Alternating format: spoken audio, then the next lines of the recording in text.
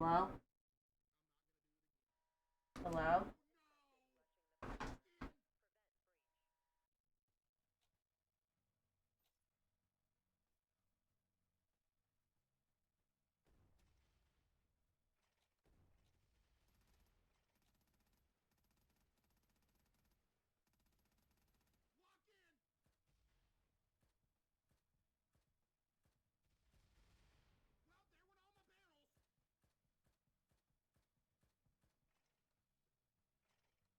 I'm not muted.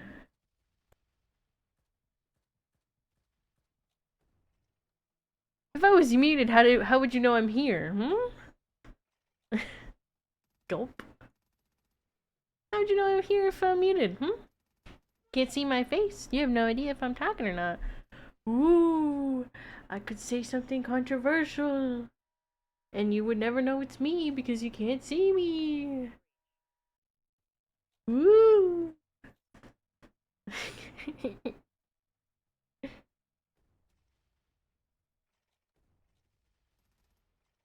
You get that there game done? I did.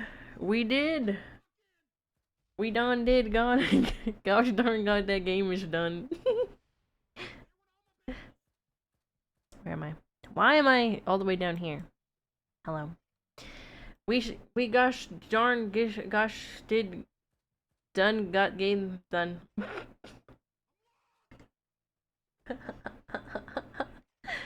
I went and gotten that game done. What is okay? It's true. Yeah, we finished RE9 last night. It was incredibly bittersweet. Can't believe it's over. All we have is um all we have is 5, 6, Code Veronica, Outbreak, Revelations, the OG. No, I'm kidding. That's all we got left until until until the next one. I am a little sad it's over. But hey, if I do really want to, we could go back and try to do some achievements, maybe. I can't believe it. This gosh darn gone. It's just over. It's over. It's over. No drinking and streaming. No. Oh. Oh. It's over. My prediction was right though. Before we started that game, or before we started yesterday, well, okay. As I was loading into the game yesterday, I was like, there's gonna be one more section, then they're gonna put us in the lab, and then that's gonna be it. And I was right. Me, when the game follows a similar formula, the other games that we played previously from the same franchise follows just the same formula. Unbelievable. He's alive. He's alive. I picked correctly. I chose correctly. He's alive, at least for, the time being. And yeah, then we just have the DLCs to play. Well, we have the DLC coming out later. And we have the I want to play the Separate Ways DLC. I don't know if we'll start that right now though. I want to play that one. That one you play as Ada, and then they have the RE7 DLCs, which people say are really good. So, and then I think 8 has the Grace one. No, sorry, Rose. Oh my gosh. Um, I put some Tic Tacs again. Tic Tacs. I will say, Capcom, I'm gonna request that our next female protagonist not be blonde, cause we had Grace, we also have Rose, and Emily's a character now, and Ashley's there, and Sherry's blonde as well. I think that's it. I'll say, can we get a redhead? But I think Claire's a redhead technically, so we need to be mod. Wait, that'd be kind of sick. Wait, 2B is Grace? I saw there was a Master Chief Leon um skin. skin. For Requiem. For Resident Evil Requiem. Yeah, I don't know what they're gonna do for the next one. They left it a little open ended. I think it's definitely gonna be curse related though, considering like the post credit scene that we got. I think they're gonna. I mean, they got it. It's number 10, right? They gotta pull out Chris. Chris. Gosh, I forget his full name is Christopher. It's not just Chris. Christopher. Just like Leon's middle name is Scott. To be more like, oh, that'd be even cooler. Wait, there's probably something like that already, and there probably will be something like that. I know there's a mod that switches Leon's and Grace's models, which is funny. I am like, there's probably some interesting mods for like Resident Evil, but I'm highly aware of some of the mods that are made for this franchise. So, um, I'm also a little scared to go see. So maybe, maybe I won't. Maybe I won't look. At least not right now. There's some crazy mods out there. But yeah. As for today, I don't really know what we're gonna do. I don't really know what I'm in the mood to do. I'm gonna be real with you. Someone, ice water. Really? It's some funny ones. I saw that one where it changes Leon's car into the Krabby Patty mobile. Is that what it's called? The Krabby Patty mobile? No, the SpongeBob car where it's a burger. Ugh, it's hilarious. So funny. Okay. I think there is a couple videos I want to watch. I kind of want to play. I don't know. I kind of want to. I feel like playing like. We've been playing so much cinema lately that I'm like, I need to play like Schlop or something. And I kind of been wanting to play Roblox, which I know is like extra slop, but like, I don't even know. I don't know what's on Roblox anymore. We've been playing so many cool characters, cool games. I'm just like, just give me some brainless gaming. But let me see if I have any videos. There is one. It's 47 Easter eggs and hidden details in Resident Evil Requiem. I kind of want to watch. Because I feel like even though I kind of caught a lot of stuff, there might have been some stuff I missed, like reference wise. So I want to see. I want to see. I want to see. But what else do I have? Is there a new Bizarre Bub video? No. Maybe it'll be soon though.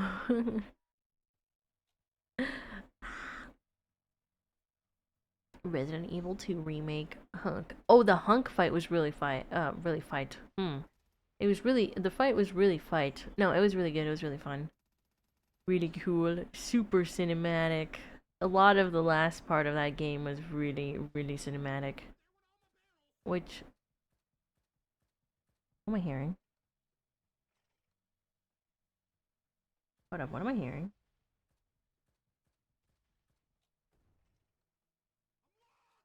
Oh, I know what I'm hearing. I forget to turn this off. Okay, there. Let's think. Oh yeah, a lot of the last portion of Resident Evil Requiem was super cinematic, which was really cool. Oh, I gotta go watch the movies now. I gotta see. I don't know how many movies there are though. I think a new one's coming out this year too, because it's the 30th anniversary, something like that. Um, so that'd be kind of cool.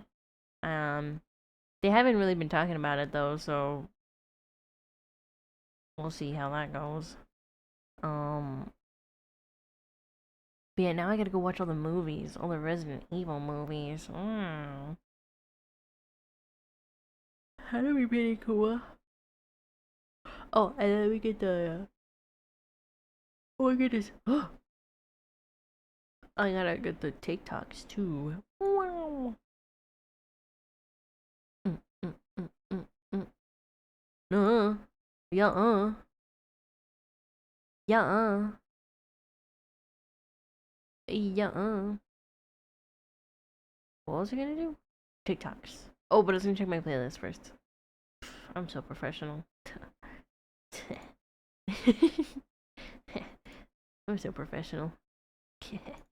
Got him. Oh, the Backrooms video. I wanted to watch a Backrooms video. I don't want to listen to that song. The horror of regaining consciousness. Oh yeah, and a cop video. I wanted to watch a cop video. I don't really know which cop video, like where to watch them now. I guess we could just type in, dear Google, please give me a good and interesting cop video. Thank you. We could do that. 10 disturbing horror games with real. Oh, okay. I loaded up this video and it gave me, okay, with real legal consequences. Wow. Who's this guy? Okay, we can watch this video. This was interesting. This has been sitting in the playlist forever, too. Okay, I want to watch the Resident Evil video. I want to watch this video with the legal consequences. And then let me look. Let me do a little bit of research real fast on the cop video. Cop. Oh, it'd be like body cam video, huh? Body cam. Arrest. Funny. Wait, maybe this is a funny one.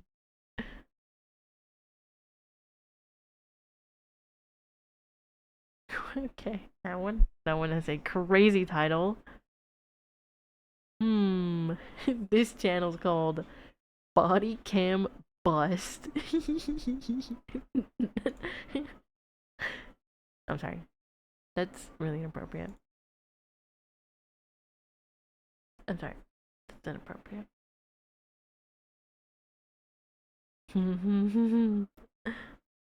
Let's see.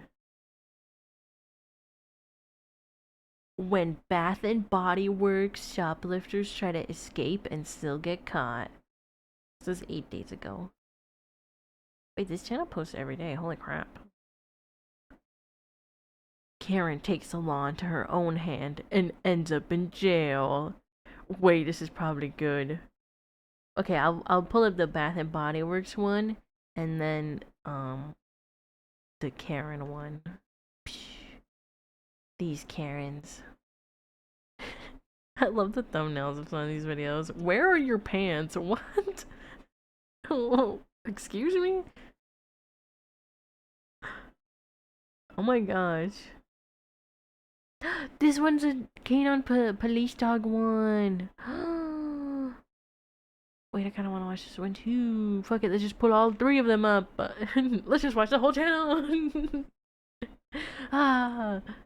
Dude, there's probably like a million hours of content on this channel. How much? Is there actually like a statistics on here? Dog one gulp. He looks like he's friendly.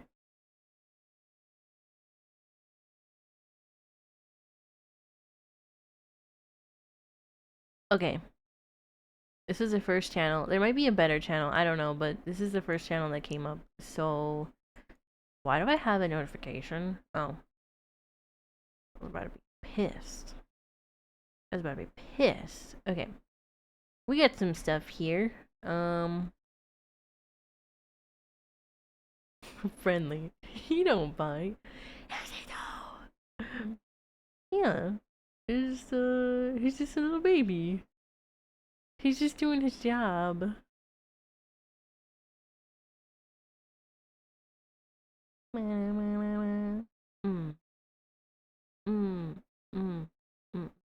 Mm. There's something else I was gonna pull up before I showed my screen.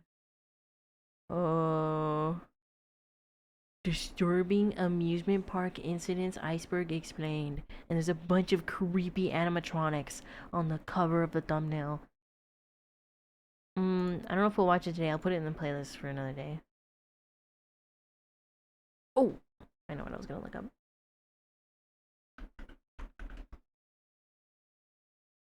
I saw the dog when you put. Yeah, huh? Huh? He's so stupid. He's such a funny little dog. I don't know if it's edited. I'm gonna choose to believe it's not edited. I'm on the moo. Moo. Wait, there's this MatPat video. Film theory, the complete lore of Backroom solved. What's next? I guess we could watch that, and if I feel unsatisfied, we will watch another video another day, I guess. Because all the Backrooms lore videos are like hour plus. This one's 2 hours. And this is an iceberg explained video. The front rooms. Ooh! Oh wait, there's that one channel. That's the one channel that people were like, don't watch this for SCP lore, they get it wrong. And then there was somebody who was like, no, this is good, you should watch this. We should also watch that. We should watch this one too. Okay, we got 2 videos. 2 Backrooms videos. Wait, I actually have so many videos. Okay, we got this one, and then, this one. I actually kind of like these videos. People say they're not, like, accurate, I guess. But I kind of like the way they explain stuff and the drawings and stuff. It's cool. I like it. I kind of fuck with it. Oh, there's also this other one. Explaining the Backrooms for beginners, but it's 6 minutes. Okay. Hmm. Uh, I don't know. Okay, what do I got here? I want to watch a Requiem. Let's see. 40. 1. Oh, we got a decent amount of stuff here. We got a decent amount of stuff here. Okay.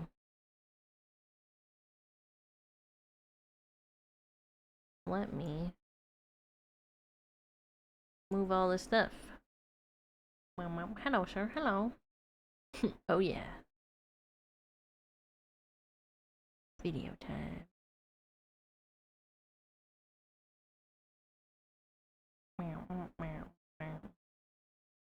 Me.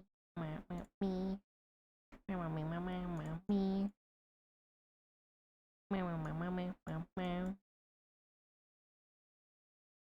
Okay, let me pick the order. I want to watch the Requiem one. The Requiem one first. And then we'll watch this the horror game, and we'll get through all the horror stuff and then do the Backrooms, and then we'll watch the body cam, because I have 3 body cam videos. Meow, meow, meow, meow. Okay. Have you seen the guy that actually never mind. Never mind. I was gonna make a comment, but you know what? Never mind. My mom said if you don't have anything nice to say, don't say anything nice at all, or don't say anything at all. Fuck. That's what she said, and I'm gonna live by that. That's a lie. She didn't say that.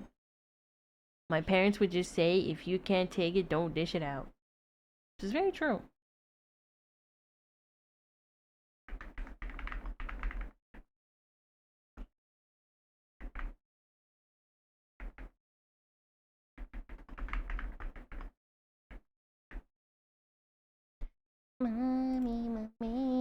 Okay, let's watch some videos. It's been a while since we watched some videos. You know what I'm saying? Can you see my screen? You can't see my screen. Okay, this first video we're gonna watch is 47 Easter eggs and hidden details in Resident Evil Requiem. You'll probably miss. This video is mainly for me because I want to see how many I actually got and how many I didn't get. So this is for me. This is for me. Sorry. Sorry. Sorry, this is for me. Oh, I didn't do the lights. Fuck. God, I'm so bad at this, man. You.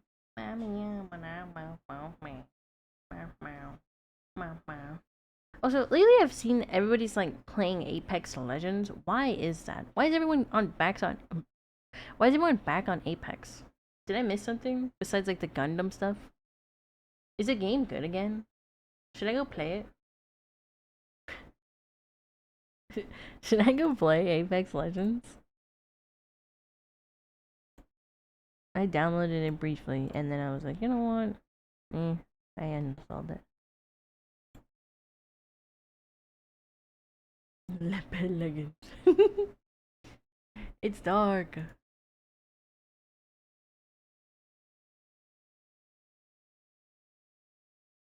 Okay, we're gonna watch this video.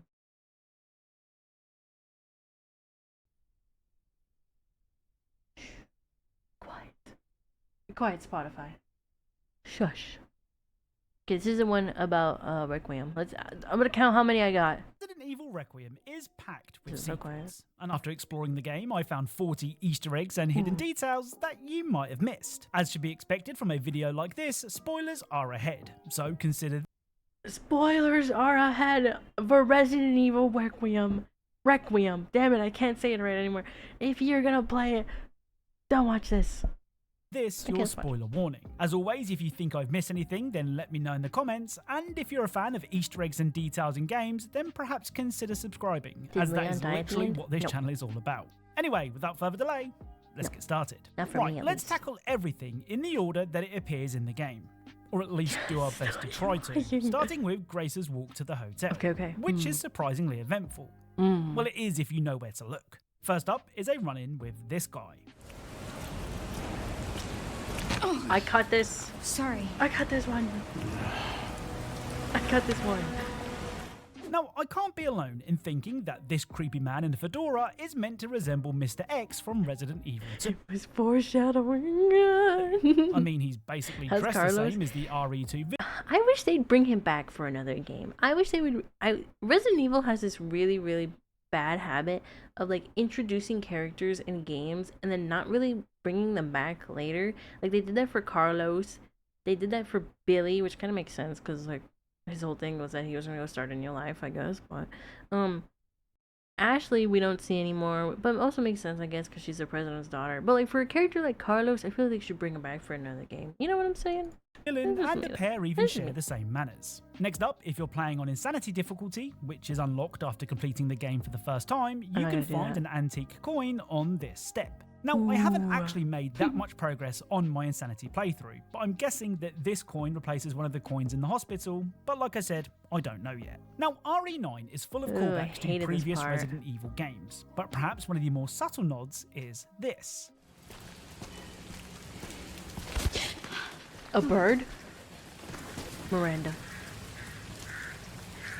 I don't remember their name. So, as Grace approaches the hotel, crows can be seen. The same can be said for both Resident Evil 7 and the Resident Evil 4 remake. And maybe some other Resident Evil games that I'm forgetting. I mean, it could be a coincidence, so let me know what you think. Now, this next find could be a bit of a reach, but I'm almost certain that it's not. When Leon is in the waiting room at the hospital, this will happen. I saw this too. So as hard as it may be, I want you to ignore the murderous doctors and instead pay attention to the door animation. The way the camera zooms in on the door is very similar to the opening FMV of the original Resident Evil. I mean, the doors are the same style-wise, and Requiem is basically fan service the game, so I'm choosing to believe that this was intentional. Now, one of the coolest parts about Requiem are the new and improved zombies. I say improved, they still have a hunger for brains, but that's not all that drives them this time around. Just in the game's first hour, you can find a chef who is still serving... We killed this guy. Well, I don't know what he's serving, but he's trying his best and that's what counts. Gross.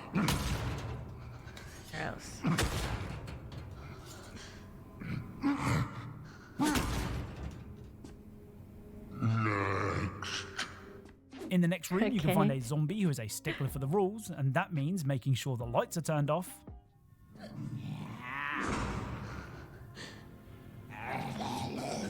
This guy was stinky. In the bathroom, you can find a maid who won't stop cleaning.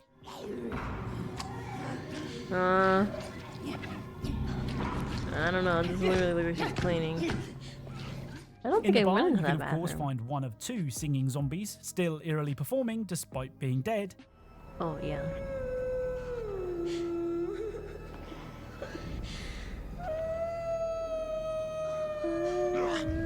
And perhaps most creepily, after I killed this zombie, she said this.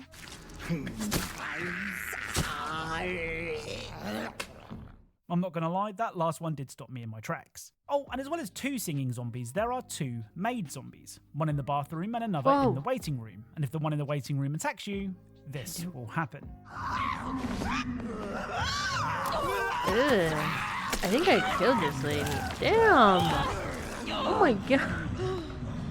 So, because she used to be a maid, this zombie will try to scrub your face off with her bare hands. Like I said, these new zombies are one of the best things about Requiem. Now, with the odds being stacked so heavily against Grace, you might think that the last place that she'd want to be is at a roulette wheel. But that's where you'd be wrong. You see, in the parlour, you can find a roulette wheel that even lets you spin it, which is nice. did this. Well, if you shoot the number 29 and then spin the wheel, this will happen. What's happening? We're gambling?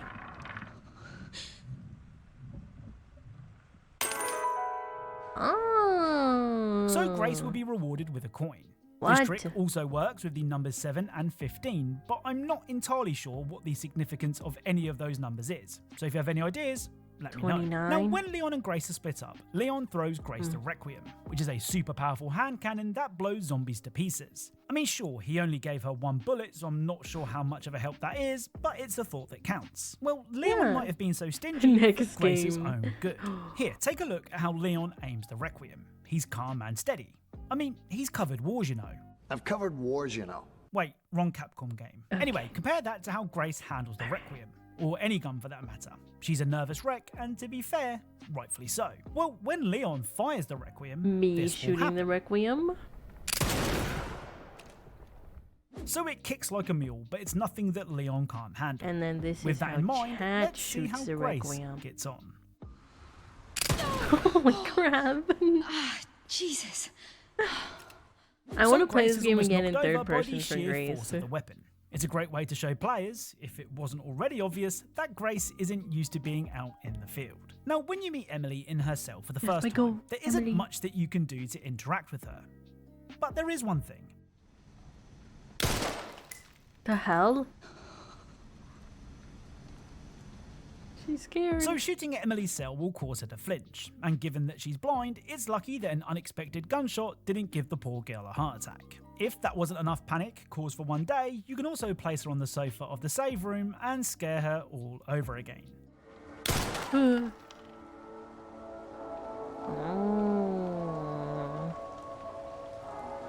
So as part of the Requiem Deluxe version, you are able to choose different costumes for Leon and Grace. Oh yeah, which is nothing I know new. about this. What is new is what the Lady Dimitrescu costume comes equipped with. Oh you no. see, putting the outfit on Grace gives her the dress and the hat that I'm guessing you're all very familiar with. And it of course looks the part. Well, this is how Grace looks in her standard clothes. And I'd say she looks normal enough. However, this is how Grace looks in her Lady Dimitrescu costume, and there have been some very noticeable changes. They gave I'll her let a you guys BBL. decide which version you prefer. Now, Leon Kennedy is a one-liner machine. I mean, the guy never misses an opportunity to dunk on a villain, and that's why it's so hard working out what is an intentional callback to previous games and what is just Leon being Leon. With that in mind, after freeing himself from the clutches of Victor Gideon, Leon will say this. Hey, can you hear me? Leon, I've been trying to reach you. Sorry, I was a little tied up. So I'm almost certain that Get was a it? callback to this scene from Resident Evil 4. It's Leon. Sorry I couldn't get in touch sooner, but I was a bit tied up. Sticking with Leon now, and something that I noticed was how Leon gets more and more sick as the game progresses. This is how he looks in the hospital after escaping Victor. This is how he looks before blowing the gate, and this is how he looks after entering Ark. He's I mean, so considering it's a vital old. part of the story, this is to be expected, but I still think it's cool. Now, after escaping the clutches of the girl in dramatic fashion, Grace and Emily are able to break out of the hospital and smell fresh air for what feels like the first time in ages. Almost unbelievably, the pair stumble into a helicopter and its pilot, who I was certain was a bad guy, but wasn't. Now, things are never easy I in knew Resident he Evil, wasn't a bad and the guy. helicopter key is missing, so it's up to Grace to go and find it. Well, if you too have the same reservations about the pilot that I did, you can try and shoot him, which will trigger some hidden dialogue. Hey, stop fucking around! Have you lost your mind? What are you doing? Trying to kill me? Inside the VIP suite, you can This. find an hourglass, and I never something that used this found for really anything. cool is that the sand inside will actually pour depending on how you tip it. Okay. What is it for? We did this live on stream. Also in the suite, you can find this bottle of wine that you need to use to continue your hunt for the key. But fans of Resident Evil Village may remember this particular vintage. You see, this wine was made at Chateau de Yeah, Maîtresse, that's what I and you even said. use a bottle to solve a puzzle in Resident Evil Village. Skipping what ahead I a bit now said. as we join Leon on his drive into Raccoon City. Or at least what's left of it. Of course, this is a pretty emotional moment for fans of the series, so in your teary-eyed state, you might have missed that when Leon passes the gas station, you can see the burnt-out remains of his Jeep from Resident Evil 2, It's still which there. is the first of what is going to be a very long list of nice touches. Before we get too sentimental though, let's take a closer look at Leon's car, which is a Okay. one-of-a-kind Porsche Cayenne Turbo GT. It's a nice car, but what we're interested in is the license plate, which reads ND equals 9642. Now, I'm pretty sure that those numbers are referring to the mainline Resident Evil games that Leon has appeared in. 2, 4, Those, 6, of course, 9. being Resident Evil 2, 4, 6, and Requiem, which is the 9th mainline game in the series. For a while, I was confused by what ND could mean. But after finishing the game and seeing the ending, I'm thinking it might mean something like no death, in reference to the fact that Leon has survived the events of all of those games. I mean, that's just I don't a know if theory. that's what actually what it means. Game theory. So let me know what you think. that Oh, that and kinda when you scared try me. to shoot the Porsche, this will happen. Nothing. So yeah, nothing happens. You can't even aim your weapon at it, which, given that this is a real-world licensed car, isn't particularly surprising. Anyway, after arriving at Raccoon City Centre, you might want to grab some bits from Iruka's. Well, before you do, just know that the store is a reference to Street Fighter character Sakura. And if you're wondering how, well, Iruka's is just Sakura spelled didn't know backwards. that. Now, there are many Ads in my moments inside the games. RCPD that could warrant a mention in this video, but I've tried to trim the fat where I can to show only the best parts. And what Okay. better way to start than a misspelt welcome sign? You see, in the original Resident Evil 2, the welcome banner featured an extra L, which was put down to a translation error. Leaning into the joke, in the RE2 remake, this was referenced again, with the rogue L being found on the desk underneath the sign. Well, in RE9, the sign is no longer hung above the desks, but is instead found in the main lobby, and it's in surprisingly good shape, all things considered. Now, people often joke about the weird design of the RCPD and its fancy locks. Now here's a weird fucking door. Even Leon remembers how much of a pain it was, as if you interact with the statue at the top of the stairs, Go. he will say what we were all does that thinking mean? at the time.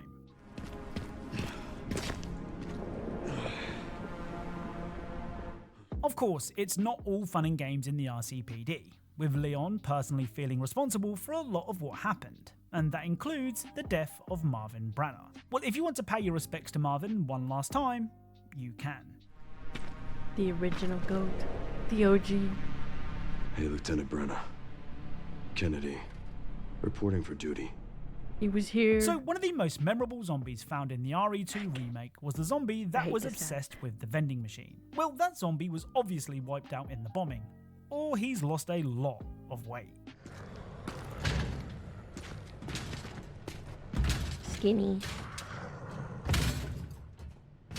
I mean, to be fair, most of the zombies in Raccoon City look like they could do with a good meal. So this might actually be the same guy from the RE2 remake. But given that the vending machine is empty, he's definitely barking up the wrong tree. Right, it's time to head to Fan Service Central, aka the STARS office. As you might expect, this place is packed with cool things to find, starting with Jill Valentine's beret, which We can saw be found this. sitting on a desk. Nearby is Chris Redfield's Made in Heaven jacket, and on the other side of the desk, you can find Rebecca Chambers' medical bag. But that's not the only Rebecca callback that we're treated to. You see, if you're a fan of the Resident Evil series, then you'll no doubt know all about the Easter egg in the original Resident Evil 2, Alright. where if you interacted with Wesker's desk 50 times, you would magically find a roll of film. And when developed, it was revealed that the only photo on the film was of Rookie Stars member Rebecca Chambers. Well, if you take a look at Wesker's desk in Requiem, this time it's empty. Or is it? You see, if you wait long enough, a piece of paper will fall down, and You picking just it have up to tells us wait? that Wesker had recently borrowed a book from the library. So let's go and see what Wesker's been reading. Close your eyes. Close your eyes. No. This guy's a pervert. So in the book is another photo of Rebecca, which is typical Wesker. On the back of the photo, it says Rising Rookie Rebecca. And if you go back to the STARS office, you can find a briefcase. And if you enter the code RRR, which stands for Rising Rookie Rebecca, you'll unlock the Wesker's Sunglasses gun charm. I hate Yeah, this guy. Wesker was down bad. Now, when searching the office, you might have come Insane. across Barry's treasure hunt. Such a Basically, it's two crazy photos that reference. hint as to where series favourite Barry Burton has hidden something. Well, if you head to the briefing room and climb on the crate, you can find a locker key for someone named Jojo. And yes, that is a Jojo reference. The same locker could be found here in the RE2 remake, but you couldn't open it because Barry had hid the key here. So let's take a look at what's inside. All these years, we finally know. It was all just another So advertisement. it's safe to assume that whoever Jojo is a big fan of Capcom, as in the locker you can find both a Street Fighter game and poster, a copy of the original Resident Evil 1 PS1 game, and even a copy of Mega Man. As far as the console goes, it's not branded in any way, probably for copyright reasons, but to me, it resembles the Sega Saturn. Oh, and one of these smaller discoveries to be made in the RCPD, but one that is still really cool, is this. I saw this too. Wait, I got all of these. Ooh. So this is the base of the collectible Mr. Raccoons found in the Resident Evil 2 remake. I know this is all nostalgia bait, but goddammit, it's good nostalgia bait. Right, on to the most bizarre Easter egg in all of Requiem. When here it exploring the comes. RCPD, you may My encounter goat. this guy. There he is. So if you've never played a Resident Evil game before, you might be wondering what the hell you just saw. Well, allow me to introduce you to Tofu, an unlockable character in past Resident Evil games, and as the name would suggest, he is literally a piece of tofu. Now, so far, I've managed to spy Tofu at 2 different locations, the first one being here and the second one being here, where I did take a shot at him, you know, to see what happens, but he ran away soon after. Oh, Now, it's usually here where I would tell you how to trigger the appearance of Tofu, but to be honest, I don't know. I mean, I grabbed the jack from the library and opened the gate to the liquor hallway, so maybe it was that, but others have reported that you need to escape RCPD and then return to see him. Like I said, I honestly don't know. I think you Oh, just and gotta speaking walk. of the liquor hallway, do you remember this guy from the RE2 remake? I got this I mean, too. he was kind of hard to forget. Well, he can be found in Requiem, except this time, he's a little less gory. He's missing his jaw. So one of the most emotional moments of any Resident Evil game ever could be found in the RE2 remake. It was here that you could find gun store owner Kendo holed up with his daughter who was slowly succumbing to infection. It was a heartbreaking moment and it's clear that Leon still blames himself, which makes finding a skull among a pile of bones along with the little girl's prescription in the room that the pair were hiding in all the more tragic. Still, on a brighter note, you can take Kendo's shotgun. You know what they say? Every cloud. Now, it's easy to forget that many of the bosses that you've defeated in previous Resident Evil That's games so were all crazy. designed by Umbrella to be sold to the highest bidder.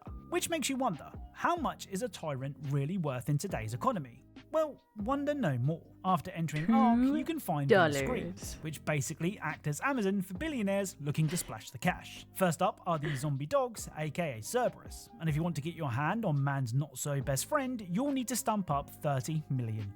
For those of you on a Insane. tighter budget, you might want to take a look at a liquor, which can be yours for just $14 million, which to be honest, seems like a bargain. If you're more into your gardening, you can buy a Venus flytrap on steroids in the form of the plant, though this will set you back $100 million.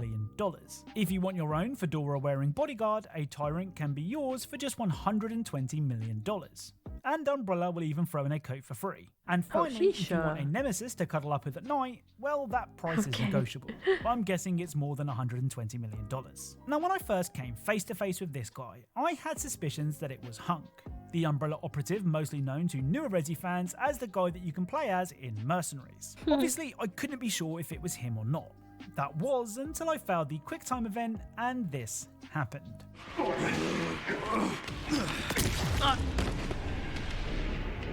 Target neutralized. So the mysterious man will snap Leon's neck and then hold his hands in the air to Well, to be honest, I don't know why, but he does. Well, it's that neck snap that sort of confirms that this is Hunk, as it's the exact same neck snap that Hunk performs in the RE4 Remake's Mercenaries mode.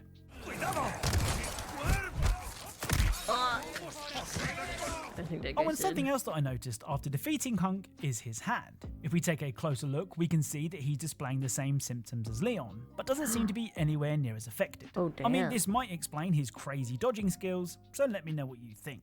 Right, it's time for another dialogue callback now, and surprisingly, it's not said by Leon, but it is referencing something that he said. When Leon tries to leave Grace behind, she will say this. I'm coming with you. I got this one too. I don't want any more regrets. Whatever it takes, count me in. So the reason that this line works so well on Leon is because it's the exact same line he said to Ada in the RE2 remake. Whatever it takes to save this city. Count me in. Now, remember how I said that a liquor could be yours for just $14 million? You might want to take a look at Yeah. a liquor, which can be yours for just $14 million.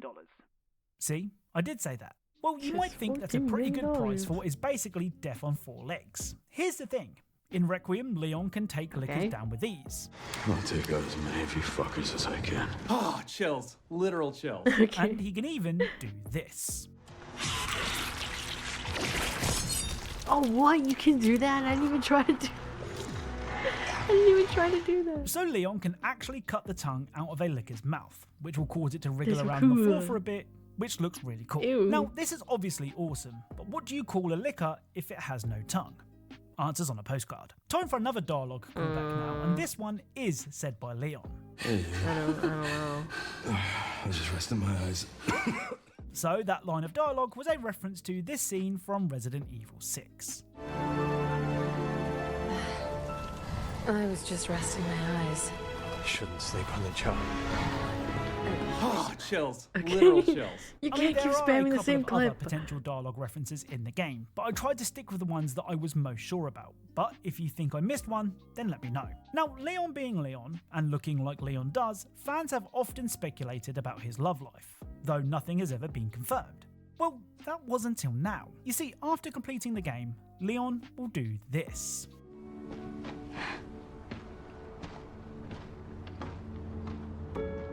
So as Leon walks away, he will remove his glove got and a place a wife. ring on his wedding finger. Now, so far, this is all we have to go on, but potential wives include Claire Redfield, Ada Wong, and Bev from the local grocery store. Right, the final Okay. Easter egg slash reference slash hidden was detail gonna be that like, I found "And in me." Requiem is a humble gun charm. After completing the game and killing 300 enemies, you'll be rewarded with the Trusted Companion charm, which will have that see a charm. miniature Claire Redfield dangle from Leon's gun. So that's it. If you enjoyed this video, then a like is really appreciated. I know a lot of other channels have uploaded their videos you already, didn't but mention games as that good as if Requiem you, don't come along very often. AFK, what is going on in this cutscene? If you AFK at exactly 2 hours into the game, something will happen. I'm just kidding. I'm kidding. That was cool. We actually caught a lot of those. I feel like, if not maybe all of them in our playthrough. I don't think there was any of them that really kind of surprised me, honestly. He did miss the bear. You get the bear that Ada gives you as a charm when you go back to the parking garage. So that's a dislike for me. I'm kidding. That's a dislike for me. His name is Captain Excellent. Okay. That's a pretty good video. Yeah. Zeno, voice actor here. Big fan of your videos and happy to see you. This is the guy. This is the evil guy. He's evil. Wait, really? That's awesome. Between me and you, is Zeno linked to Wesker? Rose is asking him questions, lore questions.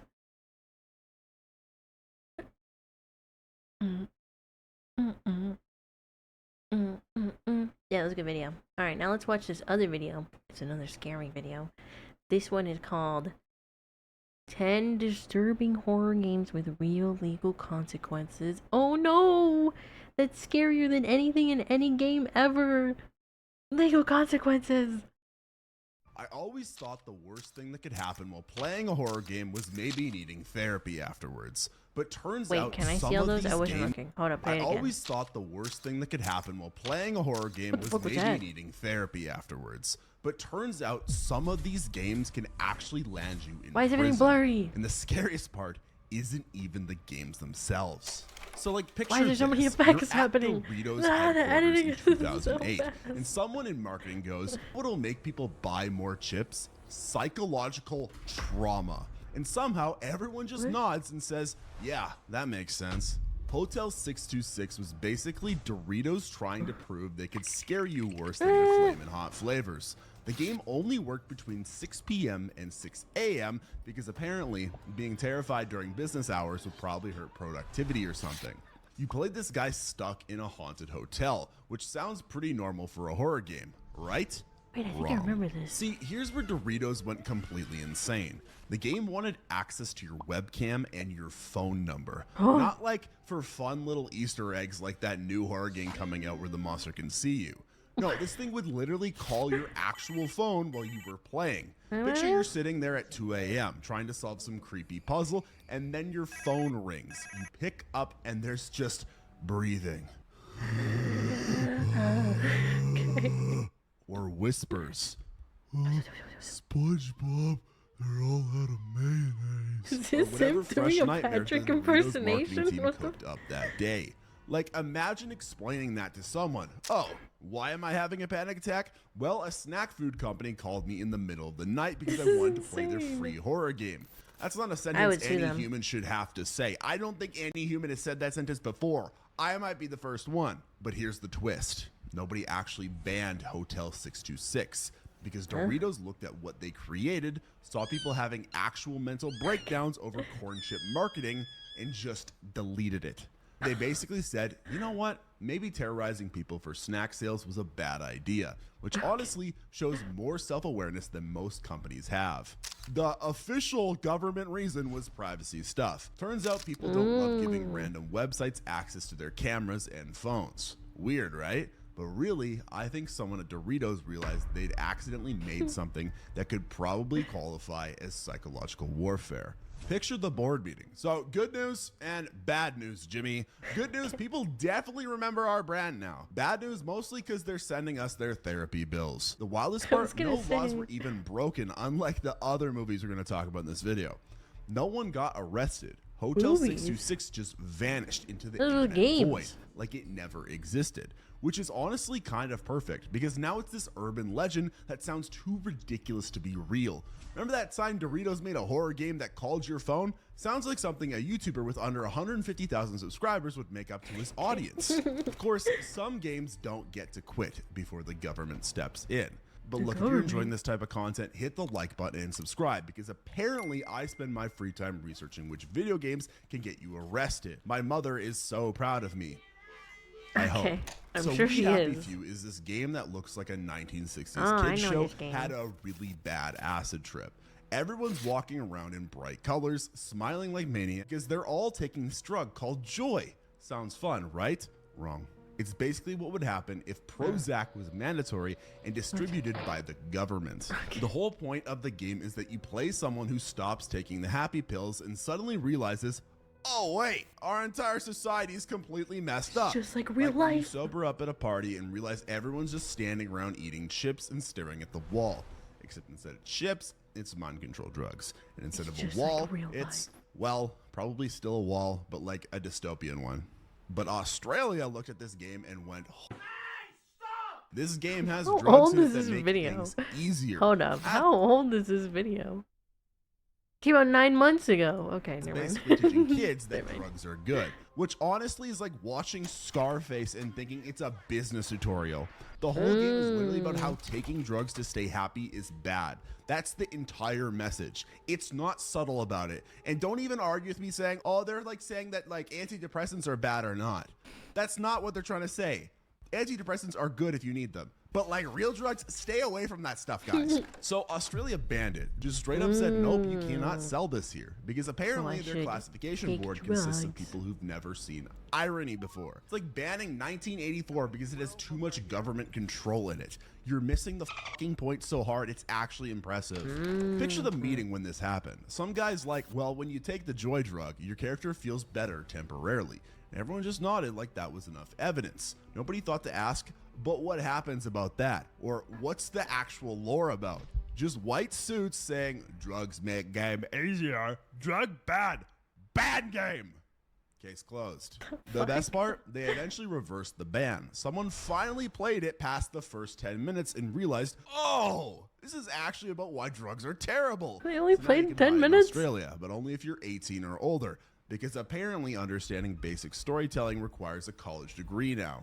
The game literally shows you that the benefits of joy are fake. Your character sees through the illusion and everything's actually falling apart.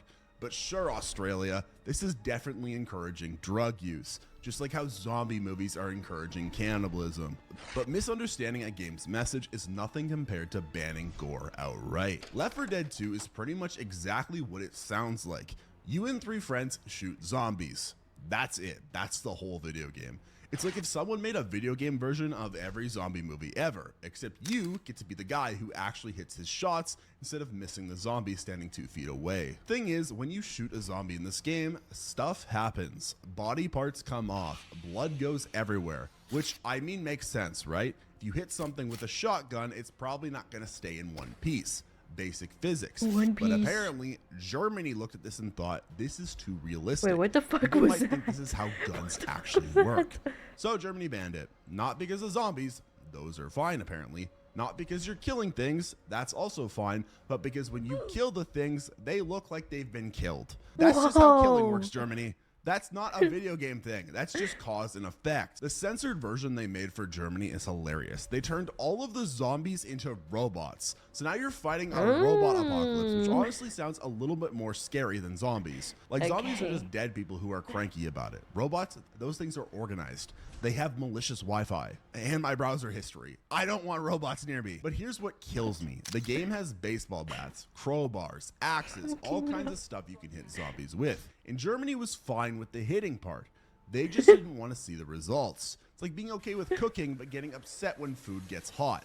That's what cooking does, guys. Australia also banned it at first, which is funny because Australia is a place where literally everything can kill you. Drop bears, spiders. I heard that a dinner lot of plates, things snakes get that look banned at you in funny and you Australia. die, but zombie violence in a video game, too far. The Like, best part is like, Germany finally immediately lifted the ban too. in 2021, 12 Like, I years think later. Someone Silent finally Hill realized F is banned in Australia. Like, you can't play it at all. that maybe, I think. just maybe, adults can handle seeing fake blood from fake zombies without becoming serial killers.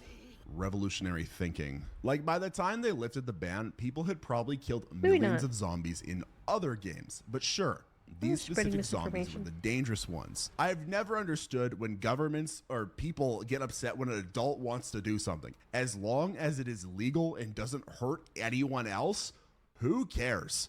That is none of your business. But of course, gore is nothing compared to when games start to mess with your head. Outlast 2 is a game where you play a guy whose wife gets kidnapped by a crazy cult, and you have to find her. Sounds pretty standard, right? Guy saves girl, cult is weird, everyone goes home. Cult is Except weird. this cult thinks the wife is carrying the Antichrist, which is already a red flag for any What is this relationship. clip? Chupacabro's dating advice for you: do not date someone who is carrying the Antichrist. It will probably not work out for you. And if I've seen any amount of horror movies, usually a big demon comes out of places babies come out of, and Places that looks painful.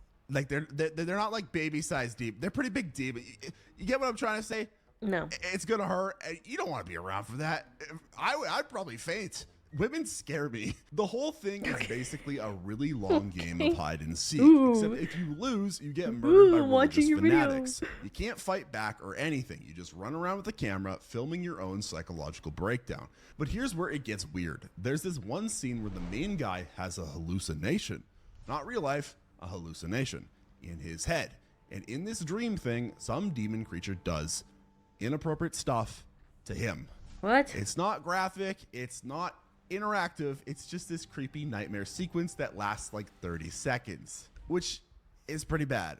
Well, Australia looked at this and lost their minds. I never They played banned the Outlast. I don't know entire what game I don't know because what of a happens. dream. A fake dream and a fake game about fake people. Imagine if Australia banned Inception because Leonardo DiCaprio had a bad dream in it. That's basically what happened here. The classification board said it showed implied, not very nice thing to do to another person violence, if you get my drift. And that was too much, which like is kind of weird because it is a video game. It's only made for adults.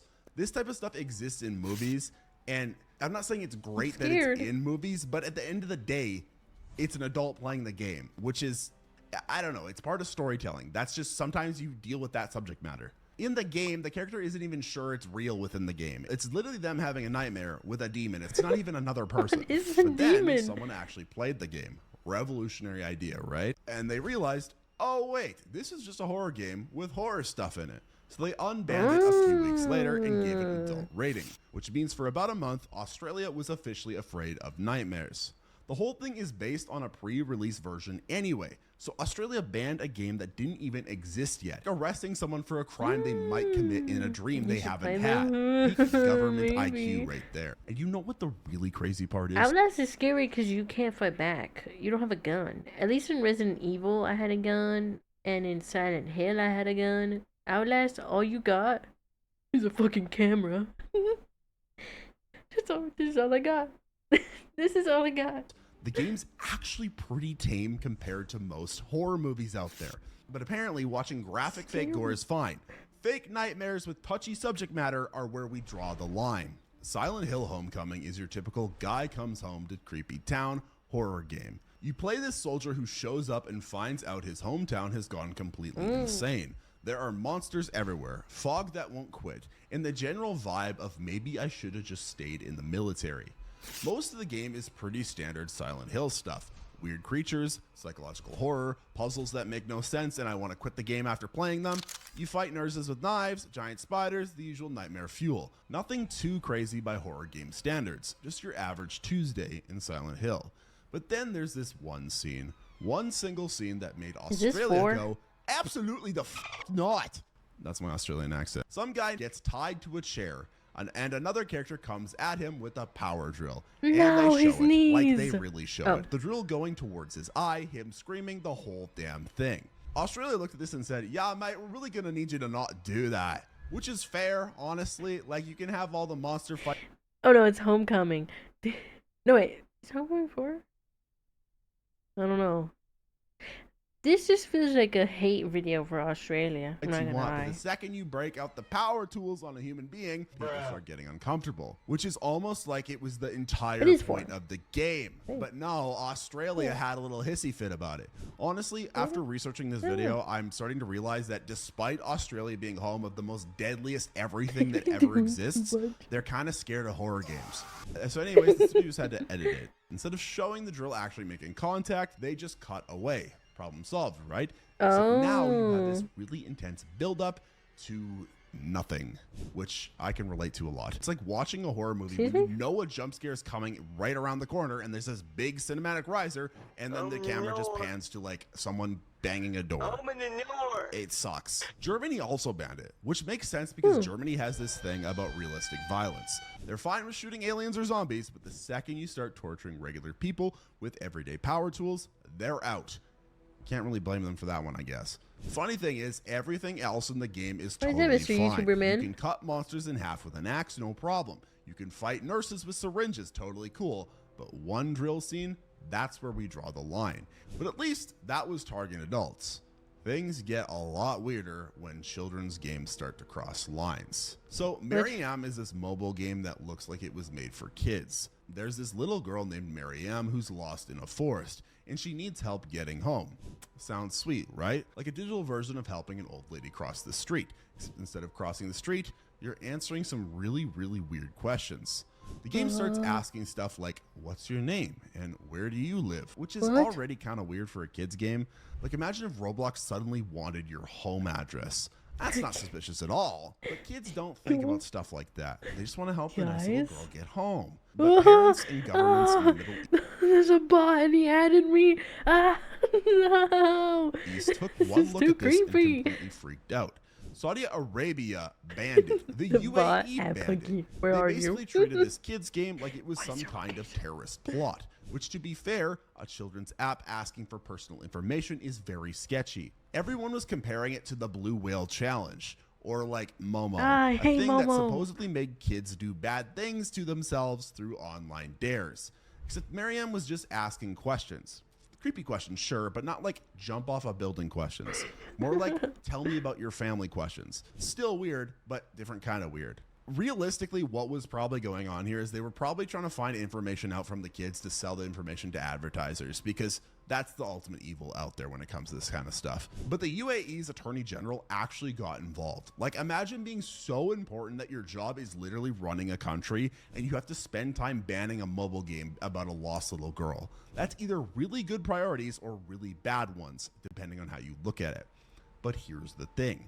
Parents were genuinely scared because the game felt real. Kids would talk to Mariam like she was their friend. And when a fake little girl starts asking your real kid where they live, that's when playtime turns into call the police. The whole thing got pulled from the app stores across the Gulf, which is probably for the best, honestly. There's enough creepy stuff on the internet without adding games that feel like they're trying to collect data on kids. Of course, that's nothing compared to banning games based on completely made up rumors. Rule of Rose is this weird psychological horror game about a girl stuck in an orphanage run by crazy kids. Think Lord of the Flies, but with more tea parties and less understanding of human rights. The whole thing is creepy and symbolic, but it's not like call the police level of disturbing, just regular video game kind of weird. But somehow, this game managed to get the entire European Union mad. Not just regular mad, like we need to discuss this in Parliament mad. The EU Justice Commissioner actually got involved. Imagine being so important that you help run Europe and you're spending your Tuesday talking about a PlayStation 2 game. Here's the best part. The whole thing was based on rumors that weren't even true. Someone started spreading stories about how the game had kids being buried alive and all this horrible stuff. Except none of that was actually in the game. It's like if I told everyone that Mario was actually about animal cruelty because you step on turtles. Which, unironically, I think the Game Theory has made like videos on that exact topic. So, you know. Got all these politicians making speeches about how evil this game is. And literally none of them have played it. Off what some guy on the internet played it. Hold up. Oh, I was like, why the fuck is this floating? I think this is And literally none of them it's an have AI played picture. I it. was like, They're what the just fuck? going off what some guy on the What the internet hell? said. It's like writing a YouTube comment based on someone else's YouTube comment that they both didn't ever actually watch the video, which are most people that watch my channel. Actual game is just kids being mean to each other in a spooky orphanage. Yeah, it's disturbing, but so is every episode of any reality TV show. These politicians were acting like the game was teaching kids how to build bombs or something. The UK publisher got so scared of all the angry politicians that they just canceled the release entirely. They basically said, you know what, let's not deal with this shit. So a game got banned without anyone even bothering to check if the reasons for banning it were real. France was ready to pass actual laws about it. Italy's mayor was giving press conferences, all because of a rumor about content that didn't exist. It's literally as if the government was banning hamburgers because someone said there was actual human meat in them, but it's all a rumor. How dumb are governments? Now the game is this rare collector's item because nobody could buy it legally. So congratulations, Europe. You turned a mediocre horror game into a valuable antique through the power of doing nothing. If But they remake sometimes games are actually brutal enough to deserve the government intention, and both exist. Manhunt is basically what happens when someone at Rockstar Games goes, you know what Grand Theft Auto needs? More murder and less fun. You play this death row guy who has to kill people on camera for some psycho filmmaker's entertainment. It's like if someone made a video game version of Saw, except I've never heard somehow of this game. even more messed up. The whole point is sneaking around and killing gang members in the most dumb violent buckets ways for possible. thing. And I mean violent. We're talking plastic bag suffocation, Whoa! glass shards, wire garroting, basically every murder weapon you can find in a hardware store. The game literally rates your kills based on how brutal they are. 5 stars for creativity, apparently. New Zealand took one look at this and said, absolutely not. This is illegal now. Not just we won't sell it, but actually illegal. Like, possession of this game became a crime, which is wild because New Zealand is usually pretty chill about everything. But apparently turning murder into a scoring system for a game was their line in the sand. And they meant it. People actually got arrested for trying to sell Manhunt in New Zealand. Real arrests, real court cases, real fines. Imagine having to call your mom from jail and explaining that you got busted for video game trafficking. What are you in for? I sold a video game. Germany also banned it and started confiscating copies like it was contraband. German police were literally raiding stores to seize video games. Picture explaining that to your partner at the end of the day. How was work, honey? Oh, you know, took down another PlayStation 2 smuggling operation. Just another day in my job as a German cop. Australia, of course, jumped on the bandwagon too. Their customs agents were trained to spot Manhunt shipments like they were looking for illegal drugs. Except instead of stopping drug dealers, they're stopping gamers who really like stealth mechanics. The game became actual contraband in multiple countries. Like, if you got caught with a copy at the airport, customs would treat you like you were smuggling something genuinely dangerous, which, to be fair, might be accurate depending on your opinion of Rockstar's game design today's philosophy. stream, I'm gonna be and how long it took you to make GTA killing 6. people That in the should be a game. crime In the itself. game. But at least Manhunt tried to have a plot, unlike games that just embrace the pure chaos. I've been waiting to talk about this one. Postal 2 is this game where you play a guy called the Postal Dude, which is already not a great sign. His big goal in life is running errands, like literally just normal stuff. Get milk, return a book, pick up your paycheck. Sounds boring, right? Wrong, Yeah. because you can also choose to complete these errands by setting everyone on fire. The game gives you a grocery list and then hands you a flamethrower. It's literally like if someone made a video game about your mom's to-do list, but you can also commit war crimes. Honey, can you stop at the store? Also, here's a machete in case Susan asks too many questions again. But here's where it gets really weird. You can use a cat as a gun silencer. Just stick your gun up a cat and suddenly you're John Wick. Except John Wick probably wouldn't use a pet as a firearm. The game also treats this like it's totally normal, which makes it somehow worse.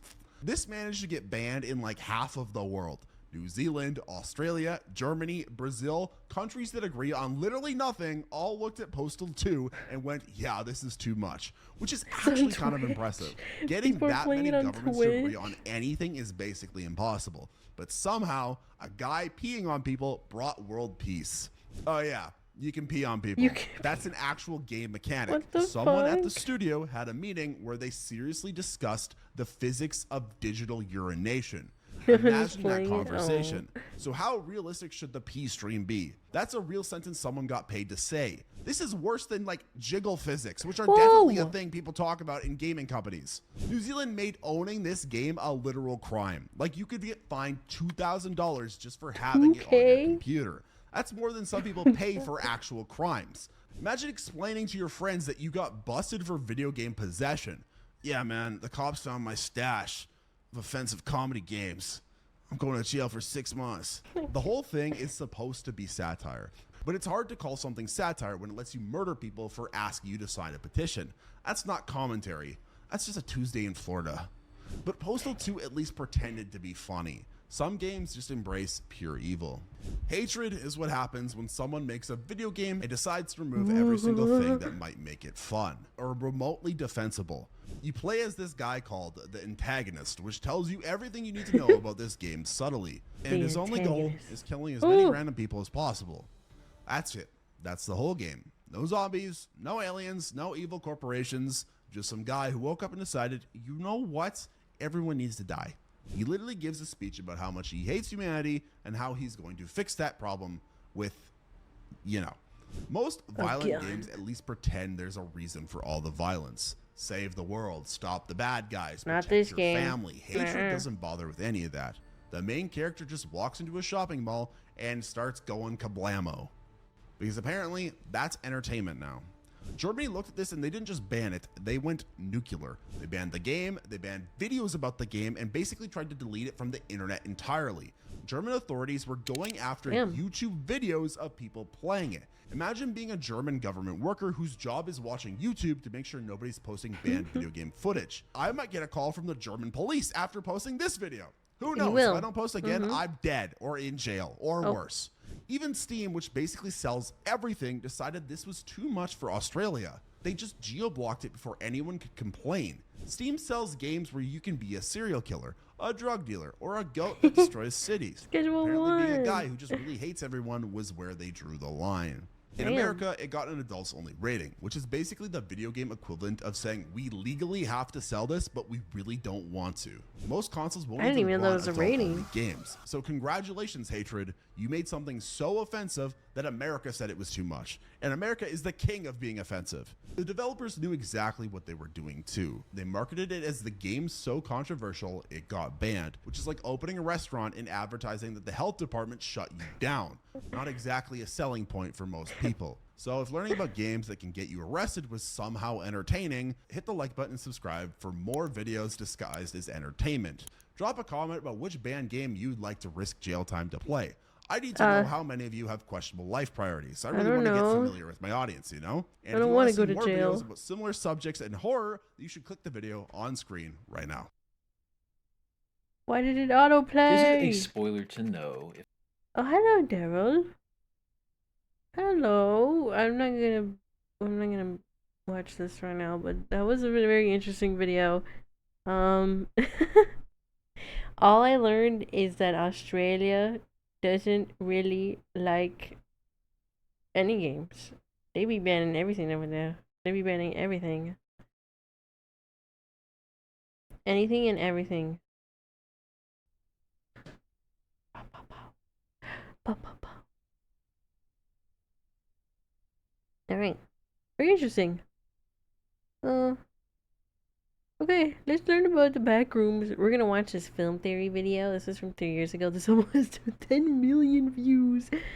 And then we're gonna watch this other one now. I don't know how accurate. We're gonna see. I don't know how accurate any of these videos are gonna be when it comes to backrooms videos. If they're inaccurate, I guess we'll have to revisit the backrooms and find a proper video explaining the lore. But we're gonna watch the MatPat one first, and then we're gonna watch this one, which is by the Infographics Show, which is significantly shorter. But yeah, let's watch this. MatPat. I think it's MatPat. 3 years ago. Was MatPat still on 3 years ago? I don't know. I guess we'll find out.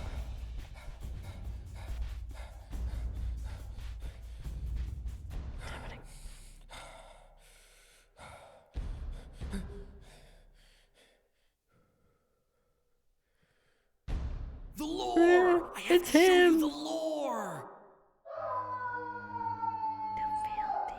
Hello, Internet! Welcome to Film Theory, the show that knows that going onto YouTube can be like no clipping into the back rooms. You're minding your own business when suddenly it's days later and you have no idea how you've watched so many Padlock reviews. A very, very beefy and very robust lock. Oh, would you look at the shackle on that baby? Shout out to Lockpicking Lawyer, by the way, for teaching me way more about locks than I thought a human brain could consume. Anyway, today we're returning to the mono yellow walls and ceaseless hum-buzzing fluorescence of the back rooms. In case you need to catch up, the Backrooms is an analog horror series here on YouTube.com created by indie filmmaker Kane Pixels. The initial video Now he's Kane making a uploaded in movie. January of 2022 absolutely exploded in popularity, gaining over 43 million views and becoming the 7th most watched video on YouTube of the entire year, all thanks to its unique atmosphere, clever scares, and fantastic production quality. It was also built for theorists like us, filled to the brim with awesome ideas and hidden lore for us to decode. In fact, towards the end of the year, Steph and I even gave Kane Pixels a Streamy Award to honor him for all his incredible work. This is a box that was delivered to my house. So, Kane Pixels, here. Did I just no clip into the back rooms? Kane, I went to the back rooms and I got you this. I'm just so honored to be MatPat went to accepting the this. back So I guess rooms really and the only came thing I back can say right now is alive. thank you. But now, here we are, That's so 1 year crazy. later from that initial upload, now with a story that spans 4 decades of time and 15 videos, plus a few secret videos mixed in. The community has come up with a ton of ideas to explain this thing. Everything from alternative realities colliding to the backrooms being an incarnation of the ancient Egyptian afterlife. Our running theory here is that the world that we see in the backrooms is some sort of simulation, like a giant video game or the Matrix. physics. What we know of as the real world is the topmost layer of that simulation, but below the surface, there's an infinite procedurally generated world of unused and cut content. Stuff that either didn't fit or just wasn't good enough to make the cut for the real world. And while I still believe that to be the case, today I wanted to take a step back and reset. The Backrooms is a tricky series to talk about. Nothing is presented in chronological order, and things tend to jump back and forth in time, with some earlier videos referencing events from later videos that haven't technically happened yet. Heck, the very first video that Kane ever uploaded is currently one of the last ones in the timeline. So today, I wanted to do something a little different. I wanted to sit down and make a definitive timeline of exactly what's happened and when, so we can get ourselves a clear overview of everything that's going on in this giant mystery that Kane's crafting. And in doing this, in seeing what fits where, and more importantly, what doesn't fit where, we'll be able to learn a lot more about this story. Spoiler alert, friends, there appears to be a massive time loop we're dealing with, and we might just be witnessing the collapse of an entire universe. Jump into those hazmat suits and hold on to the red guideline, friends. We're going in. The very first event that we see in the series actually comes from the most recent upload as I'm writing this script, Overflow. This video takes place on August 7th, 1972, as we can see thanks to the signature of a man named Ivan Beck. Over the course of this 2-minute video, we also hear a radio broadcast about the Lend-Lease Agreement, which happened between the United States and USSR in, you guessed it, 1972. We watch as an electrical or radio station is overtaken by a green glow that shakes everything violently before suddenly cutting to black. Remember that green light? It's going to be important for us later. The video ends with the night sky now mirror reflected. Something in this universe has fundamentally changed. From there, we fast forward by about a decade to the early 1980s, when a Central California-based company called ASIC begins researching electromagnetism. On May 10th, 1982, we see one such test of a strange electromagnetic device in the video Prototype. Over the next several years, ASIC would refine this prototype into Project KV-31, otherwise known as the Low Proximity Magnetic Distortion System. On July 2nd, 1988, ASIC performs a failed third test of the system, but it's their sixth test that really matters. On October 17th, 1989 at 5:04 p.m. Pacific, they power up the system one more time and successfully open a portal to the Backrooms. They have made first contact. However, this move has dire consequences. 5:04 p.m. was the exact time of a real-world magnitude 6.9 earthquake that hit California, killing 63 and injuring thousands more. All of this is confirmed in archival footage found in the secret video Collateral.mov, and that's not the worst of it. From that point forward, the world is just glitched. Small, unseen portals into and out of the Backroom start popping up everywhere. People begin no-clipping through reality, never to be seen again. Starting in October of 1989, the number of missing persons reports skyrockets. This is confirmed in the video titled Missing Persons. Obvious video title is obvious. We soon learn that some of these portals are even big enough for entire cars to slip through, like we see in a secret undated video that must come from around the same period. Meanwhile, back in the lab, ASIC begins to send in research teams. On February 3rd of 1990, they begin their first mission. Inside the Backrooms, this team of scientists discover the body of Nicholas Bolton, one of the people called out as having gone missing. Fun fact, the picture used for Bolton here is actually the senior photograph of Nathan Barnett, whom you might recognize as Dad from one of my other favorite creepy YouTube series that we've covered here on the channel several times. Go figure, it's almost like subscribing to this channel is a great way to learn about all the coolest series that you should be watching right now.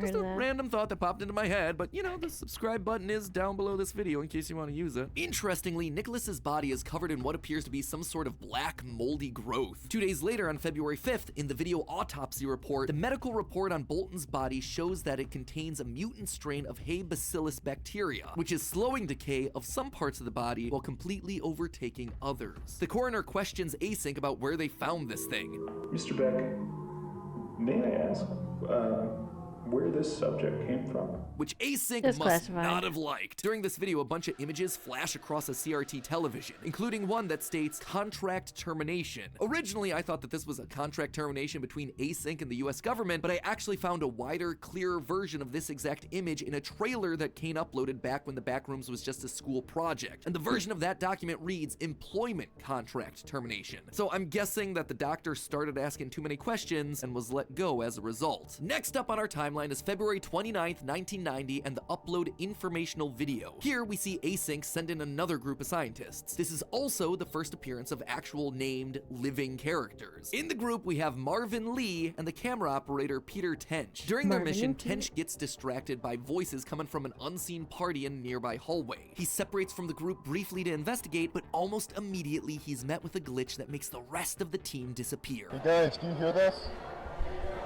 Hey. Without knowing it, Peter has jumped forward in What the time. fuck? We're gonna rejoin him in a minute. But back to the rest of the team. From Async's perspective, Peter's team didn't disappear, Peter did. He just vanished into thin air, and so the rest presumably returned to headquarters to report his disappearance. We see the fallout They of left Peter his going ass. missing less than a week later, March 5th, 1990, in the video Motion Detected. Freaked out by an employee disappearing with no explanation, Async creates a new enclosed control room just on the other side of the backrooms portal. They also rig up motion sensing cameras near the entrance to track everything that's coming and going throughout the space. And it's a good thing they did too, because that night at 3:53 a.m., they capture the image of a dark, blobby shape moving across the ceiling. We don't know it yet at this point in the timeline, but later we're gonna learn that this is likely a black, gooey monster made of a mutant strain of bacteria, the very same bacteria that infected Nicholas Bolton. We know this because Kane has posted a picture of the creature on his Ko-Fi account labeled Bacteria. We are definitely gonna see more from that guy later in the timeline. A little over 2 months later, on May 6th, 1990, another group of explorers are sent into the backrooms in the video Pitfalls. This team consists of an unnamed woman, 2 men named Mark and George, and Marvin Lee, now manning the camera. The party comes across a strange room with several holes in the floor and a door across the gap. One of the men carefully crosses the expanse, this part. opens the door, and discovers a greenish glow. Instead of just saying what he sees, he calls over to Marvin to record it. Marvin, get the camera over here. Across? Just hurry. But as Marvin tries to cross the room, He's he gonna falls die. into one of the holes Yeah. and to a lower level of the back rooms. There, he discovers an underground neighborhood complete with trees and houses and streetlights. But things are just a little bit off here. Houses are built strangely. Signs are mirror reversed. Deep inside one of the houses, Marvin finds a room where someone's clearly been living, but whoever was there, they're gone now. When he hears a gone. voice that's crying out, he goes to investigate, only to be met with another bacteria monster. This one chasing Marvin back to the hole that he fell into. That is not a person! Thankfully, Marvin's team's able to pull him back to safety and he escapes. The next video report takes place immediately afterwards, with the team returning to Async's headquarters and sharing what Marvin found. This clearly concerns the Async staff, but because of the important upcoming presentation with the US government, they decide to just paper over the issue for the short term. A makeshift wall is constructed, sealing off the Pitfalls area for the time being as they further fortify their control room. 2 days later, on May 8th, 1990, we get the upload presentation, where Async hosts several government officials to pitch them A-Space, their vision for the backrooms, an infinite storage and living solution. They're just pitching to any old US government officials. Notice the DOE watermark. These are representatives from the Department of Energy, including this guy right here who looks a lot like James Watkins, the real-world Secretary of Energy from this time period. During a video glitch back in Pitfalls, we see reverse text that reads, "to deceive the Fede," which likely extrapolates out to deceive the federal government. I'm betting that this is text of some sort of internal memo at Async, worrying about deceiving the DOE during these negotiations. Regardless of any concern though, the presentation goes well. We see Async talking to the DOE about contracts afterwards, and one scientist confirms in a secret video that everything went according to plan. Actually, that went perfectly. We've got all the initial signatures, and the contract should be executed by next week. Except, there was something that didn't go quite according to plan that day. Remember Peter Tench, the Async researcher who glitched out and disappeared? Well, after witnessing his squad disappearing into thin air, Peter tried his best to get back to Async's headquarters without any sort of guideline. And he finds all sorts of weird stuff on his little adventure, including a section of wall removed to reveal a secret area with forest print wallpaper, farm equipment, and the facade of a house. Eventually, Peter's able to make his way back to the backroom's exit, discovering the new control room that Async built after his disappearance. He's able to open it with his keycard, but it sets off a motion sensing alarm inside at the exact same time that Async is in contract negotiations with the DOE. We straight up see Peter in the Async control room from a security camera's perspective in the background. Just so we're all clear about what's exactly happening here, this is over 2 months after Peter disappeared. When he glitched, he actually traveled forward in time. This really throws Async's leadership for a loop. In the hidden video recording 014, we hear a phone call between an Async researcher and his supervisor Ivan Beck, still on the same day, May 8th, 1990. Wait, hold on.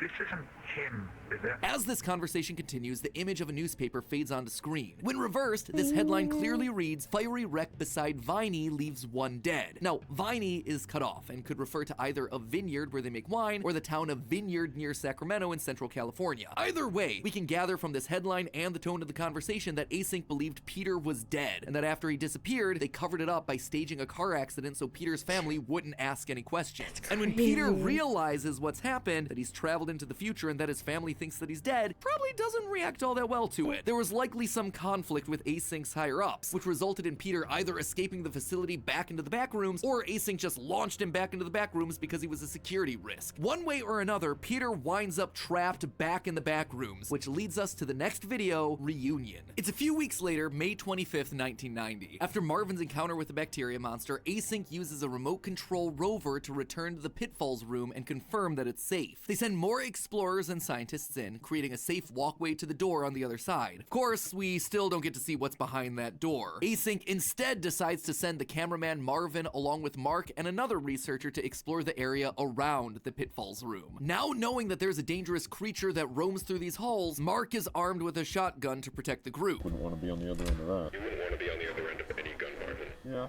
that's probably true. The trio head into a new area with no ceiling lights and floors made from white concrete epoxy instead of carpets. It's God, here that they Marvin. discover evidence that someone's been Don't living in this pop area. movie. Tiles have been knocked Don't off of the movie ceiling, what? seemingly as a trail Maybe. to follow, and a map has been etched into getting one of the spoiled. walls. However, before the group can really speculate about what's going on, they're ambushed by someone who grabs Mark's shotgun. Peter? Nice. Marvin? It's our old friend Peter Tench once again. He's been living back here since his escape or banishment from Async. Peter laments that Async basically took his life from him, asking if they held a funeral for him, if his family thinks that he's dead. The group confirms that yes, they did hold a funeral. Everyone thinks he's dead. Async is clearly keeping the fact that Peter Tench is alive secret from basically everyone. Despite being held at gunpoint, Mark calls for backup, only for Peter to shoot him and kill him as the video ends. At this point, we hit a pretty significant time jump, with the next video Dude, being what? a secret archive video compiled over a year later in June of 1991. Nothing really noteworthy happens in it, I'm just including it for completionist's sake. If we want something really interesting though, we jump forward again to found footage number 2, taking place on August 19th, 1995. That is over 4 years after the archive video and over 5 since the events of Reunion. In found footage number 2, a girl in a suburban home discovers a small portal into the back rooms hidden in her garage. God, it went into the... After experimenting with it for a bit, she's pulled in. Inside the back rooms, she finds strange giant furniture, a locked door that she can't open, and perhaps most strangely, a car crashed into a wall. This is clearly a car that no-clipped in from the real world. Now, I originally thought that this was the car that no-clipped off the freeway that we saw in a Secret Numbers video, but Kane confirms that it's actually a different vehicle. Given that Kane also confirmed that the Numbers car wasn't Margaret Watson's car like I previously thought, that means that at least 3 cars have no-clipped into the back rooms. If I had a nickel for every time that happened, I mean, I'd have 3 nickels. It's not a lot, but it is weird that it's happened at least 3 times. Anyway, the girl follows a trail of blood from the driver of the car into an area of the back rooms that looks more residential, but she doesn't find a body. Instead, she finds a room overtaken by black vines. These aren't just any old, creepy plants, it's the bacteria monster, who comes to life and starts chasing the girl. She runs back through everything that she's explored thus far, jumping down into a lower level that resembles indoor swimming pools. Eventually, she winds up at a dead end, but before the monster can get her, the room is engulfed in a strange green light that causes the camera to black out. All of this leads us back to the very first video that Kane uploaded in the series, found footage number 1. In this video, recovered by Async on September 23rd, 1996, we see an indie movie director named Kane filming with his friends before he trips and no-clips into the back rooms. After exploring around for a bit, finding weird architecture, items that are completely out of place, and markings left by previous people who no-clipped in, Kane encounters another bacteria monster. He runs away, chased by the creature before being cornered and presumably killed. As the monster takes him, his camera falls down a hole, no-clipping back out of the back rooms and into the real world. And while that's the end of the main uploads of the series, there is one final one that I should include in the timeline. The secret upload home27647.mov, which likely takes place during the early 2000s. This is just a home video with some glitchy sections and strange imagery, which I'm going to touch on in a moment. How do I know that it takes place in the aughts? Thanks to this frame right here. See that TV over on the right? This sort of flat screen CRT CRT television with the silver casing was popular back in the early to mid 2000s, meaning that at least part of the video was filmed around that time. So, stepping back and looking at everything laid out here, the main story follows Async's experiments, its employees, and its impact on the world. That much is obvious. But the more important story here seems to be the one that's hidden under the surface. Remember the green light that's popped up a few times over the series? It appears most prominently towards the end of the timeline in found footage number 2, but remember, it was also the first thing that we see in the series chronologically right now. In Overflow, a near identical looking green light fills whatever station we're in the early 70s. Considering that the building from Overflow shakes pretty darn violently, similar to what we see happening in Async's headquarters during First Contact, I believe that this was some sort of portal opening at least briefly into the back rooms. And not just any type of portal either, a time portal. And given how similar it looks to what we see surrounding the girl in found footage number 2, I wouldn't be surprised if she or her camera were sent back in time to the early 70s. I know this sounds crazy, but we already are aware that time acts strangely in the back rooms. One of the major events of the series is Peter slipping forward in time by several months, so we know that things can be physically transported in time in this universe. We also know that things from the future can intrude in the past. In previous theories, we've discussed how one of the secret videos showed us a cough medicine commercial from the early 2000s interrupting a Simpsons episode that aired in the early 90s. That's the downside. Now here's the good part. We can also hear a news broadcast from 2015 during the Pitfalls video, a video that happened 25 years before that broadcast ever aired. Do you think that your current president, President Castro, will come visit the United States? Taking that to its logical conclusion, something physically entering the back rooms and then exiting at some point in the past is entirely possible. Additionally, remember the name on that document from Overflow? Ivan Beck. Kane zooms in real close to make sure that we remember that one real good. Ivan Beck. Now, why does that name sound so familiar? I'm trying to get hold of my supervisor, Ivan Beck. Mr. Beck, video may I ask where this subject came from? Yep, Ivan Beck is a high-ranking Async official. I think that this girl from Found Footage 2, or at the very least her camera, made it back to the 1970s and into the hands of Ivan Beck and an early Async. That could be the whole inciting incident of the series, creating some sort of time loop paradox. Async gets a hold of this footage of the back rooms, which then makes them want to explore it. They open the gateway, which breaks reality, and eventually this girl no-clips in, winding up back in time, starting the loop over. This might even explain the name of the video, Overflow. Time is literally overflowing and running over the edge. What's more, during their exploration, Async may have just found themselves another time portal. The only other time that we see a greenish glow in the series is behind the door across the room in Pitfalls. And get a load of this. As Marvin is falling down the hole in that video, we see a camera glitch and text hidden within that reads, quote, "While data could be inferred from the readings, nobody knew what would actually be found on the other side." What if what they found was a portal to another time and place? That would certainly fit our description. Either way, whatever Async is doing, it is bad for the rest of us. One of the stranger moments of the series up until now has been this extended shot from the very beginning of Reunion, focusing on a coffee cup with the letters MLML and some coordinates on the front. Now, at first, I thought this might be some Roman numeral, but it's not actually a valid Roman numeral. You can't have MLM as a sequence in Roman numerals. So I opened up our trusty old Google Maps and typed in the coordinates, giving us the rough location of the real-world Moss Landing Marine Laboratories. So that solves the MLML mystery, and a bit more digging shows us that this logo is actually a riff on a real one that Moss Landing has used in the past. But the ocean messaging doesn't end with MLML. In fact, I believe that we can actually decode the biggest theme of the series based on a video just drowning in ocean metaphors. You may have noticed that I haven't mentioned one of the mainline videos of the Backrooms canon yet. I Remember. Well, that's largely because we don't know where this one slots into the timeline. There's no date associated with it, so there's really no place to put it. In fact, I'm not really sure that the quote-unquote events that take place in this video are literal. The whole thing is just renderings of important places and people to Async and Backrooms lore, angled and reflected like Inception or Doctor Strange, all as a voiceover narration reads a poetic passage. It's more of an artistic piece, really, but it is considered part of the Backrooms canon. And here's the thing, the voiceover also has an ocean theme, just like that MLML reference. Just listen to what it says. I had a home once, a manor overlooking the sea, but when skies turned dark, the house was taken by the sea, cast down to the seabed with all the other forgotten things. All spoken as we see images of the ocean, but also really take in what this video's saying. The speaker had a home that sat beside the sea, but it collapsed into it and sank to the bottom, forgotten. This is clearly a metaphor. We're not talking about houses and oceans, we're talking about the world and the back rooms and async experiments making the world more and more unstable. Remember when I called out the last shot of Overflow? After the green light flares up and something from the back rooms is sent back in time to here, we see the sky reflected at the earliest possible point in our timeline without any other async experiments that we know of. But afterwards, we get more and more of that reflected imagery in I Remember as async continues their experiments. This is even reflected in another line from I Remember. I remember fleeting shells, sinking ever slowly, folding downwards into themselves,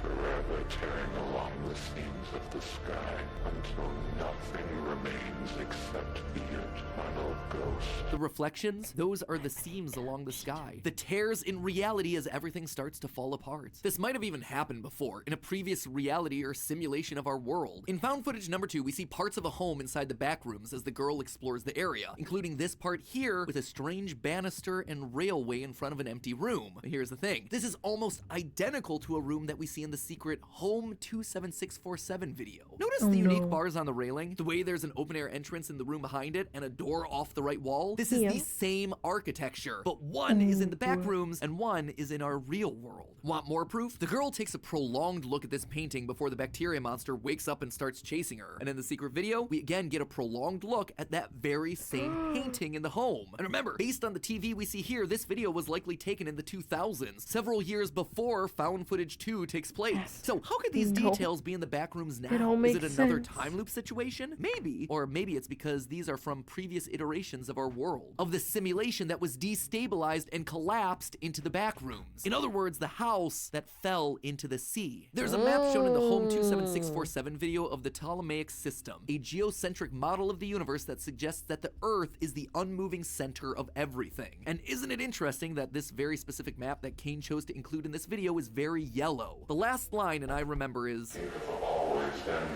you have always been here. Everything revolves around the back rooms, whether it be in a time loop or a simulation or both. It's the center of everything in the world, and Async's meddling has doomed the world to collapse into the back rooms once again, the house to fall back into the sea once again. You have always been here. In this series, in this world, the back rooms has always been a part of it. We're just the layer on top waiting to collapse down into it. And laying out the story Kane's trying to tell here doesn't feel like our world has that much time left. But hey, that's just a theory. A film theory. Unless it's all real. Cut. And hey, remember when I mentioned the Dad channel earlier in this episode? If you want to check out us decoding the mysteries of the Dad Feels channel here on YouTube, that video's on the left. If you enjoy the back rooms, you'll... It's an old video, but it was very informative. A lot of good information. Now let's watch infographics say the same thing, but significantly shorter maybe. I don't know, we'll see. It's an ordinary Tuesday afternoon at an ordinary office building. Grace, an intern, gets on the elevator in the garage. She's bound for the CEO's office on the 10th floor. Just as the doors close, Rob, a junior sales agent, hops in. Previously, Grace had been a victim of one of Rob's little pranks, pressing all the buttons right before he gets off on the first floor. This made the elevator stop on every floor and caused Grace to be lectured for returning from break a few minutes late. Today, she's ready. First floor, the elevator doors open. Rob steps out and turns back to run his hand down the button panel. In a move worthy of a ninja, Grace maneuvers around him and lightly shoves his shoulder. Surprised, Rob stumbles back into the elevator. Grace tosses him a smug grin as the doors close. Sure, she has to wait for another elevator, but it's worth it. Annoyed, Rob repeatedly mashes the door open button, and the lights in the elevator flicker, and it pauses for almost an imperceptible second before it continues to rise. Rob doesn't know it yet, but he's just no-clipped out of reality. The elevator beeps for the second floor. The doors open. Rob leaps out. He looks around in sudden confusion. On either side of him are long hallways. In front of him is a large empty office space. He can't remember what color the walls in his office are, but he's sure that they weren't a dingy sunshine yellow. He turns around to go back into the elevator, but the wall behind him is solid. No elevator. Disbelieving, Rob feels the wall. It's cold, almost damp, but smooth with no cracks. Rob doesn't know how they did it, but he's sure it's a joke. He turns back to the empty office and walks forward. "You got me, guys," he says, fully expecting a bunch of coworkers to pop out with their cell phones, recording their amazing prank. His voice echoes slightly in the vastness of the empty space. There's no answer. The room is still He's so except for the cooked. loud hum of the fluorescent lights. It smells quite unpleasantly of old paper, stale coffee, and mildew. The annoying buzz from the lights is making Rob's head throb. If it keeps up, he'll have a migraine. He takes out his cell phone. His fingers are slippery with perspiration as he texts. The message icon just spins. It can't send his message. Rob tries calling, but the line is dead. His phone doesn't have any bars. He walks all over the office space holding his phone up, This trying is to a see if he great can get better prank. reception. Squish. His expensive leather loafer sinks into the soggy tan carpet in the right corner of the room. Gross. In fact, the patch of carpet so wet, tiny toadstools are sprouting. A sudden odd grunting, growling noise makes Rob spin around. A chill skitters down his spine. Across the room is something. It looks like a human crawling on its hands and feet, but the elbow and knee joints are bent the other way. Its face is surrounded by shaggy, matted dark hair. The creature tilts its head up and sniffs the air before making a grunting growl again. At first, Rob is frozen, but he gets a hold of himself. Hugging the wall at his back, he begins to sidestep toward the entrance in the next room. The creature hangs back. It seems to be intimidated by the eye contact. Its cold black eyes stare back at Rob. It has a weird, aggressive smile on don't its think face, this is a but it's not prank. coming closer. Rob's almost to the entrance when disaster strikes. The moist mildew smell wafting from the carpet makes him sneeze. He breaks eye contact. The creature He's growls and dead. charges toward him. It is a strange, quick gait. Rob turns and runs. Punch The it. next room is the same, overly cheerful yet dingy yellow walls, moist tan carpet, and buzzy, glaring fluorescent lights. Rob dashes across the room. The creature's gaining on him. The room ends in a T-shaped hallway. Rob zags right. He slips, barely managing to stay on his feet. His loafers weren't made for running on moist carpet. Rob runs down the hallway, passing several rooms. They're all the same, yellow and tan. There's a loud growl behind him. Rob looks back. The creature has been joined by a second beast. They're gaining on no. Rob. They can't be more than 20 feet away. Their toothy grins are terrifying. Up ahead, the hallway dead ends. Rob Quick, barely get in has the time locker. to turn around before they attack. He kicks one in the face. Its Ooh. head snaps back and it whimpers. The other creature claws at Rob's chest. He pushes it away and kicks it too. The creature gloms onto his shoe, sinking its teeth into the leather and yanking it free. It chews on its prize while the other creature growls at Rob menacingly. But it doesn't come any closer as Rob stares at it. Without breaking eye contact, Rob reaches down, takes off his other shoe, and tosses it. The creature springs after it. Rob manages to sidle past the first creature who's engrossed in ripping apart Rob's hand-stitched loafer. He ducks into a room.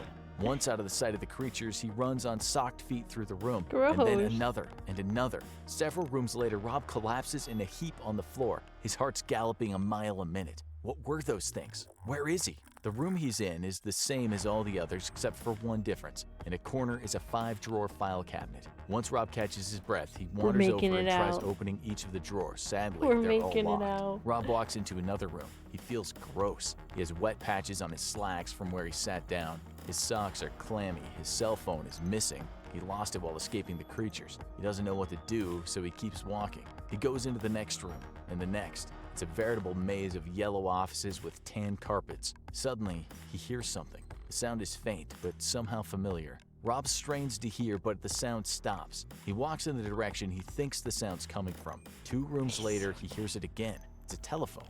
It's ringing. The ringing is echoing. The ringing phone means communication. It means other people. Perhaps it even means a way out of here, wherever this place is. But first, Rob has to find the phone. Rob takes off his socks. He'd rather walk barefoot on the gross carpet. Moist socks freak him out. He also takes off his belt. He wants to be prepared in case those horrible creatures yeah. show up again. The next room, of course, is the same as all the others, but it has a lone desk. The desk drawers are not locked. One has paper clips, several ballpoint pens, and a highlighter. Rob tries writing on the wall, but the chartreuse highlighter can't be seen against the yellow. The other drawer is empty except for a crumpled half-full bag of stale tortilla chips. Rob suddenly realizes that he's not hungry or tired. In fact, he's lost all sense of time. He looks at his watch. It stopped. How long ago, it's hard to say. Rob walks on. Sometimes the rooms have an item or two, but most times they don't. As he walks, he has conversations in his head with his co-workers. The kind of chat one has when they find themselves in the break room waiting for their coffee to brew.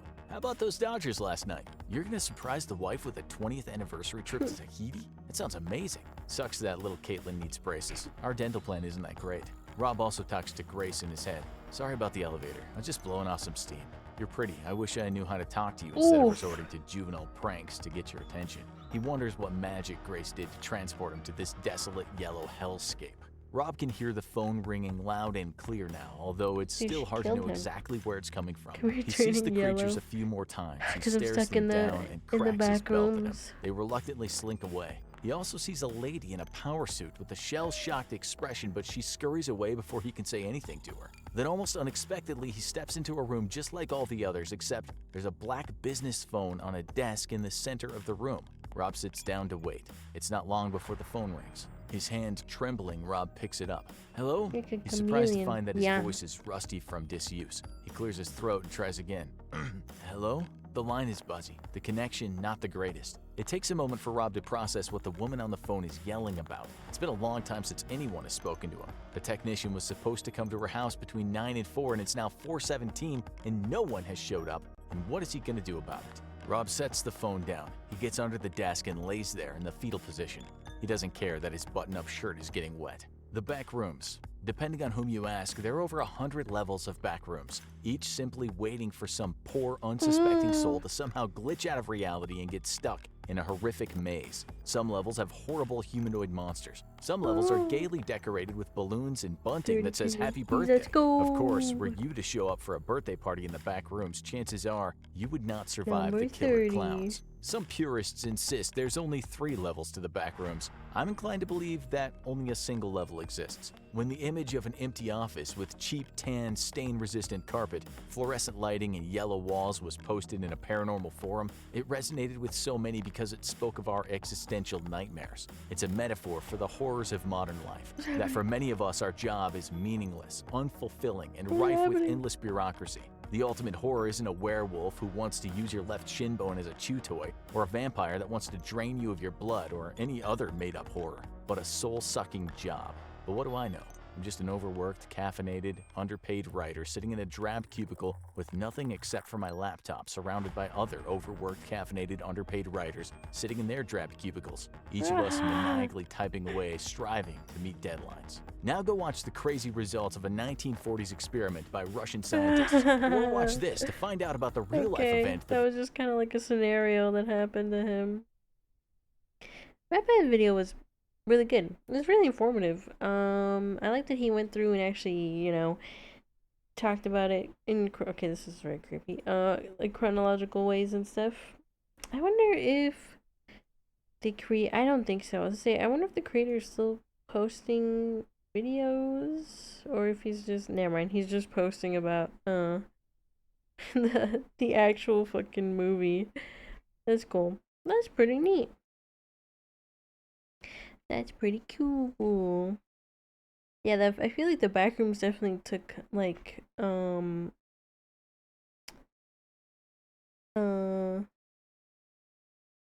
its own life when people started making like games about it and stuff, you know. Very interesting. Okay, now we're gonna watch some body cam videos. Ooh, I've never watched body cam videos before, so this will be the first time we watch them on stream. This one is by this is a collaboration between a body cam bust and a cop bust.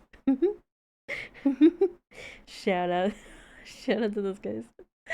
Karen takes the law into her own hands and ends up in jail.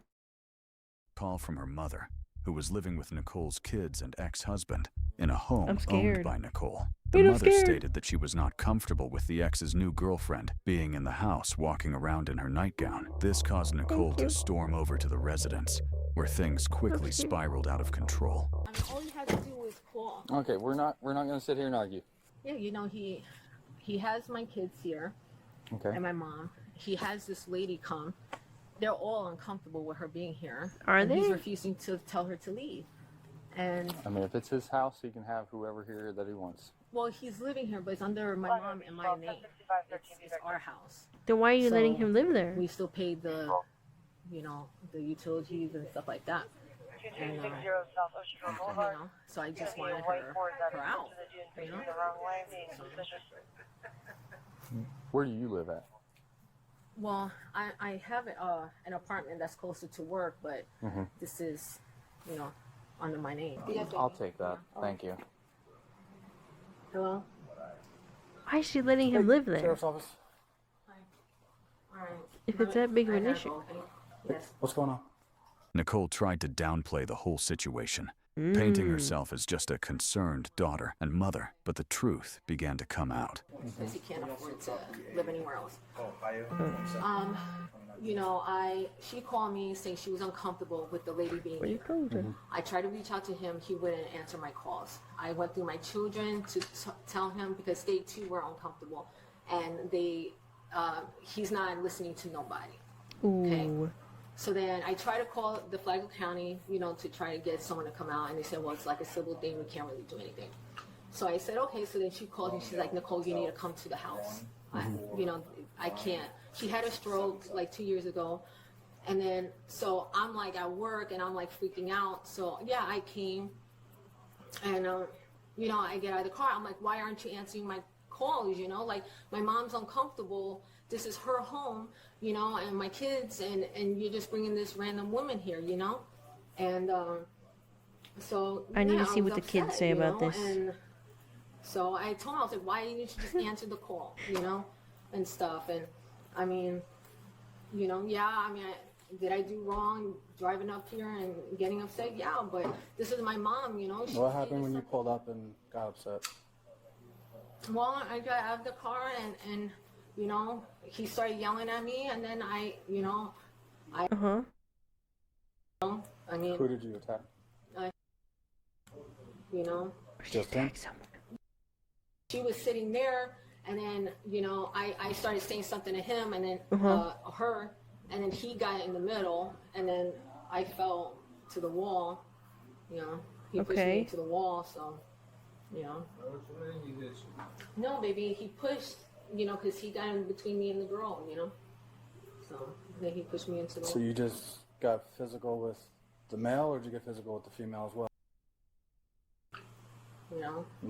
Did you try to remove the female? No. Okay, 'cause that's what you told me on the phone you were going to do, right? Yeah, but I didn't. And I told you not to come and do this, right? Yeah, but I didn't. Arrest her, officer. Okay. I was just gonna have. She's in the wrong. I think. I don't know. She's kind of just yapping. I feel like. Voluntary English. Would you like to fill out a statement on what happened? What about you, ma'am?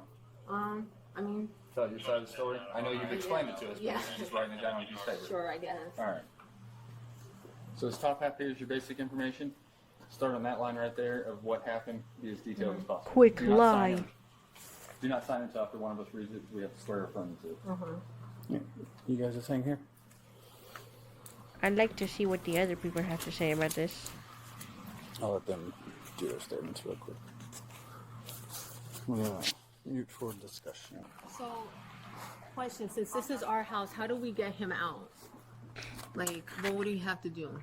So, what happened exactly? Because victim? I'm fresh here. So this is your house. Why are they here?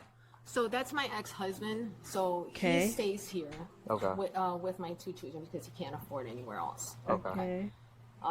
The house is under me and my mom's name, so we pay bills here too. Okay. And so we're not together, right? So he brought a female to the home. Okay. And made my mom uncomfortable. Yeah, and Yeah, so he she's just- he uncomfortable. started. She's in her 80s and stuff Sure. like that. And then we were. I've been trying to call him. He's ignoring me. He won't let me come to the house when he's here, and I'm trying to go through her phone, his phone. He's ignoring us. And Enough information, ma'am. I have enough information. Taser. I'm kidding. I'm so kidding. she I'm tells kidding. me, please come to the house. Right. I'm kidding. Okay. Don't So tase I'm her like, you know, and I yet. called you guys, and you know, you wouldn't come out because you said like it was a domestic civil thing or whatever. Like you couldn't remove anyone from the property, even though you know my mom, it's under her name. So my The way the question kid is how just long has he looming been back staying there. at this residence? If approximation, a few years. Well, no, we got divorced last year, so like a year and a half, maybe. Okay. Yeah. So, but I've had Okay, this house for like the 4 or actual 5 structure. years, and you know. So just that him being here for over a year alone, not on top of potential other things Yeah. like his driver's license saying that he stays here, mail, and if he contributes to any bills, this is his residence Yeah. according to Florida State Yeah, statute. that's Oh, what this you is guys Florida? told me. Okay, So this explains. the biggest thing to do if you want to remove him from the house is to go to the Ranger court, Hood. the courts, and get him properly evicted. That's going to be the only way. Damn. Unfortunately, again, with this being his residence, I couldn't trespass him or I couldn't forcefully remove him from the home. It's not a process that can happen overnight, so the sooner you get there, the better. But you just have to go to the court office off State Road 100 by Benell, if you know where that is. Yeah. Yeah. Okay. But that's how you go about it. Unfortunately, I can't Yeah. force him out. Okay. Yeah, because, you know, she's uncomfortable, and I just think that's not right. You And know? I don't like her gotcha. because he's my ex-husband, so, you know. I know, Mom, but it's under our names. You know? If Wait, you what have did any she say? other questions, I gotcha. No, I know, can't Mom, tell. But I can't it's under tell. our names. You know? If you have any other questions, I'll kind of just be over Okay. here, All right. whether it's Can we in hear what the general or guy regarding has the to say, paperwork. I'm or sure the the other deputy lady? explained it well, but So do you live here, or do you just have your name on the lease? I mean, my stuff is still in the house, and I pay the bills here. But, like, I have an apartment that's a little bit closer to my work, too. So you So don't would live you say here. you stay here more, or you stay? Is this the apartment? No, that's an old That's an old one. address. And then how can I get him out of this house? I'll explain that in a second. What was she doing that was making everybody uncomfortable? So, Existing. The other way. well, first, my children were trying to talk to their father, and she was, like, giving them nasty looks and stuff like that. And then she was, like, getting their father's attention, so he was ignoring his children. Then my mother, like, she's here late in the night yesterday. My mom doesn't have very good vision, so the lady's just doing whatever she wants, and my mom's like a little frail woman, and you know, my mom felt uncomfortable because, you know, usually if he brings like friends and stuff, he'll say, hey, I'm bringing so-and-so over, whatever.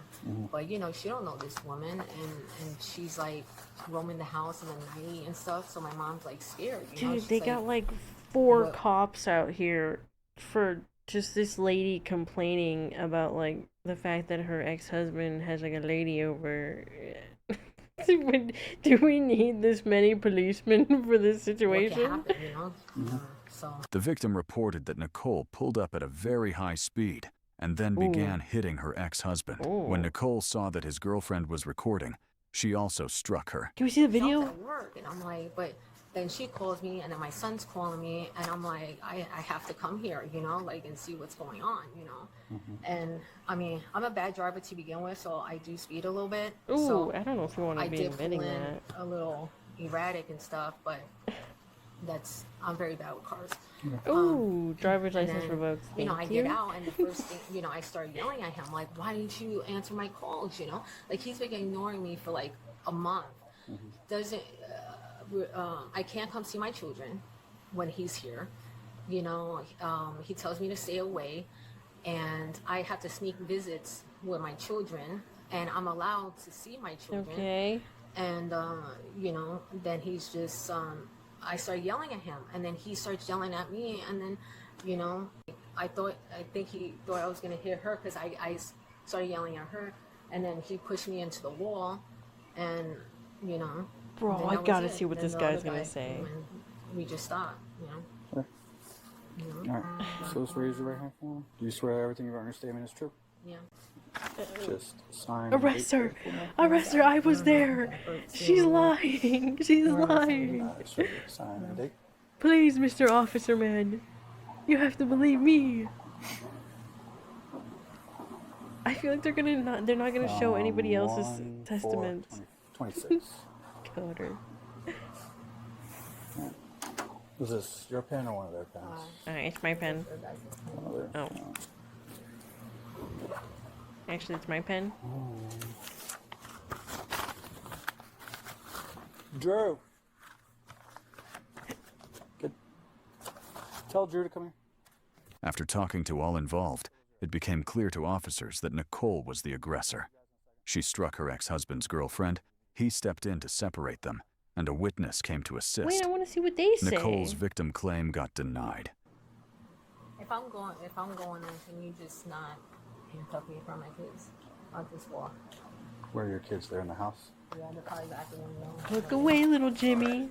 Mommy's That's gonna fine. get arrested now. Alright, what's in your pockets? Put it all in the hood. My phone, my keys. Damn, she's got a lot of stuff.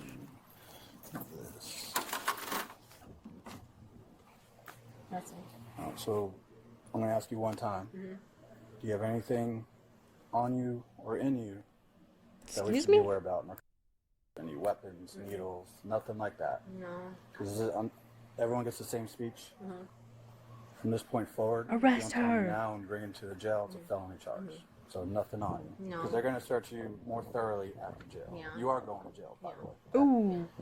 I mean, I do have my monthly, so I You got your what? had She my- seems my- so okay. free That's- bent. She that's- seems so chill. Do I got that stuff? I work. They'll take care of you Okay. in there. Okay. All right.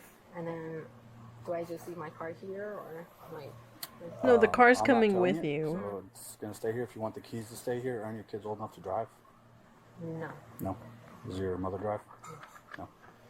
I mean, I could get someone to come get it, but can I write a few phone numbers down? I'm if being I have hit. to? Why am I getting We'll hit get right now? Phone numbers out of the phone at the jail. Okay. Why am I getting hit? Because we're probably going to hold your arm when we get till we walk to the car and then the cuffs are going on. But I'm not going to, for Yeah. kids' sake, who's right there, probably just heard everything All right. anyway. Mom, I love you. Okay. I'm getting We'll explain arrested. more to her in a second, all right? No, go in the house, honey. Yeah, baby. I love you. What happened? All right, we'll Look go. away. You're gonna take me in, okay? I'm gonna go to jail. I can explain everything to you. Why? I'll be back, Mom. No, you're not. You're going to prison. Yeah. We didn't even get to Well, hear what the, so of is the your ex, victims. so. We'll explain more stuff to you guys in a second. We're gonna go to the passenger side of this car in the back. At least she's chill, I guess. She's just not attacking the cops. You can't take me in. No, put me down. Alright, just do me a favor. Lean up against the car here. Put your hands here and one up there. Just step off from the car a little She's bit. being aggressive, Spread your feet. quick. I'm gonna pat you down. The back of my Boom. hand. Okay, I'm not. Yeah, that's Alright, so nothing in your pockets, right? Okay, we gotta pat her down now. Patting. Patting. Her hoodie. Okay. The patting. Her pockets. No, nothing. Alright. Put your hands behind your back. Yeah, hands behind your back. Put them together like you're praying, like your palms together. It's gonna be most comfortable. Oh, okay. I didn't know that. When they crash out. I thought this one would be better. She's just kind of chill. They didn't even really show it, like, the other, the victims, like, them asking what happened either. It's just her.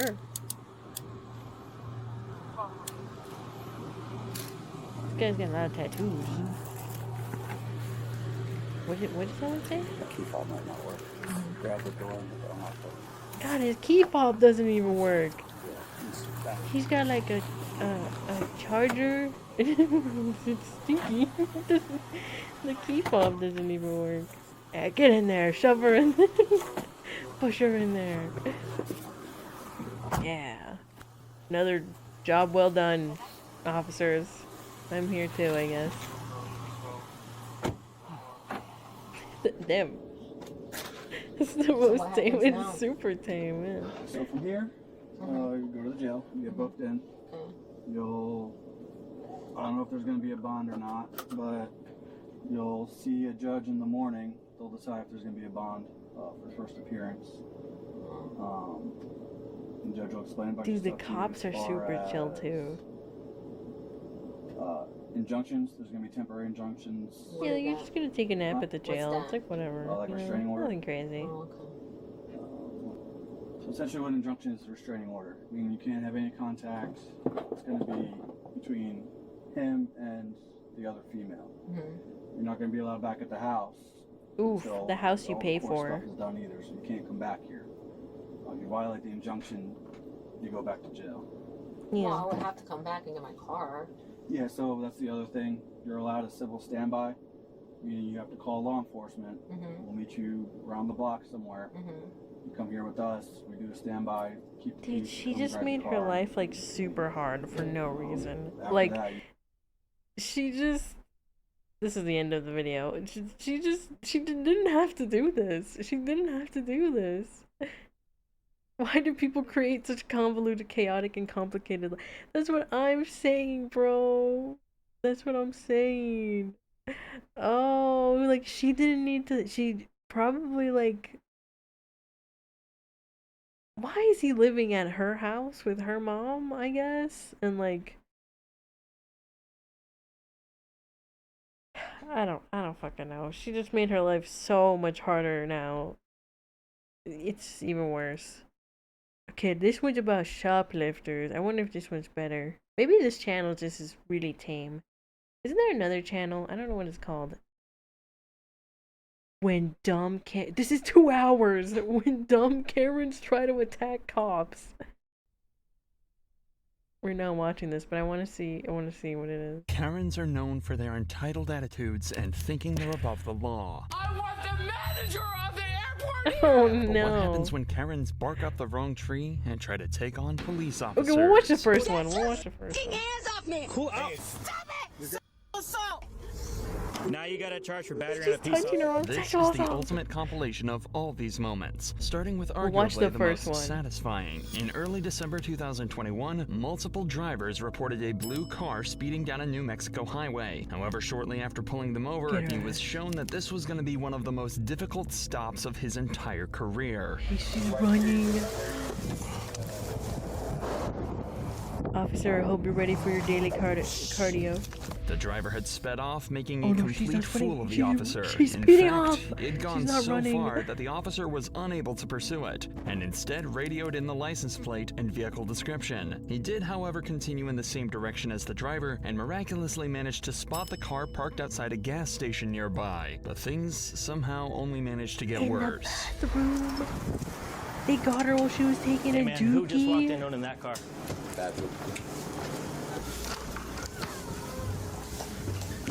What are you gonna do about Come out of the stall and get out! Now! I'm peeing! Oh, close your eyes. She's Get out here peeing. now! Get out! Get your fucking hands up! What did I do? Ew, she didn't even wipe. Wasn't you? That's why they told me you're driving that blue car, right? Yes. Okay, good. You are now detained. So I figured out exactly why you left from. Detained? Because you took off my traffic stop. What are you talking about? While she didn't exactly try to She hide it, didn't the even cop lie, made sure to but- confirm she was the driver of the blue vehicle before officially detaining her. And now that he's got her cuffed, he's able to get to the bottom of exactly why she sped off and what she could be hiding from the cops. Let's go. Drugs. No, you can get you. Come on. Let me go! Let me go! You are such an asshole. Let me go! I'm just So doing what my happens job, when you run from the man. police? Let me Taser. go! Come on. No! Let me go! Let me go! Stand right here. I didn't do Stand right here and separate your feet. Suspect is being aggressive. Separate your feet.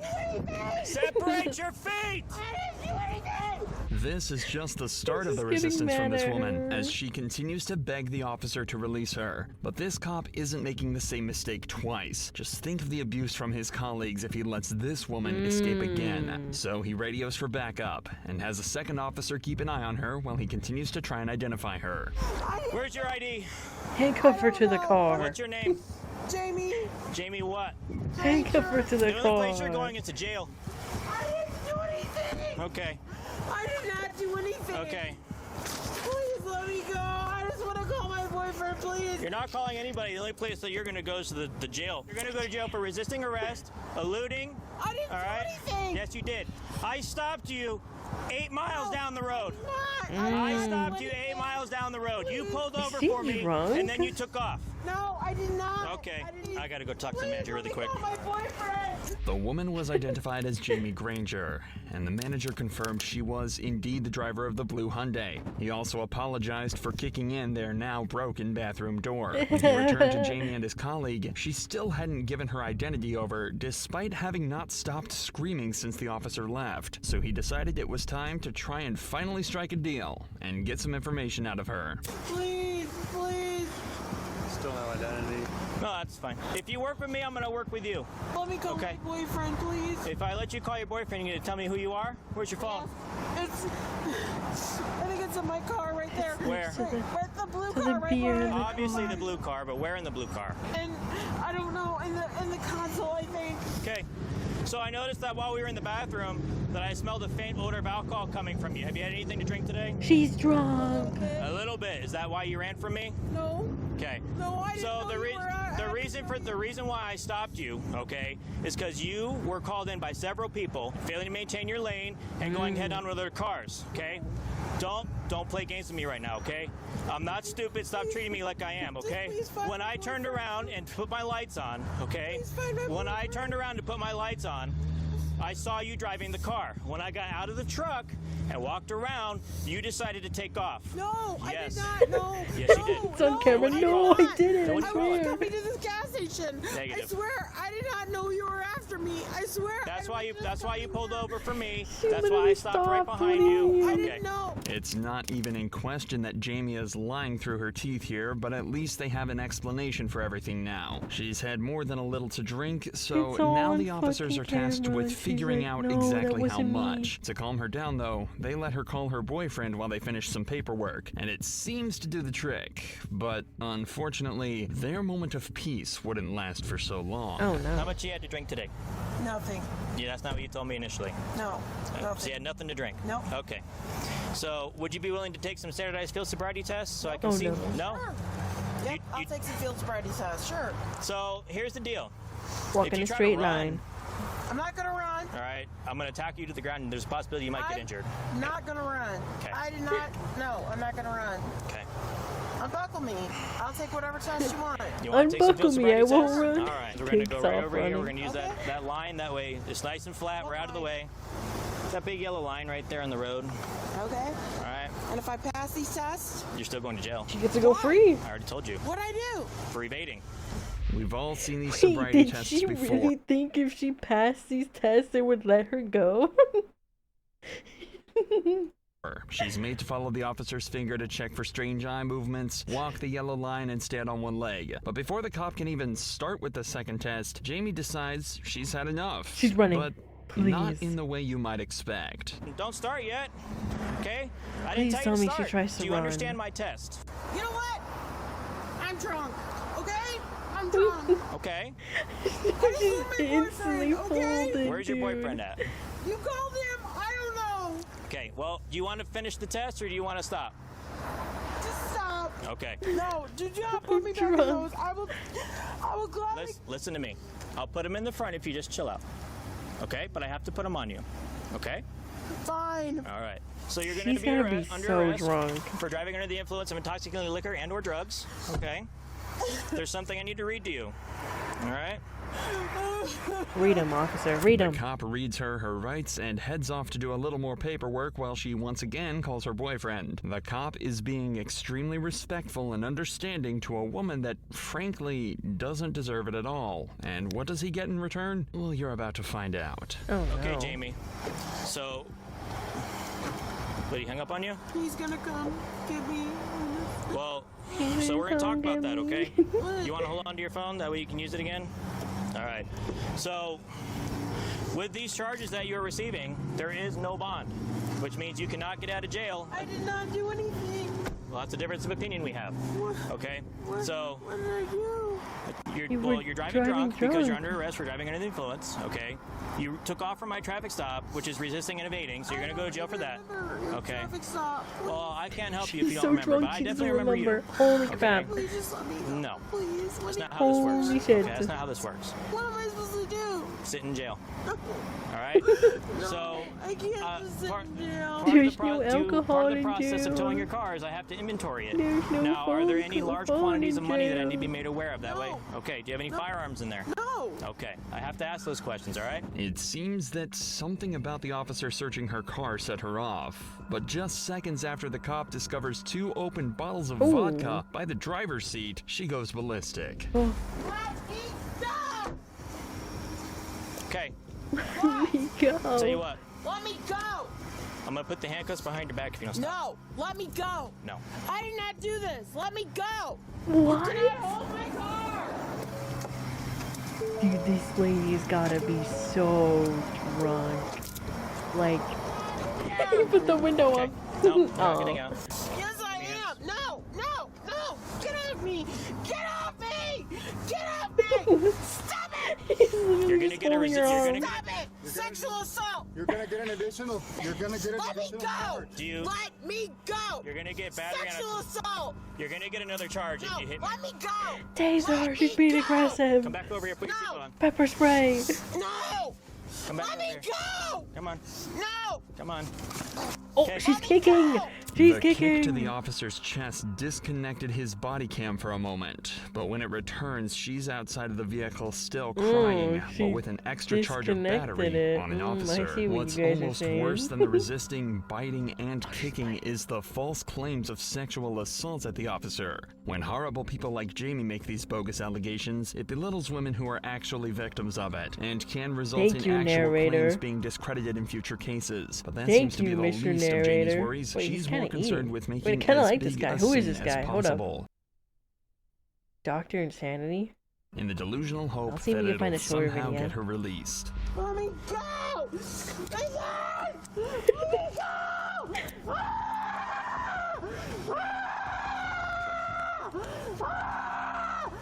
The other officer's face, he's just like, Get in. No. No. Get Let in. me go. shove her in. No. Dr. Insanity. Get your feet in. Get your feet in. Let me go. Let me go. Get in. No. Get your feet No.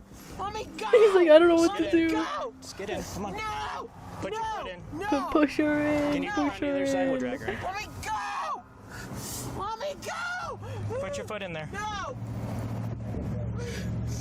Come on. You'll get another. You'll get another charge. You're hurting me. Get in. Oh my gosh, dude.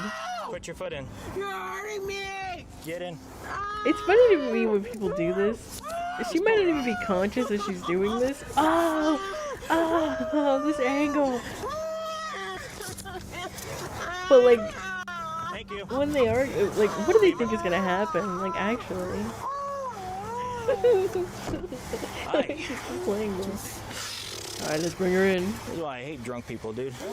Unfortunately Oh, for yeah. this poor officer, he had to spend many more hours with Jamie while he took her to jail and Oof. booked her. But we are able to skip straight to the charges. In court, she pleaded guilty to aggravated DWI and 2 counts of battery on a police officer. But unfortunately, her exact charges are unknown. But if you thought that was bad, wait until you see this next Karen. Oh yeah? Oh, she's punching! She's punching! These 2 cops were called to an apartment building for a noise complaint, but things escalated quickly. You Me? need to get away from the house. I'm an officer, man. You?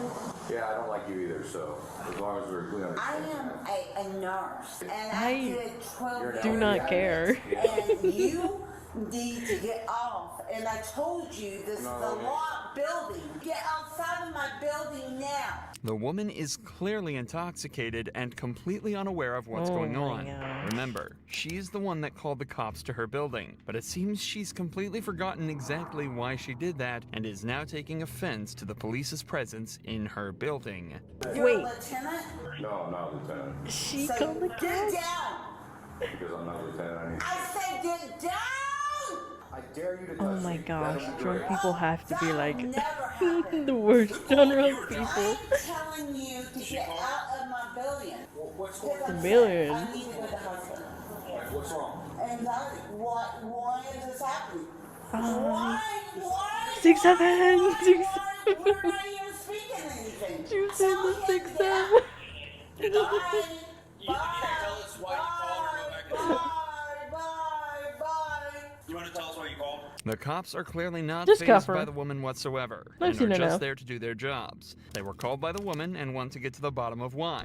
If they can determine that it was done maliciously with no good reason, they can charge her for wasting police resources. But with the way things are going, she's about to catch a disorderly conduct case as well. You don't ever come around my door. How about this? Here. Don't call us and I won't come back here. Yeah. I will have you disbarred. Okay. Like, I will Have me Ma'am, disbarred. I don't know what that means. Please, good. I was a nurse for over many years. I don't care. Exactly. I don't care! I think it solved itself.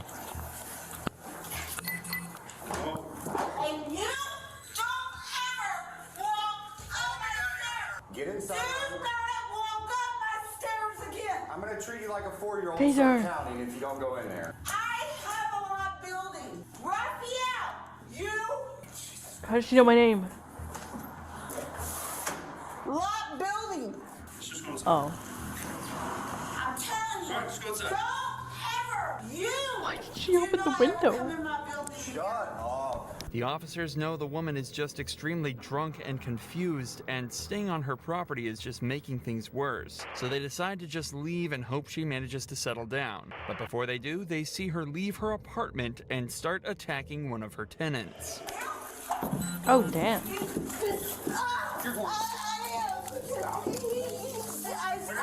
That guy. He was like, I know how to get her arrested. Let me just stand here. Yeah, you're going to jail. We give you a lot. I will take one for the team. After her arrest, I'm the woman was taken to sorry. the police station for further processing, where she continues to be loud, angry, and awkward as ever. Listen to my name, Ed Stinson. My name's Ed Stinson. Call my family. Look at the camera. Now take my, now. Look at the camera. I said no, take my watch. You're gonna be able to get through this. No. Because he You're gonna be able to get through this problem. Okay, listen he to me. did wrong. Are you listening? I didn't do anything wrong. He did this. He Would did you like to it. have- No. As an officer that was, It as took an a while, officer. but the woman was eventually processed and charged with disorderly conduct. She was allowed to sleep off the alcohol in jail and sent back on her way. But somehow, this woman doesn't even come close to the level of anger and violence that the girl in our next case does. Oh my gosh. On February 25th, 2022, cops Ohio? received a call about a possible drunk driver outside a bar. When they arrived, Lovely. they found something Wait, they are all never these ladies expected. just drunk? This is just dumb Karen. The driver of the vehicle was asleep with the engine on and his foot on the gas pedal. What? Had the car not been in park, he'd have been speeding straight ahead into traffic. Dude, so the that's cops knew they horrible. were going to have to wake the driver up and figure out what's going on. Take your foot off the gas.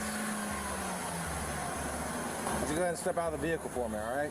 How much have you had to drink tonight? 73 to 30. A few? I'm tired, dude. You're passed out with your foot on the pedal. And the gas, the accelerator. You realize what could have happened here, right? The car could have blown up. Yes, sir. Yeah? Earlier, Yeah, when was the last time? Earlier, It smells like it in the car. The man admits to have been 20 minutes drinking and ago. smoking tonight, and judging by his slurred speech and condition when they found him, it's clear he was definitely too impaired to be driving. So he decides to skip the sobriety tests and gets put straight in cuffs. Okay. That was bad. That was At least shouldn't he have happened. didn't give You him a hard understand, time, sir? I If you were in a guess. park, your car would have been going across the street into traffic. 100%. You promise I'm not going to jail? I can't make that Of promise. course but you're you going can to find a jail. ride. You won't go to jail. I promise. Please call my mom. Hold on one second, sir. In there, dude. I'm so sorry. Call your mommy. Don't worry. Get in the car. Take him to jail. Now, this should be where the story ends, but it turns out the man's girlfriend was still inside the bar, and when she saw the cops searching her car, she was not happy whatsoever. Where was she? Why did she let him go out by himself? Okay. Well, here, I'll. What the are you doing? You need to calm down. No, or you need you're- to get the you're out of my placed car. under arrest. You want to be For what? You got Then something talk- suspicious, man? What the for what? You got something suspicious you don't want us to see in the car? No. What the why are you searching my car? Because your boyfriend was passed out in the car. He was in the driver's seat. For what?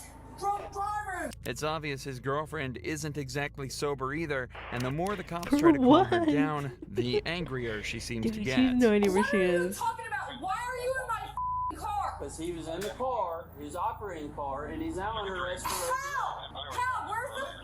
Where's the security footage? What? Run it! Are you shitting me right now? He's in the car. He's handcuffed. Just show him. Permission. Are you want to take your marijuana? My marijuana? Yeah. Because there's You arrested him! Yeah, there's marijuana in the car. You said it's your car. Slap me with the ticket because it's decriminalized in the state of Ohio. It is decriminalized in the state of Ohio. That's my SUV. You don't have my permission to search any goddamn more. I don't need your permission. Go ahead. No, you're not gonna search my car. You need to raise your voice. Taser! Taser! For what? He's too For aggressive. investigation for what? That's my car. You do not have get a search warrant. That is my car and you do not have my permission. The cops obviously are correct here, and they are allowed to search the vehicle. Someone As the tackle man her. admitted to smoking marijuana, and the cops smelled it inside the vehicle, they have reasonable suspicion to believe that either the man or the owner of the vehicle were breaking the law. This gives them the authority to search the vehicle and confiscate the drugs without a search Dude, warrant. this guy has the facts. However, the girl just doesn't seem to understand this and continues shouting got and the arguing facts. with the cops for a further 3 minutes before they decide to put her under Ooh, arrest. she's taking her But jacket they off. could She's never ready. expect what she would do next. I literally don't have none on me. I literally don't have none on me. She's ready to fight. Literally nothing is on me. Nothing is on me right now. I want to walk behind you because you're not going to play shit on my goddamn boyfriend. He's a felon. Put your hands behind your back. He's a felon. Obstruction of official I- business. Go ahead, because That's I have right. money, baby. We're going to sue the state of Claremont But County. tonight you won't be. Stop the arrest. She goes to jail. I literally did nothing. You have no. Put your hands behind your back. No, yes, ma'am. You did Behind nothing. your back, ma'am. Get the Right now. Oh, so I need 5 men? Everybody's close. Everybody's close. Get the I need one mother. Someone taser. One mother can arrest me. Go ahead. She's also just so drunk. Carrying her. Oh my gosh. Go ahead. Get the me. They're just carrying If her. you kick again, you're gonna get hobbled. I literally didn't. Are you? Get in the car. Where's your mom? Get in the car. Where's your Get mom? in the car. Where's your mom? At home. Not drunk driving. After aggressively resisting the officers and even kicking one of them in the head, she's finally placed in the back of a patrol vehicle and taken to the station. In search of the vehicle, multiple pill bottles and large bags of marijuana were also recovered. The girl was hit with charges of obstructing official business, resisting arrest, and disorderly conduct. It's unclear what the man's charges were, but he was allowed to return to his apartment after the events of that night. Nice. But none of these Karens were quite as entitled and insane as this one. Oh no. Manager of the airport here, and I want it now! On the 25th of May 2021, police were called to a public disturbance at an airport. We'll see, They we'll had find no a idea what to shorter one expect, but they after this didn't one. think it'd be this bad. Police officer, I did nothing. Ma'am, what happened? This guy chokeholded me. Ma'am, What the is wrong with him? calm down. Keep it down, okay? Who? No, you need to Allow talk me to to see him. He chokeholded me. They saw it. My God, what is wrong with America? Calm Is down. she drunk as well? No, that guy Ma'am, needs to be arrested. Come on, let's go That over here. motherfucker over there is not real. Oh my gosh. Ma'am, Dude. what's your name? I'm Officer Hoffman. He threw me to the ground. What's your name? My name is Terry Ann Blues. We'll come over here and we'll Blues. talk, okay? Alright, Miss As Blues, you'd come with expect, us. none of the other passengers saw anyone chokehold Terry, but they did see her drunkenly rush to her gate and push past other passengers to get to the front of the queue. A passenger stopped her from pushing past and forced her back in line. This caused her to start yelling and claiming that she was assaulted. As you can tell from this next clip, her actions didn't make her very popular with the other passengers. She's just yelling at everybody in the airport. Oh my gosh. Dude. I saw you I can't the door when you weren't supposed to. Alright, call her out, call her out. Ma'am, let's go over here. Ma'am. I'm a woman Over here. in a dress. Ma'am, let's go over Okay. here. Ma'am, let's go over here, okay? Boo-hoo! You fuck off! I want the manager of the airport here! It's me, I'm the manager, ma'am. Calm down. I want the manager here! Okay, we'll get the manager. I'm not gonna be treated like this! No one's doing anything, ma'am. Officer here! You're scary.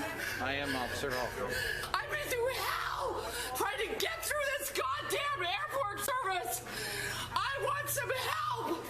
I mean, it's just kind of going to the airport all around. Terry or something. continues to scream and plead for one of the other She took her passengers jacket to off. stand up It's for getting her serious. and say they saw the attack, but to no avail.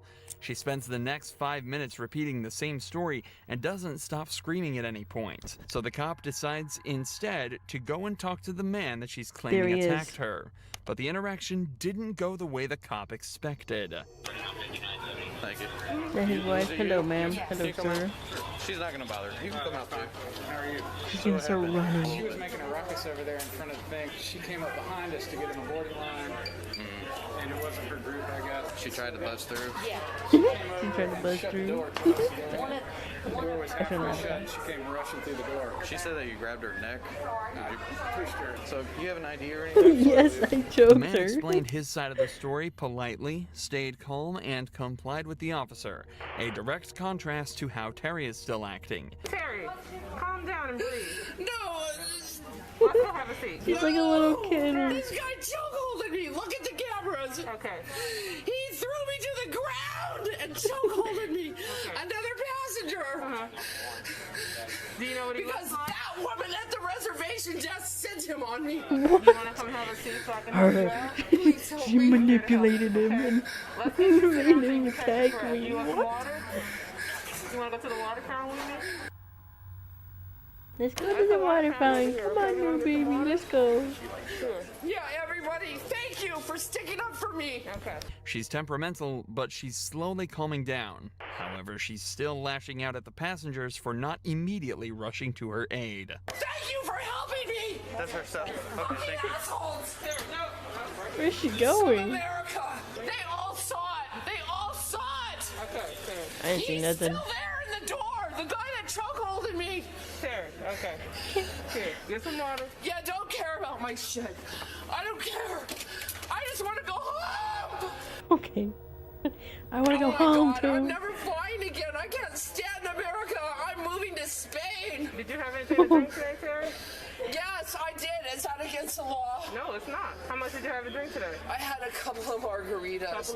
Maybe like a Even though couple talk to the dozen. bartender, I had a very fine time with those people until I got here. Terry is right. It's not illegal to have a few drinks, but it's almost certainly contributing to her outburst.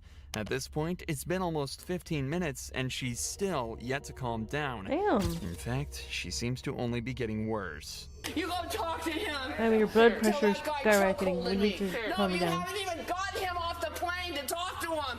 No! You need to investigate. I'm a retired officer. Maybe like I don't 247. know. I don't have to. Who are you police officer with? NYPD, is that good enough?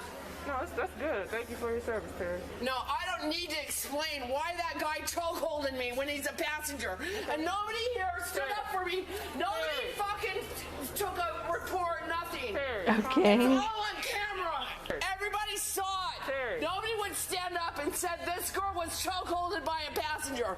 Shame on all of you. Oh my gosh, dude. I don't give a fuck. That's why America is fucking going to the dogs. Because nobody will stand up for anyone. Can we arrest You her? fucking piece of shit. Yeah, put her in I'm cuffs. not, no.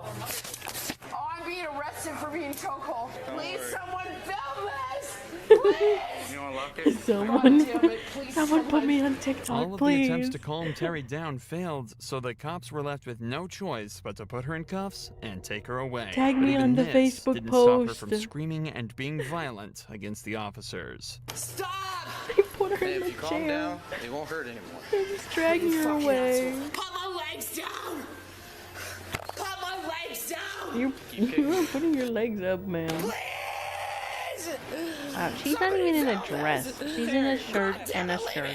That's different. Get away from me. Whoa! She told me she would help me. She's a fucking two-face. And I. That's fucking crazy ass message. Holy shit. I've never been to jail in my life. Terry was then taken out of the wheelchair, and cops attempted to put her in the back of the patrol fucking vehicle. crazy. But who These would have bots are guessed? out This of just made her fucking- more violent. In their I told minds. you to talk to the bartender. Holy shit. Help me. Help me. Let go of the cuffs. We're not taking the cuffs off. I'm not That lady, she fucking came doing in here. anything unless you let go of these fucking. You break my arm. I'm not trying to break your arm, but you a state of resistance. No, I'm not. I'm a mother. Don't do this to me. Step up, man. God damn you. Ma'am. I'm a mother. No. Step in the vehicle. You fucking asshole.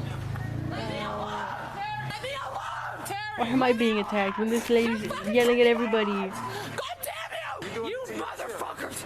Take these cuffs off of me! I'll go quietly! You take these fucking cuffs off of me! No! After literally 5 minutes of effort, They the literally had to cops were carry finally her. able to get Terry in the back of a police had to car, fucking where she carry her continued into to the scream thing. for the entire ride back to the jail. After the presumably long journey for the cops, Terry was charged with public God, that intoxication, is the resisting picture of arrest, her. possession of marijuana, and possession of a dangerous drug. It seems that Okay. I want to find like a shorter one. We can watch this in chunks though. They did a dirty with the photo they did. I like this channel. Man faints after he actually. Okay, we're not watching that one.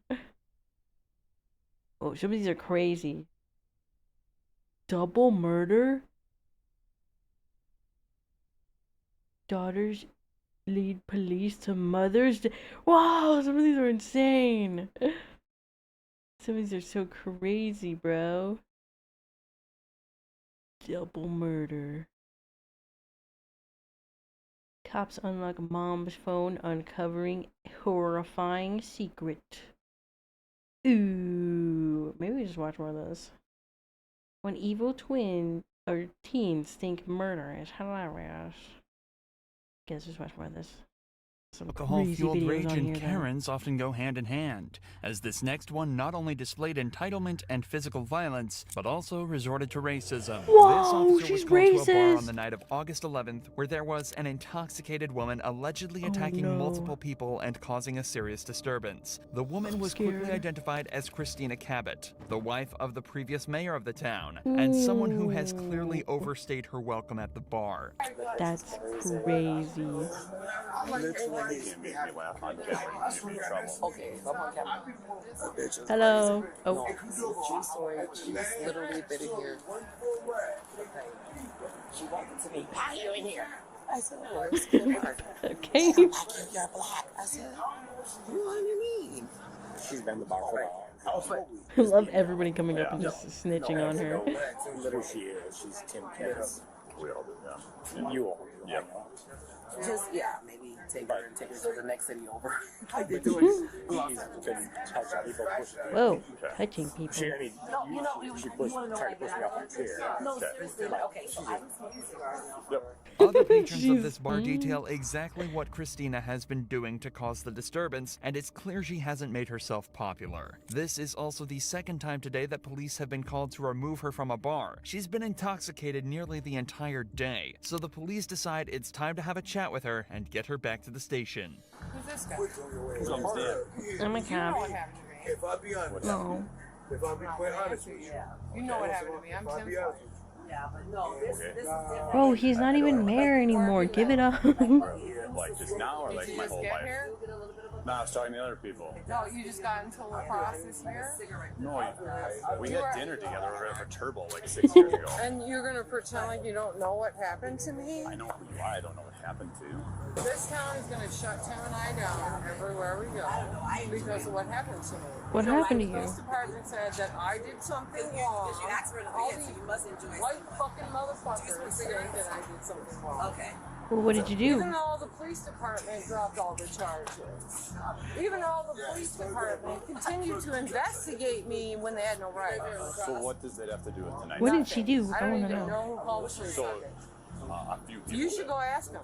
So they've already told me. They What said did that they you say? were pushing people and touching people and trying to push people off their stools and acting disorderly.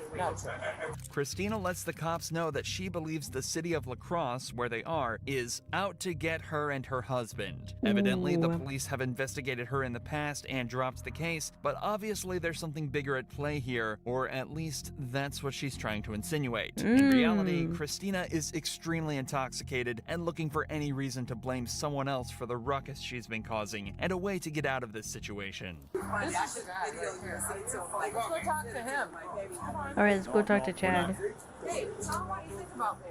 I didn't talk to you once. When I pushed you off your bar stool, right? You never know. I never said that. I knew I'm at place. I'm not a company. Sure. She's touching me. We The police are told that Christina was politely asked to leave the bar multiple times, to which she violently refused, becoming both verbally and physically abusive, starting fights with anyone she could get her hands on. At one point, she even sat down in the middle of the bar and began kicking and screaming like a child. It was at this point the police were called to the scene. She needs to go. I agree. Care where she goes. I don't care where the f she goes, but she needs to go. She's go home. Inside, ma'am.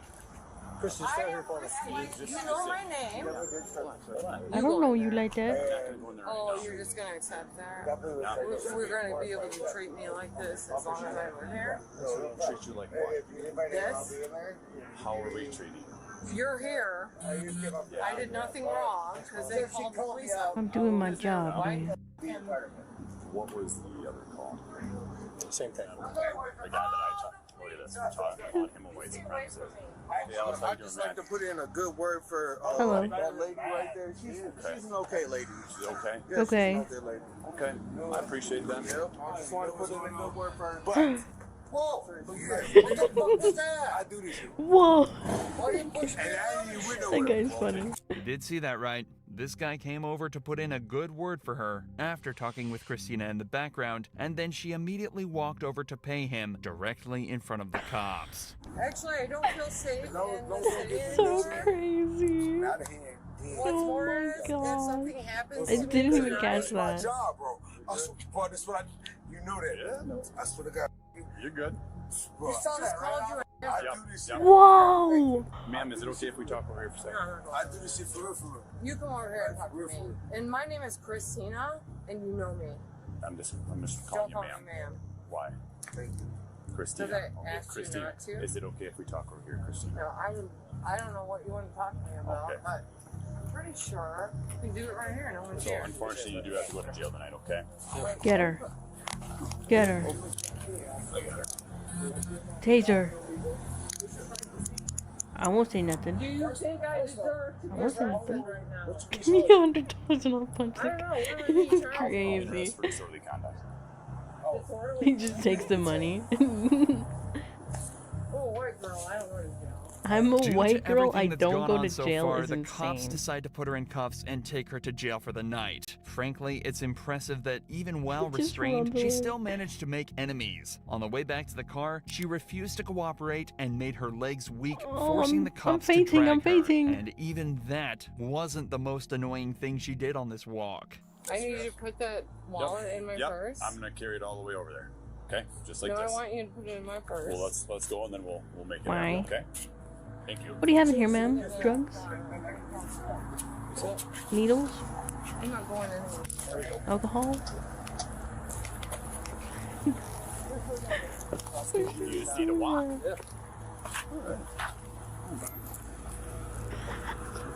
Oh, she's laying down. reason why you're doing this, Christina? Yeah. I was gonna say, just lift her up. She's like an alarm system.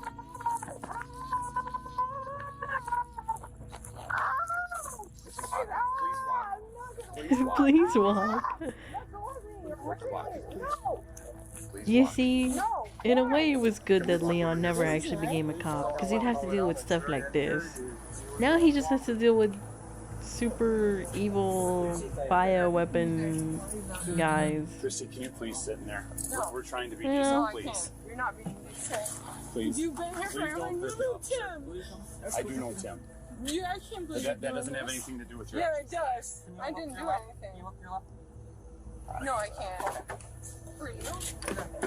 Just close it, honestly. Yeah, just... After acting like this all Just close night, you'd think it'd be time for her to drop the act back at the station. But she thinks differently, choosing to make the entire team's lives as hard as physically possible. Christy Cabot. She's not real cooperative. She wants to sit in the, she's not resistive. She just wants to sit in the squad car, so we had to force her in there. So. She's right here? Yeah.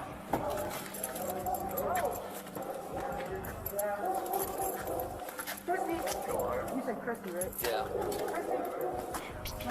Come here, Christy. Let's go inside. Come here. Just kidding. Come here. We have some alcohol out here if you want some.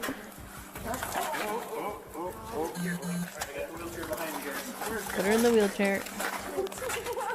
Maybe that she can walk. She's just being a baby.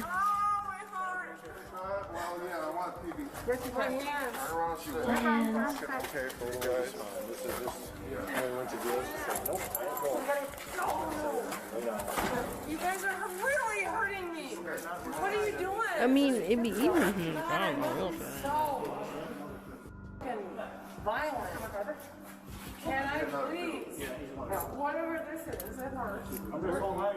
We're gonna go back. There we go. If you can let go. Well, I'm gonna hang on to you. And also this hurts. Whatever this is. We'll do that. The cops finally managed to get Christina into a wheelchair so they can properly bring her into the station, kicking and screaming all the way there. She was charged with disorderly conduct and resisting arrest, as well as firmly placing herself on the bad side of pretty much every cop and civilian in the entire town. Christina showed exactly how awkward Karens can make situations like this, but this Karen is perhaps the worst of them all, as she was arrested for going on a racist rant at a group of Muslims. She had just been detained by police in Walgreens and had her plan to make the officers' lives as awkward as possible. But this cop is here to immediately shut her down.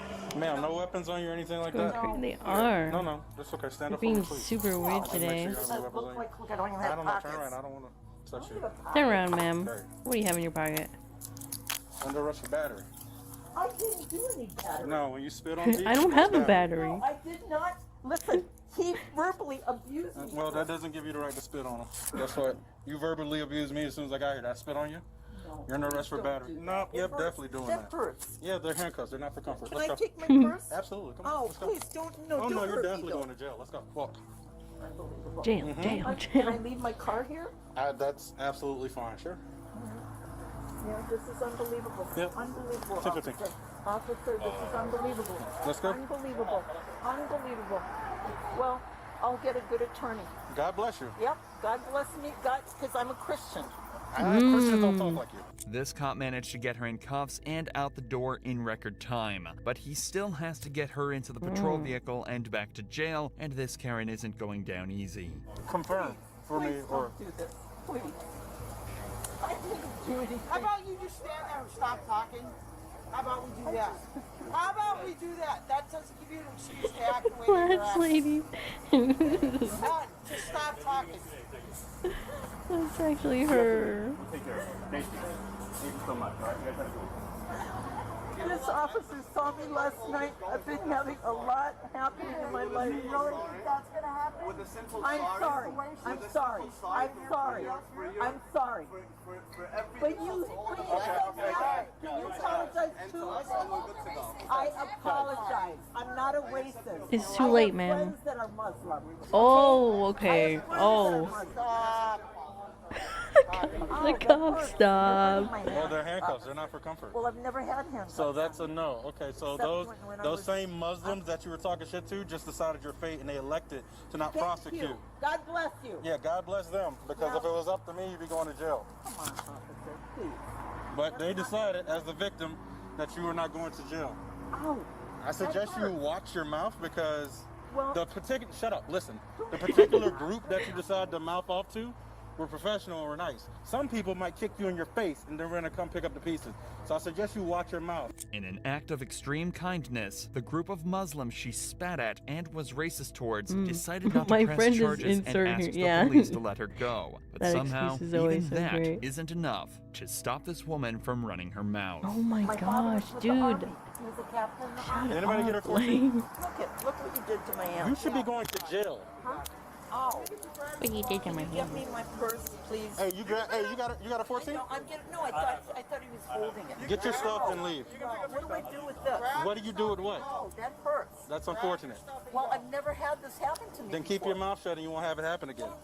Literally keep your mouth shut because you spit on somebody. Listen, you don't know what he did to me. You don't before. have the right to ask me how to talk to you when you're disrespecting people. He disrespected me first. Literally spitting on people. Gather your belongings, count your blessings, and leave. Listen, I'm a Bye. Christian. Yeah. Well, you need to look that up. And I go to Calvary Chapel. You need to. All right. That's concerning. Yep, very That's concerning. concerning. We'll talk to Pastor Doug. I will actually. I will talk to Pastor Doug and let him know how you feel about different religions. Sunday for church. Okay, for sure. Okay? Yeah. 11 a.m. Good Man, night. you don't even go to the 8 a.m. one? You go to the 11 a.m. one? And thank you, officer. You're respectful. You're respectful. They all are, man. Thank God for President Trump. Not the president. The cops just start giggling. This woman was incredibly fortunate to be let away with no charges, unlike this young Karen who couldn't keep her mouth shut and faced all the consequences she deserved. I got out of a DUI and got let off with a warning.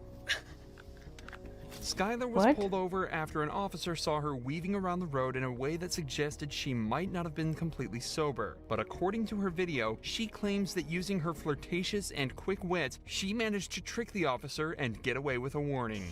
I blew a 3.8 and he let me off with a f***ing warning and gave me his number and said we should meet for coffee or lunch. He was hot, so I'm getting lunch with him tomorrow. If her story is true, then the officer would be in serious trouble. But luckily, the officer in question recorded the entire interaction on his body cam, and the video tells a completely different story. Let's see. My name's Deputy Stallman, the Jefferson County Sheriff's Office. I pulled you over because you were weaving a little bit back there. Where are you coming from? The I was bar. coming from my friend's house. I actually just got dumped. Ooh. Okay. So I was like crying and like I'm really Okay.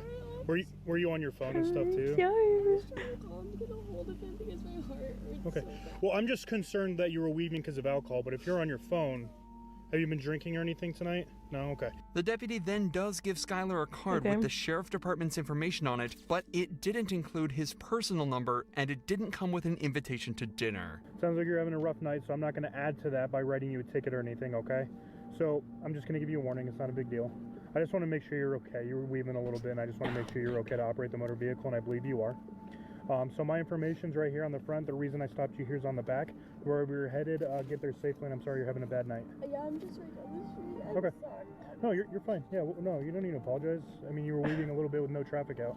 I just want to make sure you're This okay. is That's all. insane. Skylar's video doesn't just contain disgusting footage of her laughing and bragging about exploiting this officer's kindness, but also states that she blew a 3.8 on the breathalyzer, ignoring that she wasn't even tested in the first place.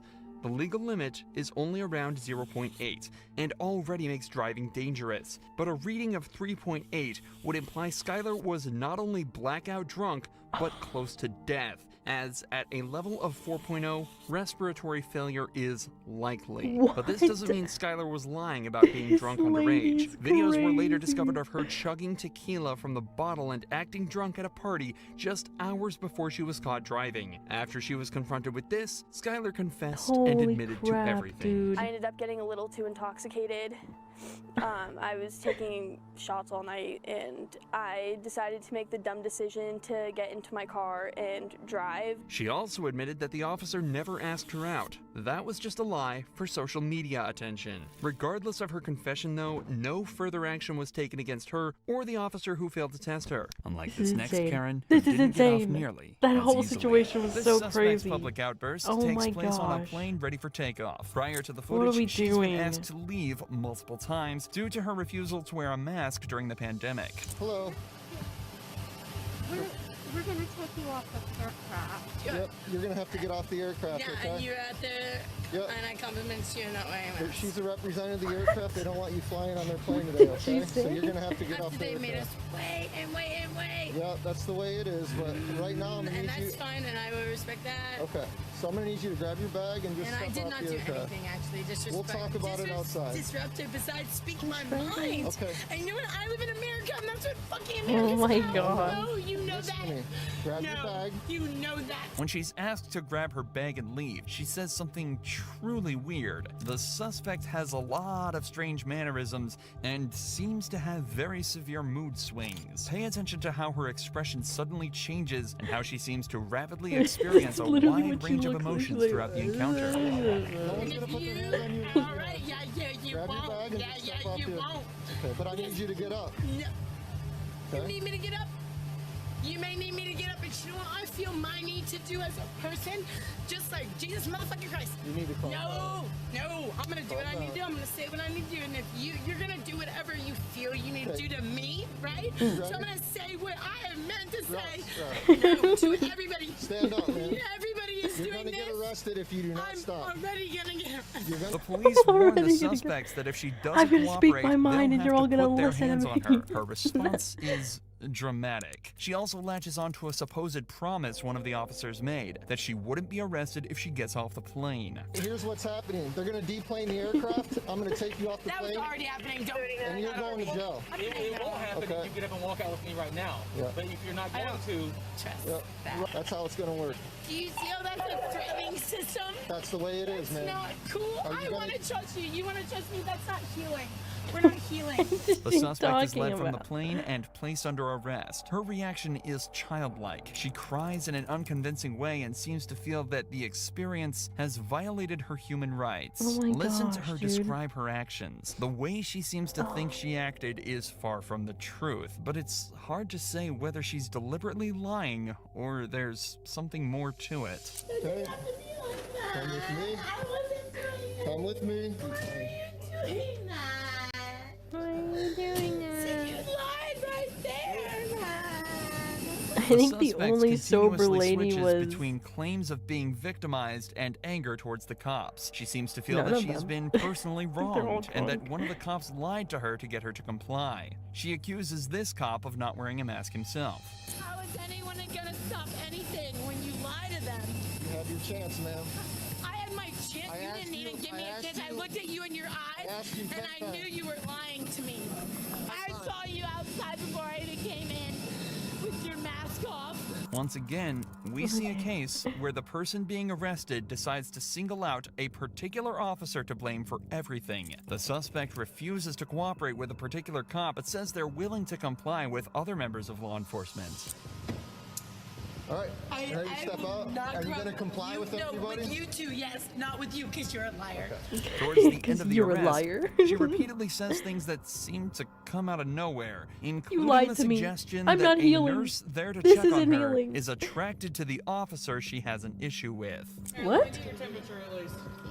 And, oh, you think he's cute? Oh, yeah, I thought he was cute, too. I looked in his eyeballs, and I thought he looked into my eyeballs, and then he abused that.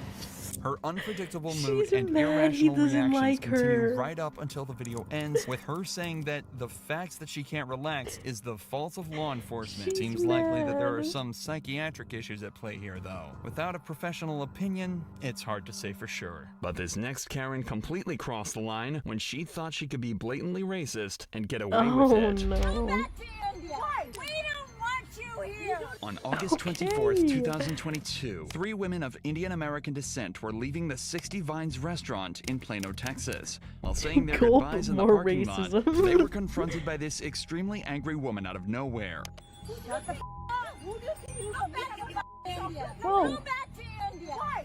We don't want you here. You don't want to But I would not like to be included in that If section. things are so great in your country, then stay there. The woman, the named cop Miss just Upton, watching? became enraged when she heard the 3 friends saying goodbye in an Indian language and decided to give them a piece of her mind. The 3 ladies gave as good as they got, and as you can see here, the situation spiraled out of control. Oh, she's attacking us. We were not talking to you. You came here. Get lost. Yeah, get lost. Whoa! Come closer. Come closer. Oh! Oh my God, guys, record. Guys, record. Oh my God. Wait, she's actually straight up smacking us. Dude, we need the police. Fucking furry ass bitches. Whoa! She's a white woman wearing a black dress. No, I'm not white. I'm Mexican. She's Mexican. I'm Oh, no. Mexican. And I paid my fucking way here. Oh my God, she's hitting my friend now. Miss Upton knows she's on camera, yet she still chooses to lie about hitting the woman and even films the incident herself. Probably not the she's smartest recording. move since she's just recording we her get that own footage? extremely racist outburst. I am not hitting your friend. You guys are all about. I don't know, but she just hit my She looks like that one lady from Desperate Housewives. Wait, is it Desperate Housewives? I don't know what it is. It's like a show. Oh, these fucking Indians. They come to America because they want a better life. Come to America. They're not wishing the great life in India. No, she has a gun, and I'm scared. She has a gun? Did he even talk to you? Why did he walk up to us and talk to you? Yes. I hate you fucking Indians. That's why. What the You fuck? guys come to our country. If you are Mexican, why don't you go back to Mexico? And you want here to say you're Mexican. How does that mean? I'm a Mexican American. I was born here. Were you born here? What makes you think that because of the way you speak?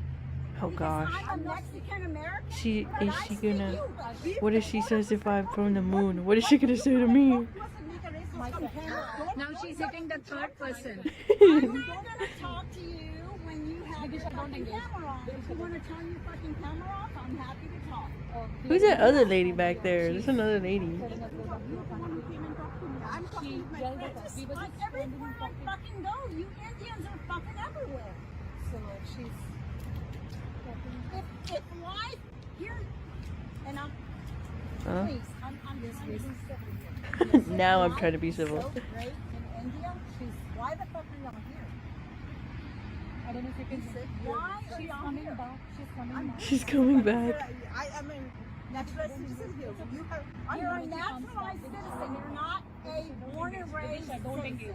Don't engage. Why are you here? Don't engage. Because you are not my friend. She's rage baiting. She's rage baiting. She's no right. Don't engage. Come and talk to us. No, you're right. This is rage bait. You're right. Ma'am, I am sorry. Ma'am, I am sorry. It's too late. We're arresting you. Okay, well, fuck you. Peace. I'm trying to reach Fuck you. out. Peace. I overstepped my bounds, and I'm sorry. She's suddenly apologizing and saying peace. I don't know what that means, but please have them come here because we are not feeling safe here. We don't feel safe. I also feel unsafe. Look, I'm not gonna hurt you guys. Look at me. I'm all of 100 pounds. And you guys weigh well over 200. As you may have guessed, it turns out her apology wasn't as sincere as you might have thought. But what she does next You takes her tubbies are abuse to well a over whole new 200 level. pounds.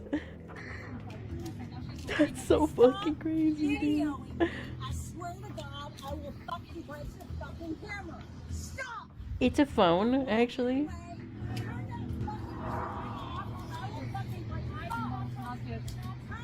Not yet. I don't see anybody. I'm going to go to the restaurant. Let's just go to the restaurant. Agreed. Actually, it's an iPhone. Oh my god, now she's going to the third friend. She's attacking. She's, You see, if I was there, I would just tackle her. Stop, woman! And she's oh my god, she's... What's she doing? Please come. Please get here quickly. Don't engage. Hey, there's a car coming. Be careful. Notice Miss Upton has her hand in the bag, and according to the three victims, she claims she is hiding a gun and is threatening to shoot if they don't stop filming. If she's telling the truth, the situation Where's could the turn police? deadly, but thankfully police units arrived before things get any worse. Where's the police? Is that them? The light of the cops? Oh, it's them. All you can back up that way, please. Sure. According to the victim's lawyer, Miss Upton also claimed to have a gun in her car, but it turns out she was just running her mouth. Even with the evidence on camera, the officers let Upton go, only arresting her the next morning. She was charged with making terroristic threats. Just a few months later, one of the victims filed a lawsuit for an unknown amount of damages, telling the court the incident had affected her life and left her waking up in cold sweats. The victims here are lucky things didn't get physical. However, with this next Karen, the story is a little different, as she thought that money could save her from her consequences. Police were made aware of a black SUV driving erratically, almost hitting multiple other vehicles. Luckily, it wasn't too difficult for the cops to catch the driver, as her own ridiculous driving ended up getting her backed into a corner with barely any persuasion from the cops. However, when the cops went to identify the driver, they discovered the last thing they expected. Well, my name's Officer Solomon with the hospital No, department, okay? The reason there's I a make contact baby in with the you car? is because we got a call in that you're intoxicated driving, okay? Obviously, when I saw you, you just drove onto a curb and almost struck a fence, okay? So I'm gonna need you to step Funky out. driving. Nuh-uh. Okay? The driver Can't be is me clearly if out of I it and just absolutely should don't not drive. have been driving. However, the most interesting part of this case Just is never that the drive woman again? in the car is actually the police sergeant's girlfriend. What? So the case had to be handed over to a different department due to a conflict of interest. And unfortunately for her, they weren't messing around. You know it's against the law to be driving under the influence, correct? Okay, you do know that, right? So I don't know why you think you're above the law because of who you're dating. You're gonna get out of the car, I'm gonna have to pull you out. Okay, we're not playing a game like you did with the other officers. Okay? Are you gonna get out of the car? What game are we playing? I'm not playing any game with you. Are you gonna get out of the car? Yes or no? No. Okay. Yeah, pull her out. Pull her out. Oh, really? Yeah, really. Really? Oh, what the f***? You're gonna listen. You don't get any favors because who you're dating. You understand that? Don't resist. I want to stop. I can call all your kids. Get her ass. Get her ass. Stop. Take her Apple Watch. Stop. You already messed up. Stop, man. We're 15 one time. You're not wrong. Stop. You're wrong. Stop. But this isn't where the insanity ends. What could possibly be worse than driving drunk through residential streets at rush hour? Doing exactly that, but with a baby in the car. Knew it. I mean, I don't know her issue. I'm so embarrassed. I'm so I tried. embarrassed. Was the child inside the car? You grabbed the car. You grabbed the kid? Yeah, I watched him get the kid out of the car. Yeah, I did. Because I was pulling. Okay, get the child's information. Yeah. Are you? I guess your mom. Grandma. Grandma. Grandma. I had no clue. Hello, Deputy Sanchez with the Lee County Sheriff's Office. Are you okay? Ma'am, are you awake? Do you need medics to come see you? No. Okay. No. Okay, so they're gonna switch out the cuffs, okay? The cops are trying to do everything they can to treat the woman with respect, but it seems she's just too snide and disrespectful to do the same back, as she immediately starts to pick fights with the officers. Ready? You. Okay. No. You have to get told me. What? I don't know why he would say that. Go ahead and get He said he f***ed you. I don't know why he would As say a that. subordinate. Okay, let's go. What the fuck? Get on. No. Get on. Don't do Go that. ahead and get up. Get on. No. Ahmad Go said ahead he and f***ed you get up. as Go your ahead and get subordinate. up. You're gonna catch more charges. Get Get up. up. No, I don't give a f***. Get up. She has some tea. Get in there. Watch your She's step. got some tea Ready? about the police He told me. department. Get up. Jasmine. Hey, get up. No, he told me. Get up. Get in there. He told. Get up. I will. You will not. Get in there. That's enough. Stop. That's enough. Now knock it off. I'm not gonna tell you again. You're gonna knock it off. You're not gonna come out here and kick one of my deputies. Thank you. Are you gonna Thank stop? you. Are you going to Thank you stop? for the evidence. Are you going to Thank you for the evidence. get up? No, thank you. Sit up. Thank you. Sit up. Sit up. No, thank you for the evidence. No, don't you. Get up. Get up. Dude, these people are crazy. Is your name Evan? Huh? She kicked. Resisting like this has done nothing but add another charge to her already long Plus list. one The cops charge. talk to a couple witnesses and search the car, but the most interesting part of the whole case comes back at the station, where she's made to take a blood alcohol level test. Oh, no. Remember, the woman was driving recklessly while allegedly drunk, carrying a baby on board. If she doesn't pass this, things don't look good for her position, not only Yeah. out of jail, but as a mother. So first of all, look, we're not gonna argue. We can put you back in the unit and take you right to jail. Thank you. So Okay. we're the ones. She's just getting the door for us. She's just getting the door for us. We're just going there. We're gonna do the test. He's doing everything. He's doing It's the test. conflict. So I'm gonna run the test, Desiree. Does that make sense? Yes. Okay, so let's go. He's running it. I'm gonna do that. She's holding the door for us. Go ahead. It's conflict. She's holding the door. He doesn't I'm not gonna be in there. She's just holding the door for us, so we can go inside. I can't do both. I can't. If I So- don't pass this, You said you were gonna take the test. Right now we're here. Oh, no. Now it's time to take the test, okay? telling you, if The I consequences fail, of my I will not have my actions. kid. If the machine tones out, we're gonna take it as a refusal, and we're just gonna take you right over to the jail. Big blow. Breathe in real big. Keep going. It's gonna be like We still need A this second million. test before we can figure everything out. So in a second, you're gonna do the same thing you did already. The woman's blood alcohol level came back to a 0.36%, 4.5 times over the legal limit, and by all accounts, an extremely dangerous level to be at. Almost all of the charts available show that anything over 0.3% can be deadly. The risk of blood alcohol poisoning and even a coma is extremely high, and frankly, it's a miracle that she's still even conscious. At this point, it's not even just about punishing her for the immense amount of danger she put herself, the public, and her baby in, but it's also about keeping her safe. But even with this in mind, she's still not ready to cooperate. Really, bro? Well, we have to. So Desiree, we're gonna go now. If we go home, I'm gonna press charges on you. Okay, that's fine. Especially because I have evidence. Okay, that's fine. Evidence. Come on, we have to take you to the jail. No. Stop that. Yeah. None of that needs to happen right now. No. Okay, no, it doesn't. So we're gonna escort you if you don't stand up. Yes, we are. I'm not gonna be another victim. You're No. not a victim. All right, Sanchez. He told me everything. No, he told me everything. Okay. I don't have a good one either. He told me he her. Okay, and that's their Never business. mind, she's honestly drinking. I'm not gonna Honestly, probably. Go to She's sleep. like, I hope they catch me. I hope they catch me. Okay, so we're gonna put you in there if you don't go in there. Desiree, you need to listen. Victor, take me home. No, can't do that. Victor. So listen, you're gonna listen now, Desiree. All right. Let's go. Let's see, Desiree. Let's go. Listen, Boras, I can't listen to you. Wait. Put your legs in, Desiree. Desiree, I'm gonna go around and pull you in. Desiree, Okay. just get in there. Shut up. Just get in there. It's easier if you follow the instruction and come out. I'm just telling you I can't. Okay, I'm gonna tell you one more time. Why can't you? Are you intoxicated at this time? No? Okay, we'll help you. Come on.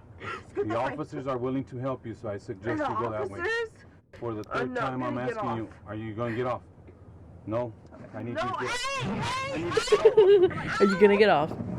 Immediately start shoving her. Come on.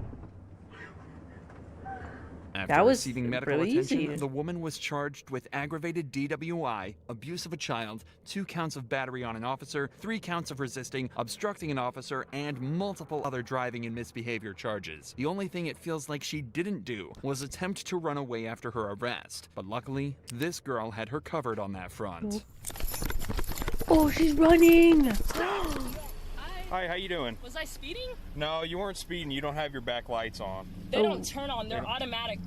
These are auto lights that come on. Mm-hmm. So that's what's on right now. Okay. It only You don't have any way to turn them on? my back lights. Yeah, so like a lot When of I times. brake. No, like your tail lights just aren't on at all. So when you brake your lights will activate, but like when Yeah. you're just driving on the road regularly. These are just auto lights. I don't really Yeah. know how to fix Well, they're probably that. just broken. Already the way this girl is talking is a little suspicious. She seems Maybe. louder than you'd expect and occasionally talks over the officer without realizing it, but it's a little too early to call at this point. However, after just a couple minutes, the cop notices an all too Ooh, he got familiar that good scent in pen. the car. And have you guys been drinking? It's like the pilot No, pen. nobody's been drinking at all? She Okay. just got off at Jim's. Okay, it smells like alcohol in the car, that's why I'm asking. Okay. So if We don't have any alcohol in the car. I know. I'm saying if you have been drinking, it smells like somebody's been drinking. So that's why I'm asking. Okay. All right. So you haven't had, none of you have had anything We to were drink? at a party. Okay. Okay. All right. Well, just give me 1 sec. I'm going to be right back with you, okay? Okay. You can tell that they're the ones in the one in the back Who seat's was it, drunk for me? sure. And I tried to explain to the driver though, like somebody's been drinking in this car. And they're like, no, we haven't been The drinking. fumes just coming out of her So- mouth. It wasn't me. And then- no, I didn't even ask because they just kept going off on. They kept telling me a bunch of stupid information that I didn't need to know. And the chick was like, oh, well, I don't have my ID on me. So she gave me her name and date of birth. Yeah. In this situation, it would have been far smarter for the girls in the back to admit they were drunk, as all lying did was make the cops suspicious. Remember, drinking is not a crime of its own, but driving drunk is. So if the Okay, scent like, was coming from the girls in the back, that drunk would out of his explain everything. mind. But now the cop is worried that the driver is lying too, and heads back to see if he's right. So, JD, you said you had nothing to drink tonight, right? No. Okay. Would None you of mind us- just doing a few tests for me to see? None of us. But you pulled me over for lights. Isn't that a warning? No, it can be a ticket. I've gotten pulled over for my lights not being on, and I've sworn every time that's a warning. It's a violation, so you can write somebody a ticket for it. So my lights didn't come on in the back? I What do you explained mean that by to you. They weren't on. What is that like? What do you mean by lights? Your lights were not on in the back. When That I means that braked? nobody could see you when you were driving down the road if they were behind you. Okay, you haven't had anything to drink, right? No. I Okay. mean, we went to a party, but I don't think that anything that we were like containing or anything like that has us under the influence as being drunk. Okay.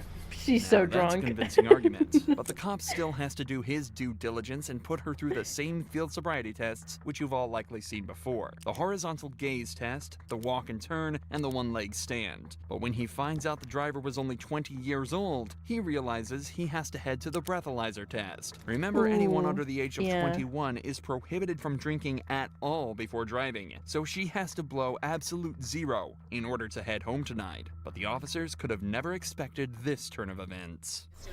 I'm not gonna lie to you. I'm very nervous. I just peed my pants. What? Is it possible I can go to the bathroom or just pee behind a bush very, very fast?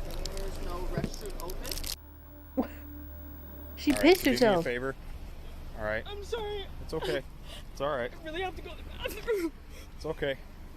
She's All peeing. right. Can you just blow into this until it clicks? No, hang on. Just a nice steady breath, okay? Okay. All right, go ahead. All right, hang on. You gotta. I'm sorry. I'm literally It's going okay. to the bathroom It's okay. right now. So, I can give you a Why second. is she Can I peeing? just go pee? Really? You can come with me. You can literally come with me. I don't care, but I really have to go to the bathroom. This came out of nowhere. I mean, if you absolutely can't hold it, we can make that work, I guess. She can come with me, but I'm literally Okay. peeing my pants right now. Okay, all right, she can go with you. Quick, I gotta A pee couple out the minutes later, alcohol. the girl returns to I finally don't know take if the that's how it breathalyzer works. test. We'll get this set up again for you. Okay. Yeah, just blow in this nice steady breath until it clicks, okay?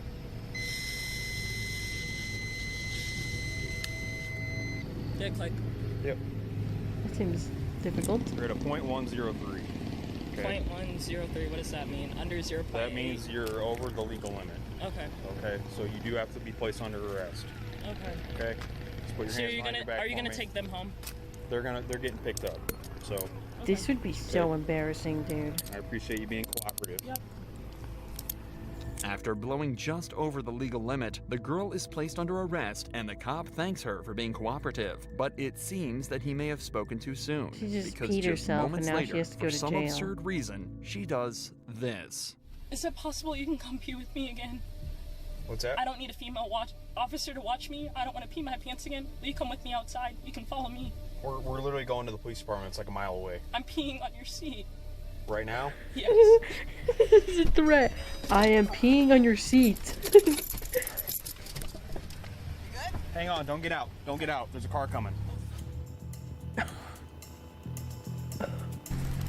How is she gonna drive if she's handcuffed? Stop! No! Get out of the car! Get out of the car! Stop! Hey, 6, we got one taking off on us. She's trying to drive away.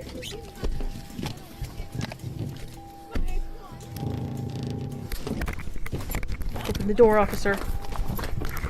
I'm getting squished. I'm getting squished.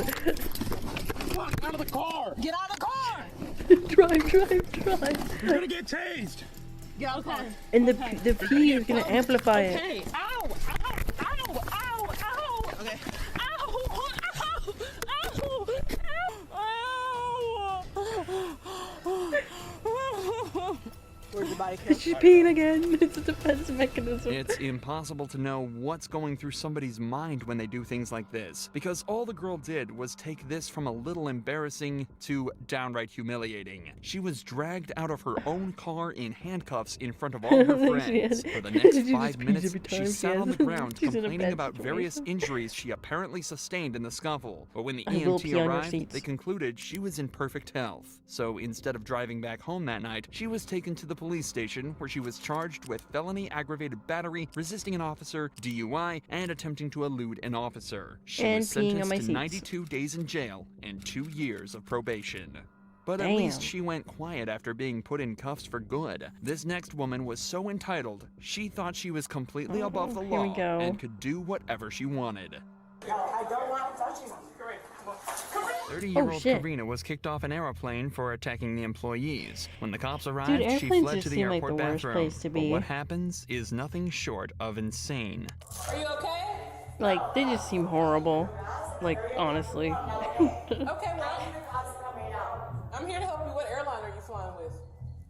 Obviously, no airline. That was the last airline tonight. Y'all just money, bro, because I didn't want to make a scene for y'all. Karina claims she's being y'all. harassed and was treated unfairly by the airplane Hey, staff. hello. She says she wasn't aggressive at all, but she did politely get off the plane because she didn't want to make a scene. The cops spend the next few Is she minutes also trying going to to use convince peeing Karina as a that if defense she's nice mechanism? enough, she might be able to reason with the airline and get her seat back on the plane. This at least gets her out of the stall, but she starts to be less cooperative when the cops start to ask her this question. Did you have anything to drink today? Is that against the law? No, that's Do I what need I'm a lawyer? asking. No. I'm gonna call a lawyer. For what? Before I answer any more questions, I'm gonna call a lawyer. Did you have anything to eat today? I'm gonna call a lawyer. Before Did I you have answer anything any to eat? questions, I'm gonna call a lawyer. Did you have anything to eat today? I'm gonna call a lawyer. I mean, Have you eaten today? Talk to my lawyer about it. Okay. You haven't had anything to eat today? Talk to my lawyer. You take medication? Talk to my lawyer. Are you flying? Talk to my lawyer. Talk to you my going to lawyer. Georgia? Talk to my lawyer. Talk to my lawyer. Talk to my lawyer. Okay. Her slurred speech and extremely awkward state of mind basically answer You're this gonna say question that for now. us. Talk to my So the lawyer. cops decide to speed things up and put her in cuffs. Karina is Hey, then sir, walked good. out to a patrol car, but before they can even get there, her attitude goes from bad to worse, and she starts to become violent. I really don't feel comfortable with him touching me. I'm standing right here. No, I don't want him touching me. I literally, he's on a power play mode. I don't want him touching me. She's getting aggressive. I don't want him touching me. Oh. I said I don't want him touching me. I don't feel comfortable with him. No, I don't want him Ma'am? touching me. Just keep calm, and we'll get through this together. We'll let you stand back up. You want to stand up? But I need you to say that you're not going to kick my officers, okay? Yes, Daddy, I promise. What? Daddy, What? I'll be a good girl. What?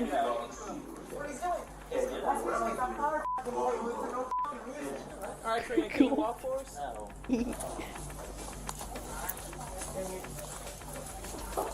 I don't want him touching me.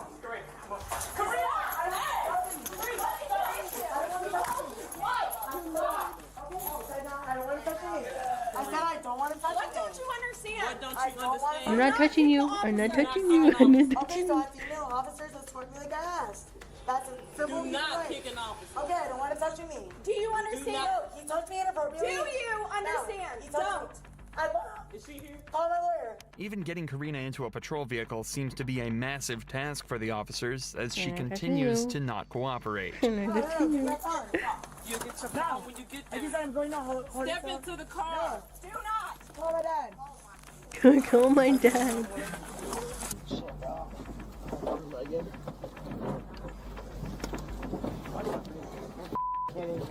Karina was eventually brought back to the station where her prints were taken and her charges read. She was hit with assaulting a public servant, public intoxication, and resisting arrest, and will likely be spending at least the night in jail to sleep the alcohol off. Karina's lawyer Just never laying on showed the up, floor. and the same goes for the next case, but unfortunately for the suspect, somebody much, much worse showed up. You know what you've done with your word, Jim. On February 21st, 2022, police pulled over a Tesla after receiving a reckless Tesla. driving report, but it was Ooh. clear the driver had no intention of sticking around to get their ticket. She's driving off.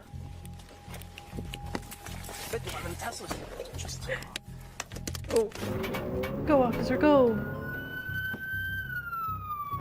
Pull over, ma'am. Turn off the vehicle! Sheriff's office! The Tesla It decides just to pull over at took this stop off sign by instead. The driver itself. then starts to talk with the officer, but it's clear she's more than a little confused. Hold that! Stay in the f***ing vehicle! 511, she's getting out. This is insane. Come here! Come here! Stand in front of my patrol vehicle right now. Right now! Ma'am! She's just standing there. Ma'am? You need to come over here right now. Come here. Because I'm telling you to. You're running from me. I did not. This is already one of the strangest traffic stops this officer will have ever made, and it's only about to get weirder. 511, she's refusing. This edited? AI? Jump in. Get out of the vehicle. She's punching me. I own this. Actively resisting. Get out. I own this island. It's crazy. Get out of the vehicle. Tase the car. It's electric. What's it gonna do? 5111, I'm in pursuit again. She's speeding. We're stopped again. Turn off the vehicle. Sheriff's office. She's getting out. I'm scared. Stop me over. Is she on the phone? They're arresting me. No, dude. What? What are you doing? Don't fucking resist. Look at that random citizen. You didn't even know. He slowed down to see what's going on. Guys, they're arresting me. Dad! They have me on the floor! Dad! I don't know what I did! What am I doing? Footage like this can often feel distressing until you realize it's caused by nothing other than the suspect's doing with own the door incompetence. handles? I didn't even This think girl about that, yeah, 'cause intentionally you couldn't ignored open it. order after order from the officer and fled the scene multiple times. If she doesn't know what she did wrong, that's entirely her fault. Maybe that's the reason she's screaming for her father so much, something she continues to do long after being detained. No, this is what happens when you flee and then you kick me. I didn't flee and I Oh, didn't what are you listening to, kick you. officer? I So see you have those lights Spotify and open on your sirens Apple mean Watch. nothing? We're just out Can here. I call my father? No. He owns the island. 5111, you can Okay. release the air. Call my father. I'm not calling your dad. Then what are you How gonna old do? are you? How Take old you are to you? jail. I'm 24. Okay, 24. 24. We don't need to call your dad. You could have killed someone. Yes, you. Yeah, I could have killed you too, but you're alive, right? Something is clearly very wrong with this such a girl. crazy Whether thing it's to alcohol, say. drugs, or simply an incredibly corrupt worldview, the cops aren't sure, but they're bent on finding This out. is in Florida. What island? I don't know anything about Florida. She's sick one, I can smell it. Yeah, I know. What did I do? You ran from me. You ran. She's out of breath. Him. How much? You know what? I'm not even gonna ask you any questions. All right, you got her. I'm gonna go ahead and pat her down. Yeah. Please call my dad. No, listen. No, I need my dad here before you do He's anything. gonna get me out of You're this. 24 years old. I don't care. Do you want to participate in standard field sobriety exercises to dispel my belief that you're driving under the influence? Yes, of course I'm not. Ooh, let's do some exercises. Ma'am, Say the ABCs backwards. All the signs are pointing to a break in this girl's sobriety streak. She's even confused, think I could do that. distressed, and almost delirious. Just take a look at her expression and behavior as the cop tries to explain how horribly she's been acting. Ma'am, the amount of lives that you just put at risk is ridiculous. Okay? I have no Tell her, sympathy her. for you right now. You could have easily killed someone. There are little kids that live in this neighborhood. What is she doing? The fact that you would run from me. Walk up on him like that again. You do not know how lucky you are you didn't kill someone. That's how you got your empathy, right? Alright, I don't know if we can do it if she's resisting. Yeah, no. Dad! Despite briefly turning into a zombie, she's still able to yell for her father, who miraculously has now decided to turn up. But before they're sheesh. able to talk to him, they want to secure the girl in their patrol vehicle. A task that turned out to be much harder than they expected. Get in. Oh, she's resisting.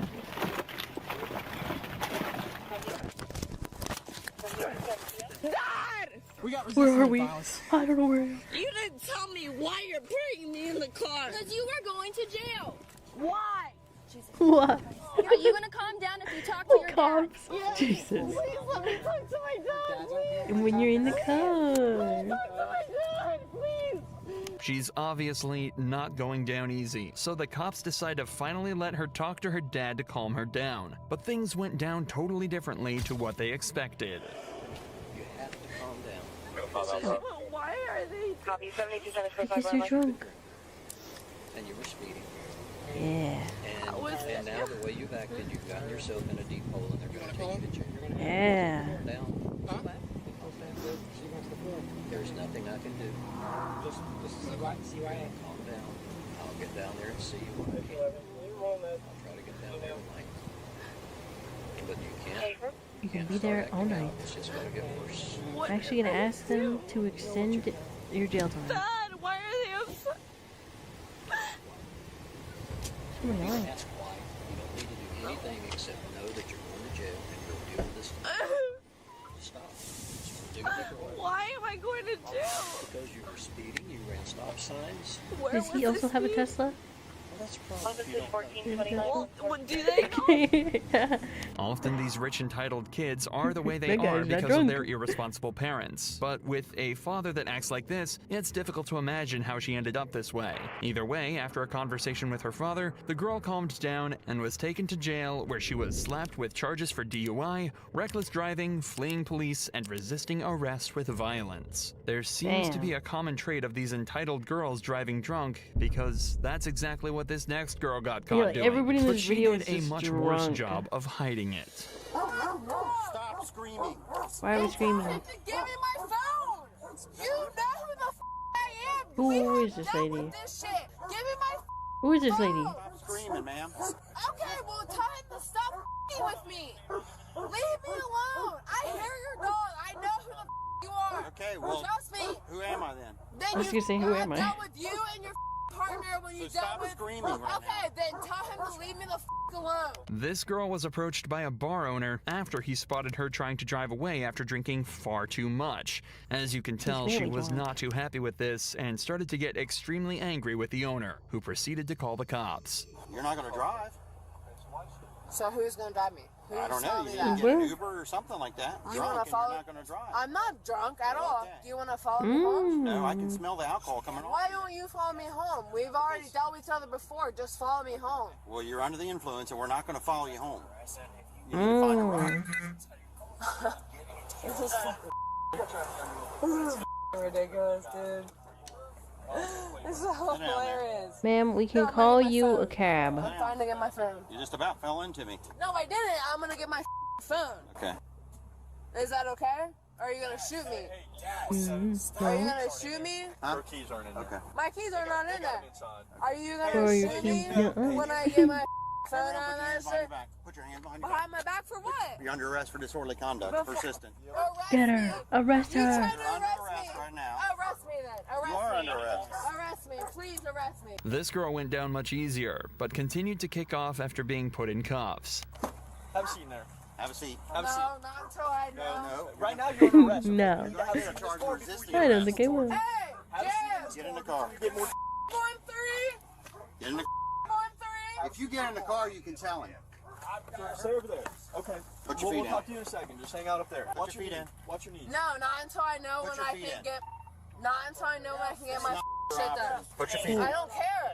After being taken back to Ma'am, the station, the please. girl was charged with disorderly conduct and taken to court where she pleaded guilty. She was fined $100 for the trouble she caused. At least she didn't end up becoming violent, though. A stark contrast Yeah, that to was the pretty actions tame. of this girl from Georgia. At around 4 a.m. on the 11th of August, 2021, 3 4 officers a.m. were called to an apartment complex on a disturbance call. When they arrived, they found 3 women outside. Things started to escalate Ladies, what's quickly. going on here? Girl, don't bitch, don't play with me. You fuck wrong with you, girl. Bitch, I don't give a fuck. Bitch, I don't give a fuck. It's 4 o'clock in the Girl, morning. We're bitch, not I yelling don't back care. and forth. Bitch, I don't care. It don't matter about no going back and forth. She's grown as fuck. Okay, Fuck well- wrong with you, yeah. I'd like to Man, get girl, the I'm other a girl's man. story. Sir, Go don't tell stand me over what I here. do. Don't tell sir, Yes, don't I'm tell telling me you what what to I do. do. Because right now I'm Sir, telling you what to sir, do. I'm not locked up and I'm not doing nothing illegal. Don't tell You me are what doing to do. something No, illegal. what I'm doing. You what are. I'm doing. You are being disorderly right now. Baby, I'm not being illegal. The This same is man that's coming. disorderly. No, baby, no, I'm not. All right, well, then come stand by this car. Because you're not finna corrupt. Well, then sit down. Your card. No, Then I come don't stand have right to there. sit down. I don't have to Come sit sit down. right here. I don't have to sit down. This is my Then bring right, it down. baby. This is my That is right. not your right. Oh, yes, it is. Yes, You it is. cannot yell at 4 o'clock in the morning. Okay, baby. Okay, I You don't have cannot to yell at raise. 4 o'clock in Okay, the I don't morning. have to raise at 4 Bring o'clock it in the down. morning. Hey, That's what to do. I'm trying to sleep. Somebody from one of the buildings.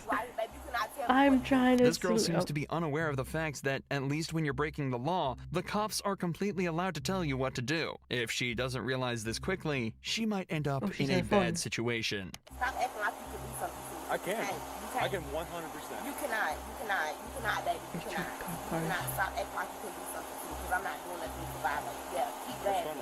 Keep laughing. And I'm not laughing. And I'm going to record. And I'm recording you. Are you laughing?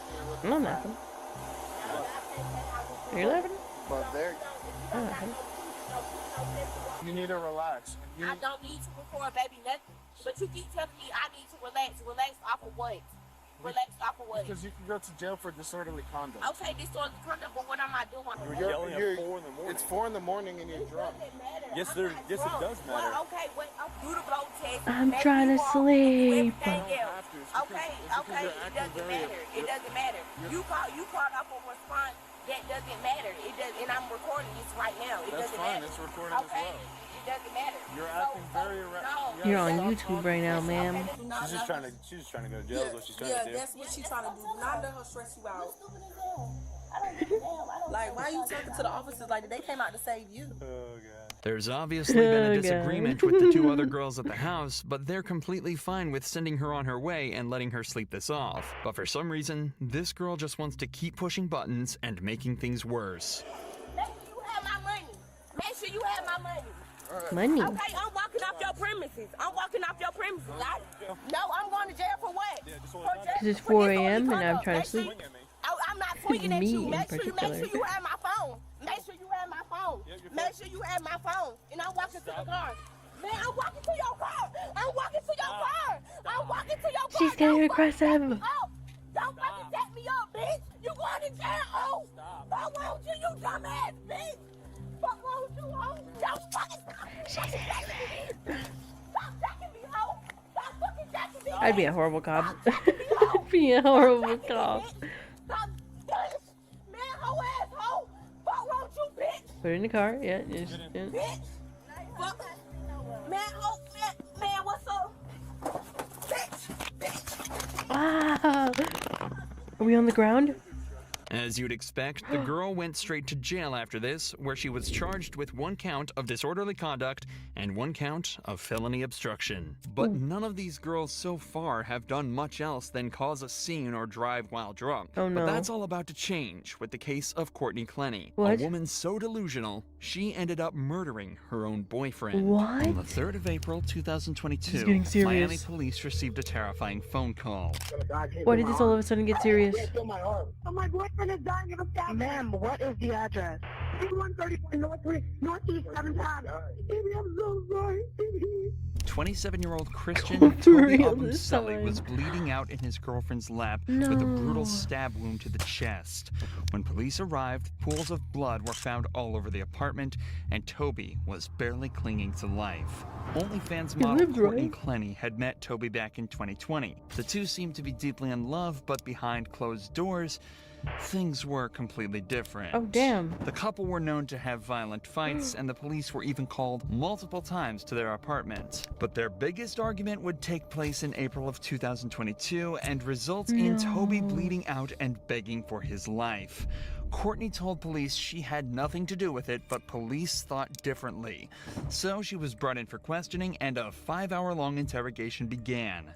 My apologies for being absolutely covered in blood. Listen, you don't have to apologize, okay? I completely understand. All right?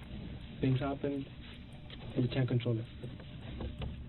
Okay? How long have you guys been together?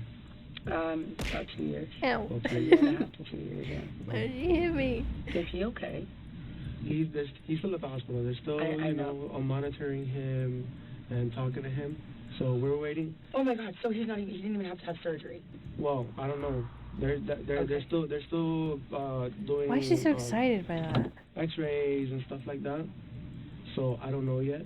I'm waiting. I mean, I know why she is, but like... Okay. The detectives tell Courtney that Toby is in the hospital, but alive. Detectives are usually unaware of how a suspect will react to certain information, so it's often safest to open by easing any worries they may have and talking in a non-accusatory manner. This makes the suspect feel more relaxed and more likely to open up. I just got it out together. I had broken up with him, and then he came back the last 2 nights, and then started into an argument, and I ended up getting scared, and I think that I overreacted, or not overreacted necessarily, but reacted, and I just didn't know exactly what might happen.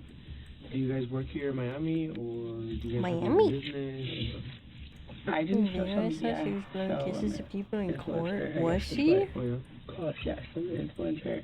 What do you focus I'm an on, like influencer. Instagram or social media?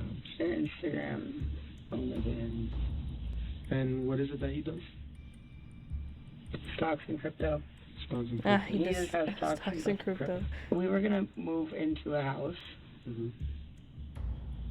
So, have an apartment, and then we were like, maybe just move here for a year.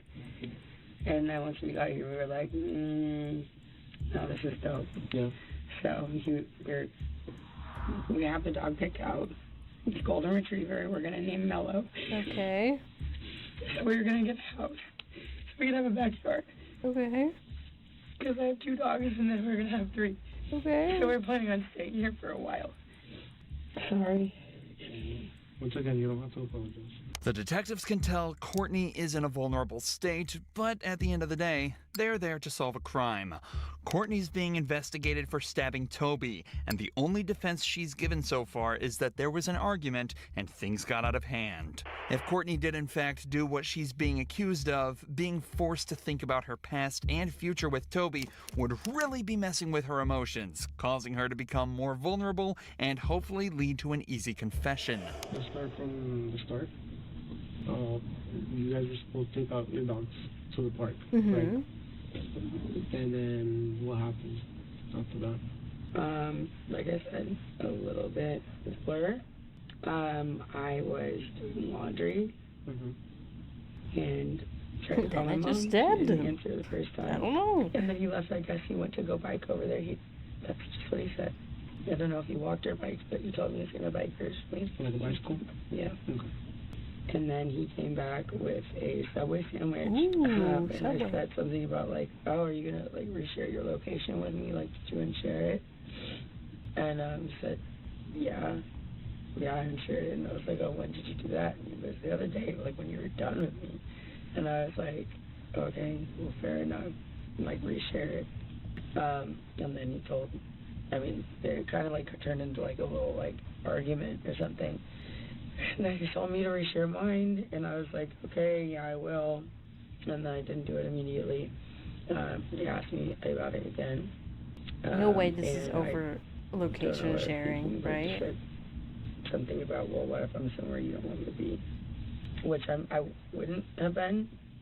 I love him, but maybe you don't want to know where I am. I guess maybe they'll just like hurt him because he was pressing me. And he ended up pinning me against the wall. I mean, I said like choking me on the floor. It's just like, they were looking at my neck, and I was like, I mean, I'm not saying like choking me like, you know, whatever. But I mean, he had my like neck, like and this happened twice before, where I couldn't breathe and I was on the floor. Okay. I could not breathe, and I don't think that he is trying to kill me. What but a I was notification scared. you got there, And sir. all 3 times I have been scared. His phone went off. I'm on the floor. And you have me pinned. Get my mom on the phone. Okay. So this happened like over by the door, and somehow moved like over in the living room. He was standing by the couch, facing toward the kitchen. I was in the kitchen, and then he just like, I could see like all the whites in his eyes, and he was like coming at me.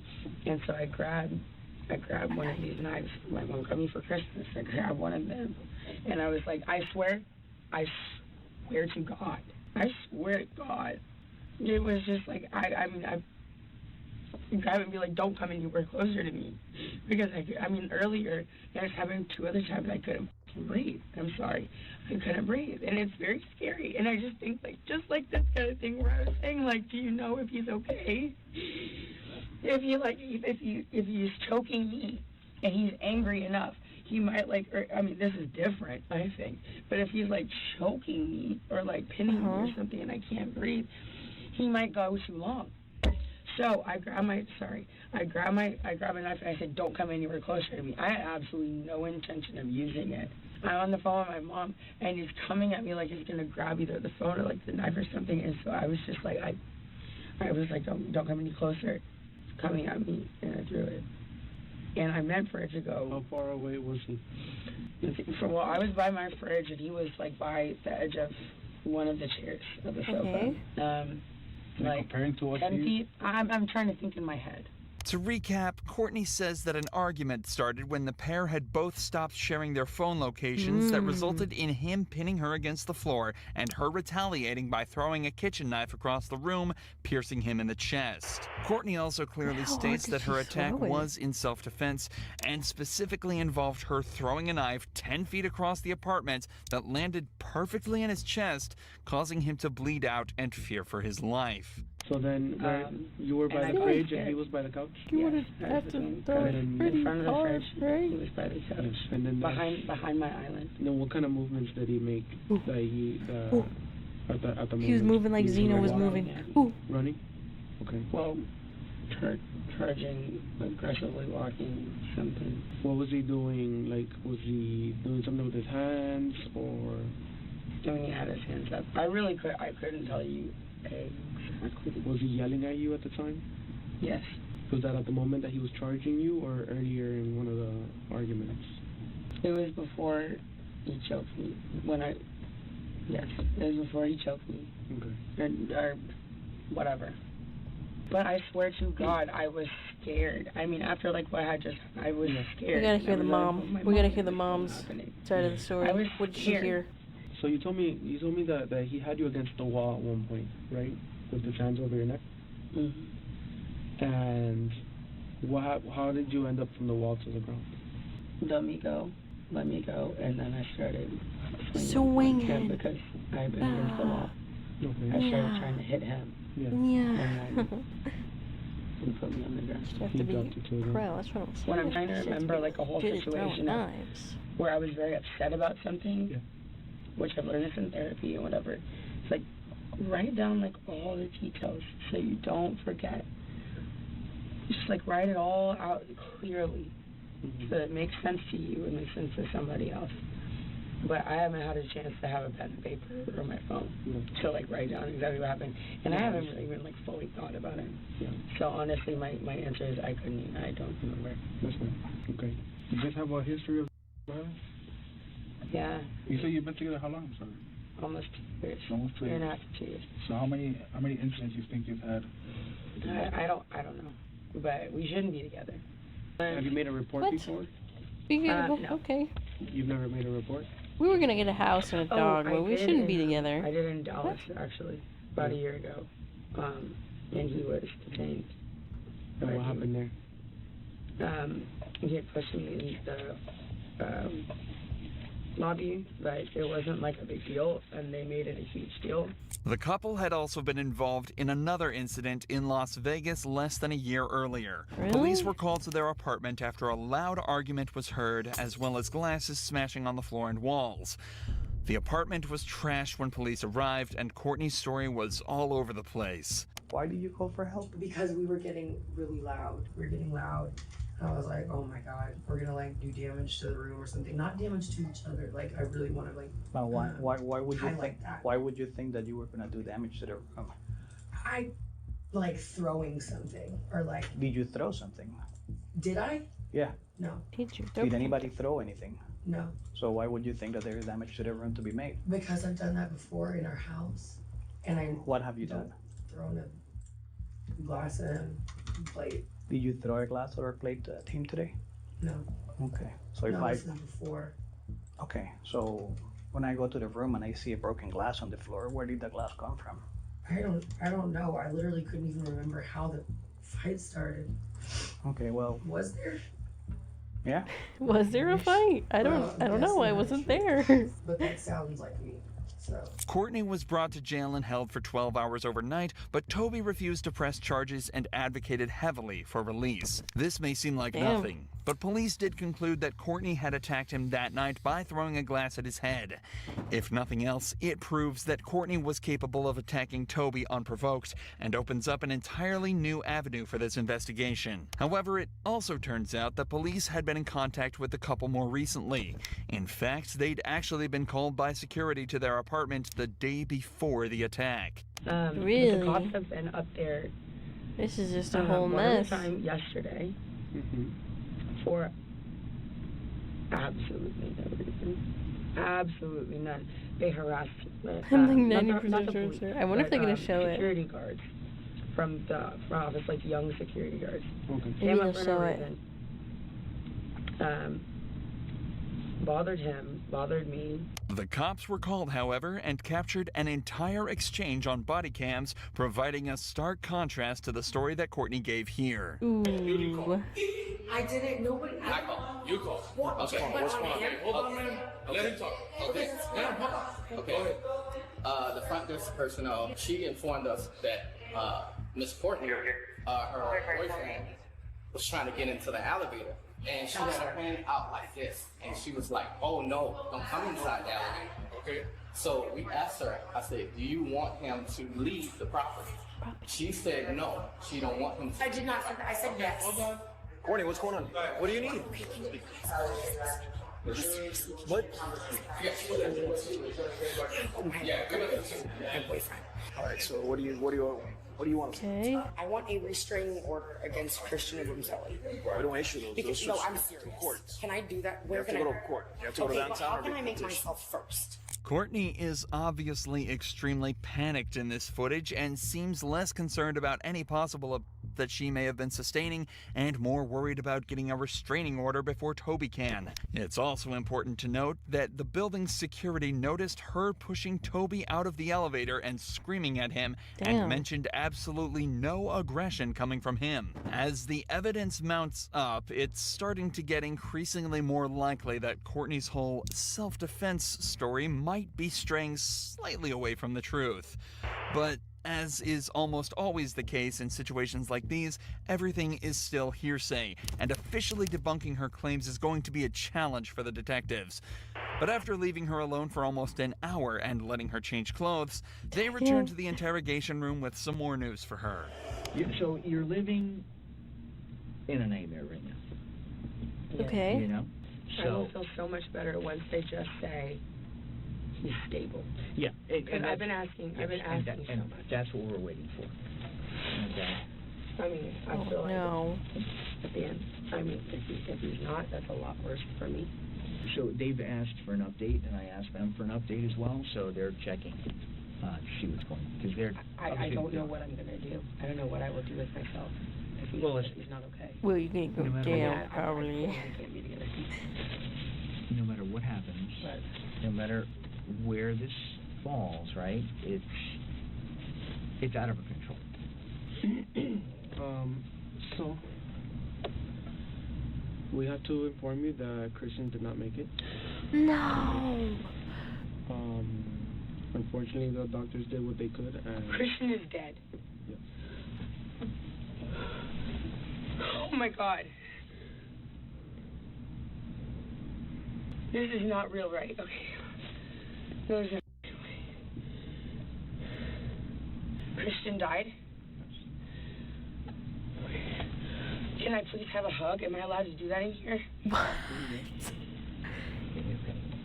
Relax. No. Calm down. I was just saying, I feel like I feel worse. I feel sadder than she I need to does. hug my mom. I cannot be left alone in like a room by myself. You won't be. After this. I just like, no, that's not true. That's not real, right? It is real. Maybe it's just an initial shock. They're not gonna lie. The last thing he ate was Subway. What I was saying to that other room, I said, God forbid, when like from far away. Subway's alright. What if I had accidentally hit a little bit lower and he died? So we can't change what's occurred and get him before. So just step by step. So you'll get through this, all right? It's easy to tell by the detectives' reactions that they're fairly convinced what happened was indeed self-defense. In fact, one of them was even talking earlier about how he's sure she'd be allowed home that night and that everything was going to be fine. So it obviously wasn't hard for her lawyer to convince them officially that she wasn't guilty and she was let off without any charges. What? But remember, the detectives weren't aware of any of the evidence mentioned so far. All they know is what Courtney told them. So as time went on, evidence started to mount up, and the Abumcelis case was starting to become stronger and stronger. The body cam videos started to become publicly available, and the true nature of her previous arrests came to light. There were also unflattering videos such as this one showing her drunk in public just days after her release. Damn. Yeah, and they're seeking justice. Yeah, What? let's all videotape her. Right Let's now. all videotape her. You should go. Yeah, you should go. Because you just killed her boyfriend. Yeah, you did. Yeah, and yeah. Yeah, okay, cool. Sure, people make mistakes and drink too much. But when you're seen acting like this in public just days after bawling your eyes out in an interrogation room, you don't exactly get painted in the best light. Just days later, footage secretly recorded by Toby was found on his phone displaying Courtney violently screaming at him, using aggressive language, hitting him across the face, and using racial slurs. Courtney, I was on a bike ride and she passed me and I said hi. You and Courtney are having a live chat. My bad, I forgot to tell you that. That doesn't make you to act and call me a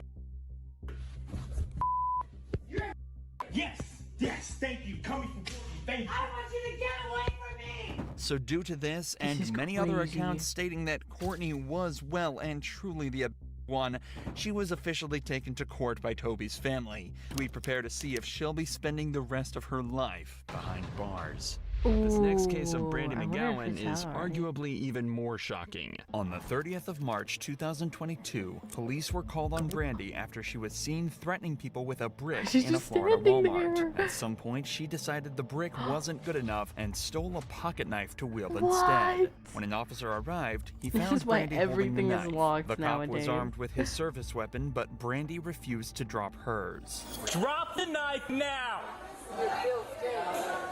Drop it. Drop the knife. What? Drop the knife. Drop it now.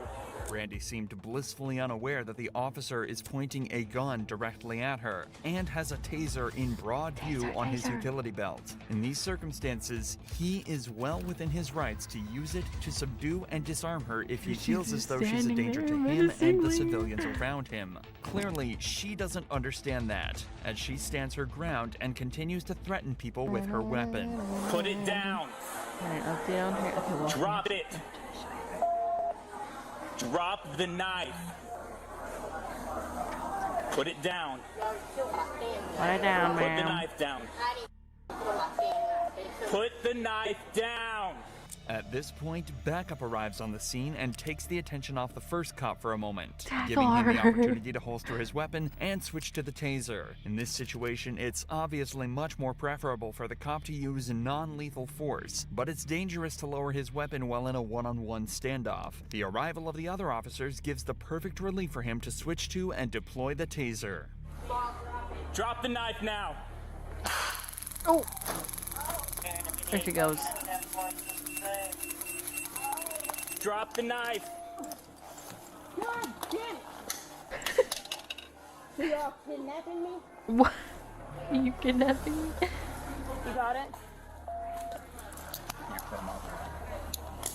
The taser does a perfect job of disarming Why is she Brandy and falls allowing the over? cops to put her in cuffs and detain her. After the Walmart interaction, she was taken to a local hospital for evaluation, where it was discovered she was, somewhat predictably, high on meth and had apparently Ooh, ingested over 4 yeah. grams of the stuff before entering the store to cause her chaos. Back at the police station, it was also discovered that Brandy had a lengthy criminal record, with charges including burglary, kidnapping, and battery. For this incident, she was hit with another charge of aggravated assault with a deadly weapon, carrying a sentence of up to 5 years in prison and a $5,000 fine. If this doesn't convince you not to take drugs, nothing will. But unlike every other case, Sarah Boone was facing a murder charge. Who was accused of killing her husband Jorge by locking him in a suitcase and leaving him to die. Sarah was quickly brought in for Here's 9 minutes interrogation left. to We'll just determine finish if it she up. was really as evil as they think. So he had some injuries to his left shoulder. He had a cut near his lip. 9 His minutes. mouth was a little. I haven't laid a hand on him. Thought that was the last one, honestly. What about the scratches? The scratches. Because there's also What? sex. Yes. Okay. Because there's also like a scratch on like the back of his neck, like kind of like going, but it's like going straight across. I have no idea. What Wait. that's from. In all honesty, we have not gotten into it. Okay. That's why, like, the only thing I thought you guys were going to ask me about, which I was going to be honest with you anyway, are the scratch marks on his back. Mhm.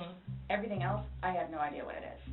Yesterday, when we took photographs of your overall body, and they did the buccal swabs, did they go under your fingernails?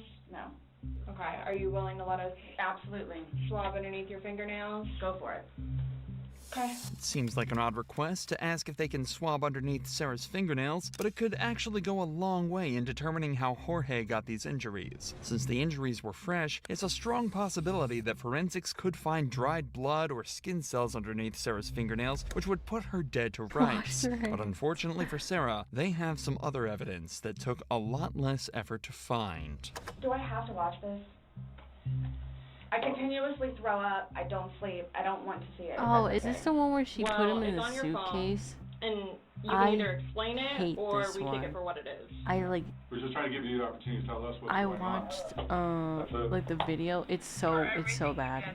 I don't think they show it here, but Fuck you.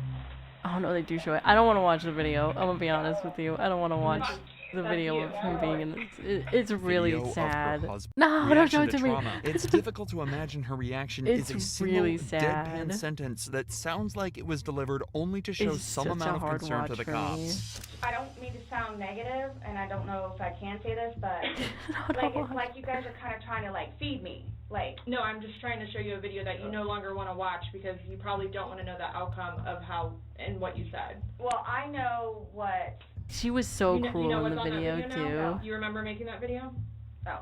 Why don't you remember making the video? Like, it's Probably actually because like the we had been worst thing But you ever. weren't drunk.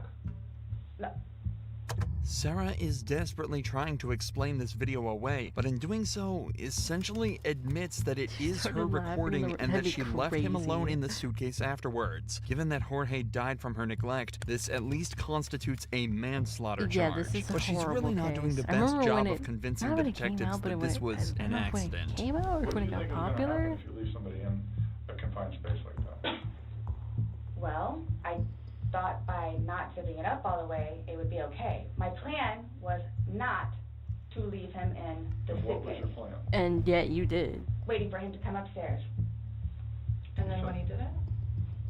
I fell asleep. You said you were up there 30 minutes. After 30 minutes, somebody not coming up. Knowing that the last time you saw him was in the suitcase, 30 minutes later, you're like, maybe I should go check on him. Maybe I shouldn't. No. Well, that didn't cross your mind because That's it like didn't happen. that's like an assumption. Like that's what you all are thinking. Just We're asking. it's the drinking. Sarah spends almost 2 hours in total desperately trying to manipulate the detectives and explain away the damning evidence the detectives have shown her. But ultimately, the detectives remain completely unfazed, and they decide that they've heard enough. Do you promise and swear that everything we talked about today has been true and accurate to the best of your knowledge? Yes, but it was not intentional. Okay. Okay. All right, do me a favor, stand up, Arrest her. Why is this happening? because George is dead. Not intentionally. We understand that. He's still dead. Not intentionally. Someone needs to call Brian, please. Okay. Or can I not make a phone call? You'll be able to make a phone call when we get you down to the jail. It's always funny to me when they're like, can we call this person? Like, what is that person gonna do? Your response to everything was basically, I didn't do it. Intentionally. Intentionally. Sarah was charged Okay. with second-degree murder and is facing life in prison. As of this video's upload, the trial is still ongoing. Damn. This suspect's public outburst takes place on a plane ready for takeoff. Prior to the footage, she's been asked to leave multiple times due to her refusal to wear a mask during the pandemic. Hello. Did we watch this already? Yep, you're gonna have to get off the aircraft, okay? We did. We watched Yep. this one already. She's a representative This is of the when aircraft. she's They don't like, want you flying on their plane today, okay? So this you're isn't gonna have to get healing. off the They aircraft. Yeah, we watched this one already. What? Right now, I'm gonna need you. Fine, and I will respect that. Okay. So I'm gonna need you to grab your bag and just And I step did off not the do aircraft. anything, actually. We'll talk about it Disruptive besides speaking my No, mind. this is the last You know what? one. I We live watched in this one America. already. Okay. Yeah, that's yeah. Yeah. Wow, maybe I should watch the whole fucking thing. I was gonna say, I think he kind of just threw it in there for the 2 hours. He's like, yeah, let me just get it. Let me just get one more in there. That's good. That's great. That was a pretty funny video, honestly.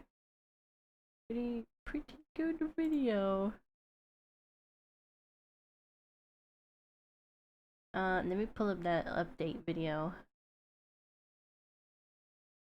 Let me pull it up real fast, and that'll be the last thing I watch. And then it's bedtime for everyone. We're all going to bed.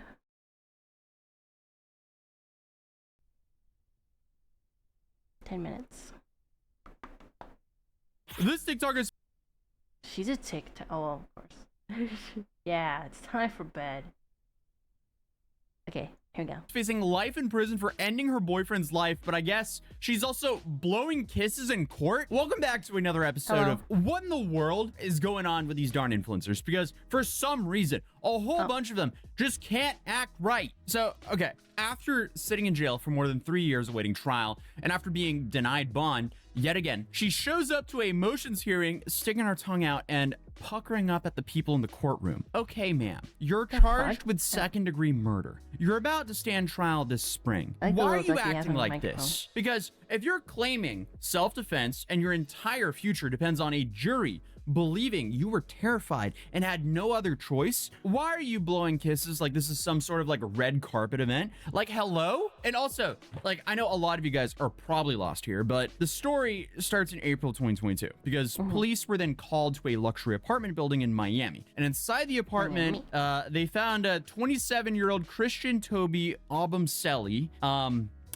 no longer responsive. Courtney here took his life with a knife, and she's claiming self-defense. And Courtney Clemmy, she's a TikToker, Instagram model, and OF girl. And she has millions of followers, and she's known online as Courtney Taylor. But by the time first responders arrived, Toby was bleeding heavily and would later lose his life to those injuries. In the next room, paramedics are trying to help Christian. Sit down, sit down, sit down.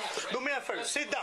Do not move. Why are you yelling at me? Do not move. Why are you yelling at me? Sit down. Okay, oh my god, oh my god. Courtney is begging to see him, but police explain she cannot go back inside because the apartment is considered a crime scene. Yeah. I'm covered in his blood because I'm trying to save I understand him. I'm trying to save him. I understand that. And if I don't yoke him, then what will I do with my life?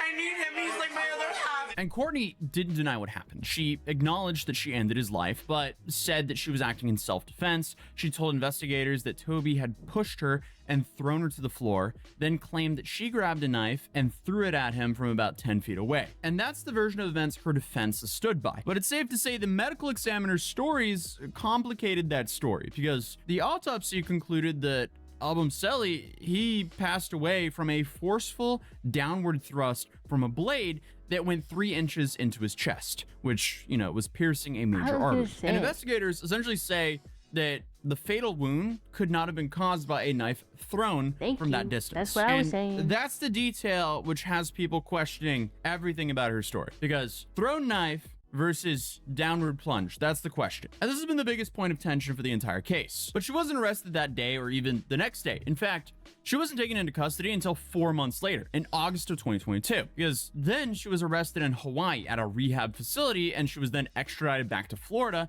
to face a charge of second-degree murder. And at the time of her arrest, Miami-Dade State Attorney Catherine Fernandez-Rundle described the incident as coming from a tempestuous and combative relationship that began in November of 2020. And that relationship had already drawn attention long before Toby lost his life, because the couple had previously lived in Austin, Texas. And there, a former neighbor said that their fights were so frequent and intense that, according to reporting at the time, police were called to their residence multiple times. So after moving to Miami, prosecutors said the violence continued and that their building was even preparing to evict them because of the repeated disturbances. Like, do you know how bad the fighting has to be to get evicted over fighting? Then, video surfaces from a trip the couple took to Aspen just months before Toby's life was ended. And in that footage, Courtney can be seen hitting him repeatedly during an argument. I'm unsure how much we can actually show of that footage here, but it looks bad. Sober for 2 weeks.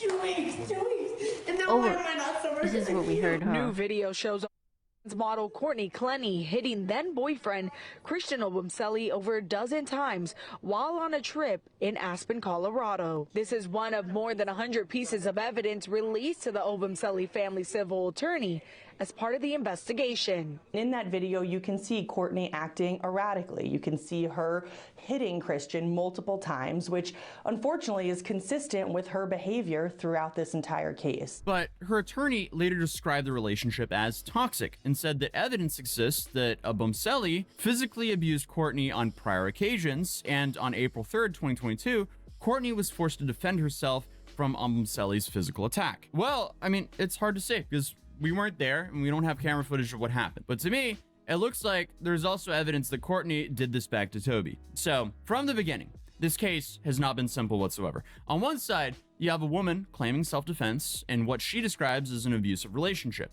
On the other side, you have forensic evidence that prosecutors argue does not match up to her story. And as this case has moved forward, it's only become more and more complicated because it wasn't just Courtney who ended up facing charges. Her parents did as well. Well, that definitely doesn't make her look good. And Kim and Deborah Clenny were taken into custody in Texas on out-of-state felony charges connected to the case. Because according to the arrest warrant affidavit, Kim, Deborah, and Courtney were charged with one count of unauthorized access of a computer system, or electronic device belonging to Christian Obumseli. Because investigators believe that Obumseli's laptop had been taken from the Miami apartment after his passing and accessed without permission. And the Obumseli family's attorneys released a statement saying the Obumseli family is saddened to hear the reports that Courtney's parents illegally took possession of Christian's laptop.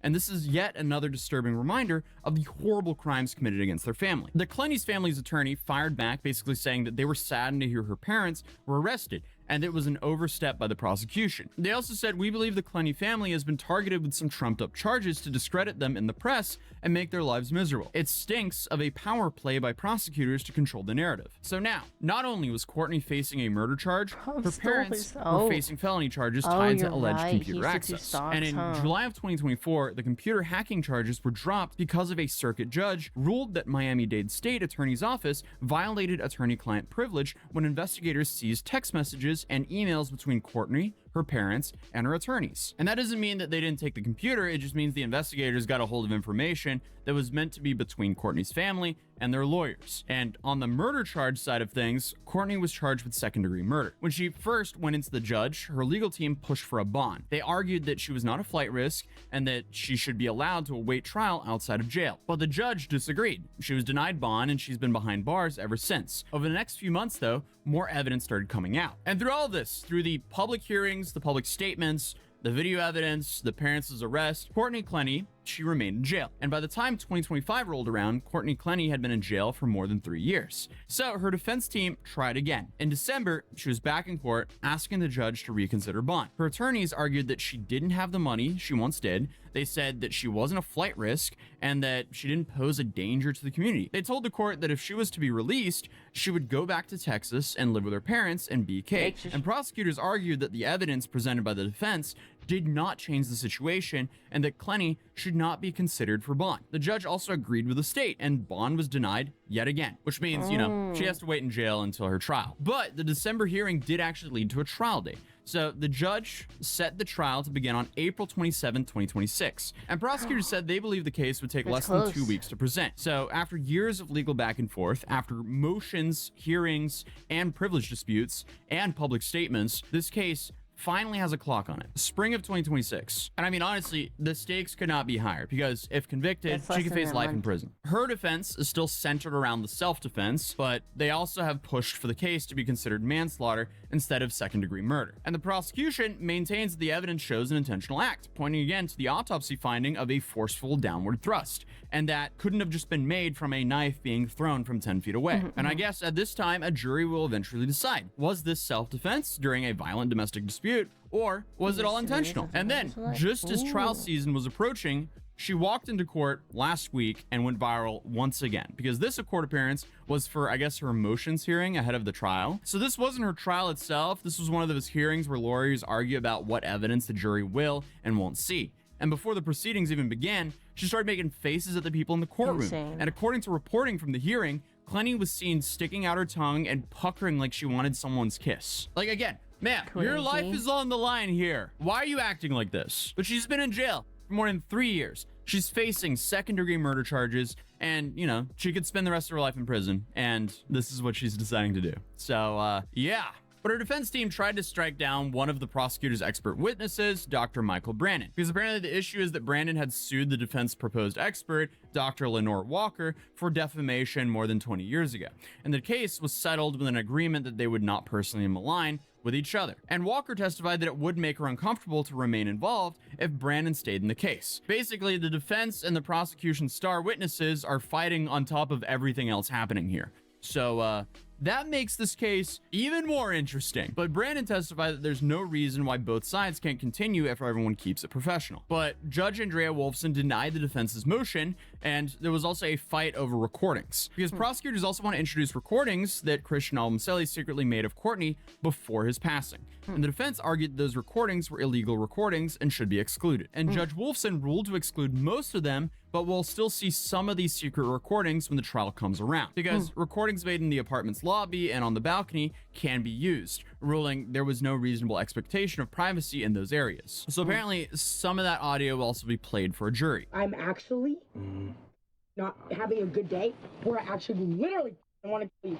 but you don't take me seriously. So her trial is set to begin on April 27, 2026. 12 people will be asked to decide whether this was self-defense in a volatile relationship or whether this was an intentional act. And honestly, when you're about to ask 12 strangers to believe you were terrified for your life, blowing kisses in court doesn't really seem like the best idea. So, hey, this will be interesting to see how it all plays out. But until then, I'll see you guys in tomorrow's video. I am back with daily uploads again. I took a break after all my traveling, but I have so much content that's stacked up for you guys, so I'll see you guys soon. Peace. Subscribe if you're new, drop a like if you enjoyed the video. Peace. That was like my third outro in 2 seconds. See ya. That was the fourth. You want money?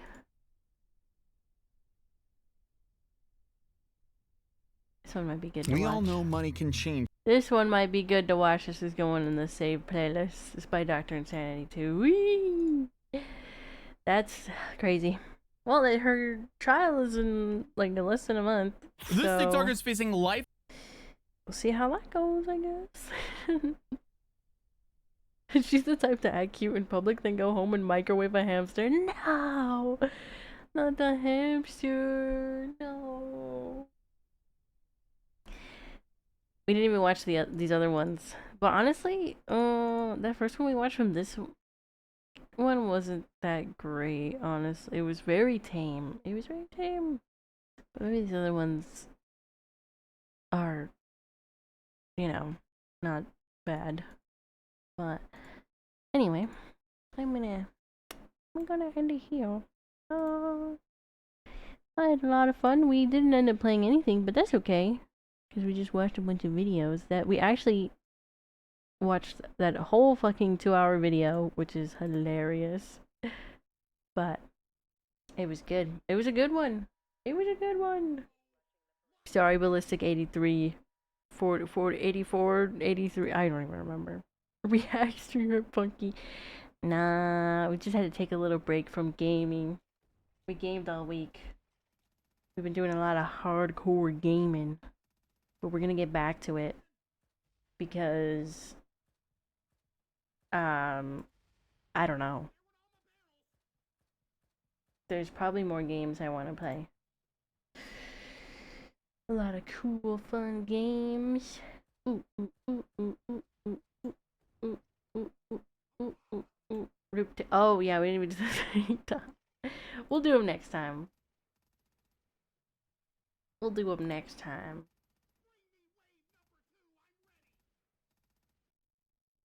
Do them next time. There won't be a next time. We're never doing a react chat or a react ever again. I'm kidding. There will be a next time. Yeah, I'm excited. We'll play some more games next stream. I don't know what we're gonna do. I want to play Metal Gear. I want to play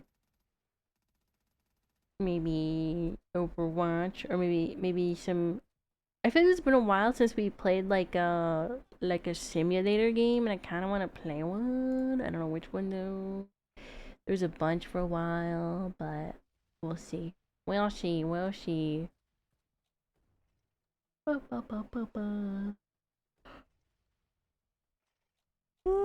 But thanks for hanging out with me. Yeah, I'll see you next stream, which will be I'll say Saturday, but I think I'm busy tomorrow. I'm gonna go. Wow, what is that emote?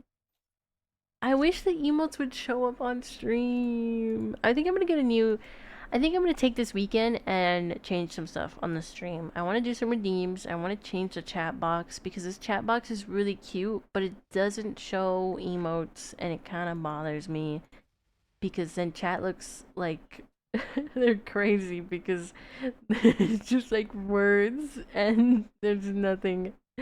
It's just words.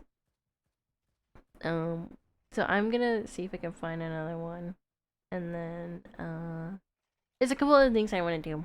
There's a couple other things I want to change some stuff. So maybe I'll do that this weekend. I'm ahead on schedule for YouTube videos, so I will do that instead. And maybe draw. I've been really wanting to draw a lot lately, so yeah. That'll be my weekend. Then we'll come back and play some video games. Wow. I love video games. They're so fun. They're so fun. But yeah, thanks for hanging out with me and stuff. It was really cool. And yeah. I will take my leave here. It is late. You all should go to sleep. Huh? Huh?